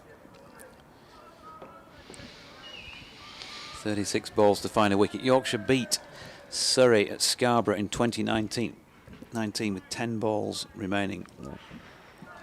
So there's a little bit to go yet before it gets that tight. Yes, there has. So, well, a little while ago you said 72 balls to survive, and I thought that sounds a lot of balls to survive. It's now down to 36 balls to survive. Jamie Atkins is okay. But they're just checking that everything is absolutely all right. Yep, well done, Jamie. He's okay. The physio is just chatting away to umpire Lloyd. That's interesting. I wonder what that chat was about. Anyway, John is running off. Oh, it is the Yorkshire skipper. I asked him how many fingers he had. He said 10. I said, stay out here, son. I think you'll get away with it. Well. So, cometh the hour and all of that. Stephen Patterson, Yep. He hasn't taken a wicket in this Sussex second innings from 9 overs, 1 maiden, and he's conceded 21 runs. Light on wickets by his standards in this match. 1 for 42 in the first innings from 25 overs. So, Yorkshire's captain coming in for his first ball of this spell from the Emerald stand end to the Sussex captain, Ben Brown, who turns it to mid-wicket, where Milan feels there are 2 slips in place. Still Jordan Thompson round the corner at about a third leg slip or leg gully position. Still 2 catches at short leg and silly mid-on. David Willys positioned himself about 15 from the bat, just over a strip away from where Ben Brown is lining up. There's also a point and a mid-on. Patterson coming in once again. It's just wide of off stump. They need it to be top of to get Ben Brown playing at it. Yeah. I think this is the right tactic here from Patterson to bowl himself. They want to make Ben Brown play. They've got quite a lot of fielders leg side here, so that suggests that he's not going to be wanting to bowl too much at an off-stump line, doesn't it? Interesting. Yeah, they've only got Good 4 spot. on the offside and 5 to leg. Ben Brown playing forward to this next Patterson delivery.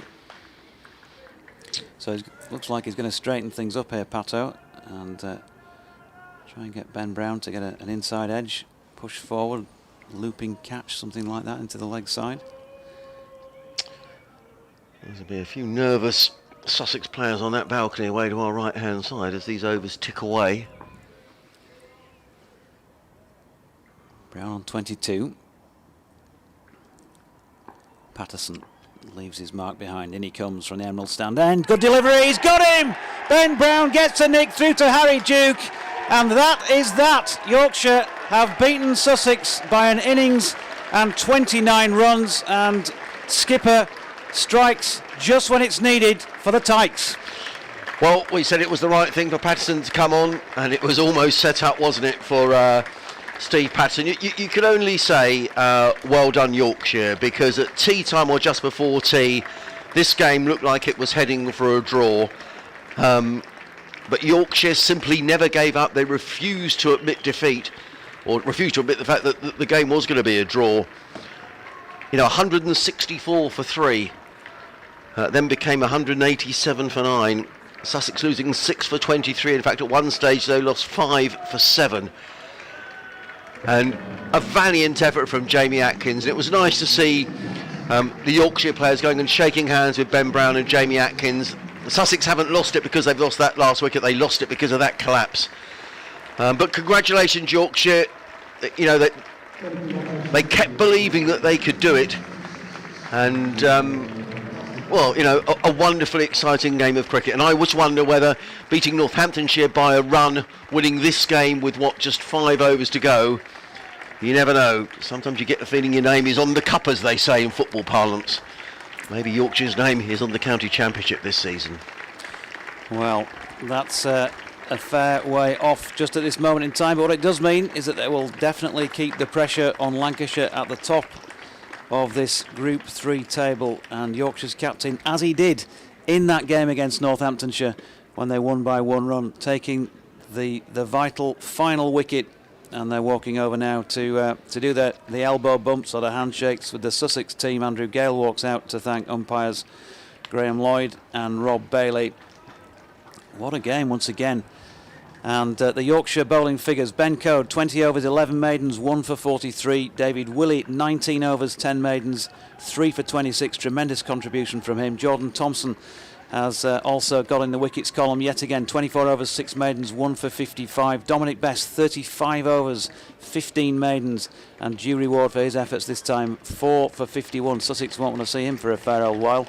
Patterson, 9.4 overs, 1 maiden, 1 for 21. That vital final wicket, and 6 overs, 2 maidens, none for 4 for Adam Lyth. Sussex 215 all out. They didn't manage to make Yorkshire bat twice, and after looking for so long as though they were saving this game, well, at 4:55 p.m. that 5th wicket, that of Aaron Thompson, went down 97.1 overs. And I can't work out the maths on it, but it's something like 16 overs and 3 balls it took to take those last 6 Sussex wickets. Well done to Yorkshire. Again, as far as Sussex are concerned, we've seen some talent here on display over the last 4 days. I'm a big fan of Jack Carson, I've got to say. He can ply his trade at Headingley any time in the future, as far as I'm concerned. I think he's a cricketer of real character. He's got quality. As an off-spin bowler, he's got some good variations. He can bat, and he's got a bit of heart, a bit of guts about him. Ben Brown, well played to him as well, of course, with that century first time around. I think you'd probably want a little bit more out of your overseas players. Unquestionably, you look in this innings, Van Zyl out for a duck, Head made 18, and in the first innings, Head 14, Van Zyl 15. You certainly need more from your overseas in a game like this. I mean, it's a great win for Yorkshire. It's a shattering defeat for Sussex, really. I think from the position that they were in, to lose the game, particularly after the efforts of Alistair Orr and Aaron Thompson, who chewed up, that both of those batsmen batted for over 4 hours, and it showed there were no real demons in the pitch. And when you've got a young side, it can have a big effect on a young side. You find out your characters in the side on a day like today.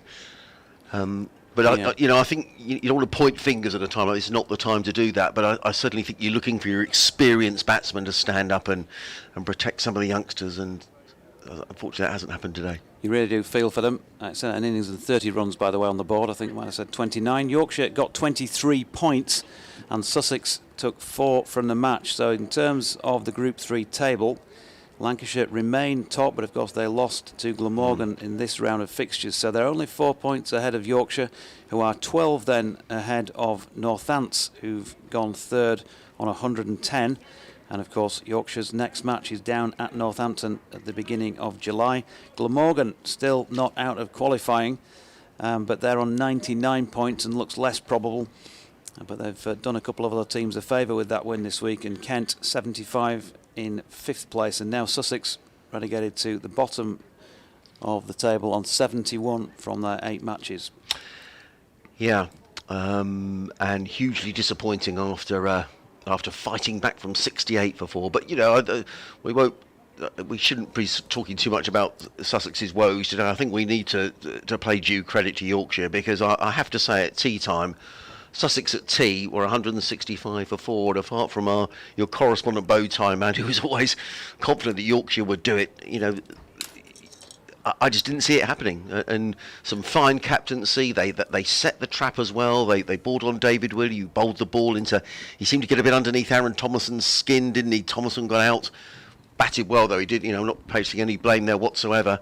and from then the wickets just fell. And I did wonder whether Sussex might hold out, but in the end it was just a little bit too. What was there? 5 overs and 1 ball left at the end. I'll have a look at that in a moment. 5 balls. No, 5 overs and 2 balls left. Yeah. When they succumb. So I think we have to say well done, Yorkshire. Just remains for me to say thank you for your hospitality, Jonathan. We hadn't worked before until we played down at Hove a couple of weeks ago. That was a great game. Thoroughly enjoyed it, and I've thoroughly enjoyed your hospitality up here. It's been great fun. Obviously, I'm disappointed Sussex have lost, but it's a super game of cricket, and well done, Yorkshire. Thanks, Adrian. Thanks to you guys for watching on the stream and for listening in. I'll be back from Headingley live with the Cricket Show guys. And I think hopefully Katie Levick as well in the commentary team on Thursday evening for the first of the T20 matches. That's against the Birmingham Bears, a 6:30 start I believe, and I think we'll be on air from 6 o'clock, but of course you'll be able to check that out in the build-up to that match during the week. We'll look forward to that with a strong Yorkshire side, but for the moment, red ball cricket, it looks pretty good as well. After the doom and gloom of Old Trafford last week, Yorkshire are back on the horse. From Adrian, safe journey to you, and from myself, once again from Headingley, it's good night.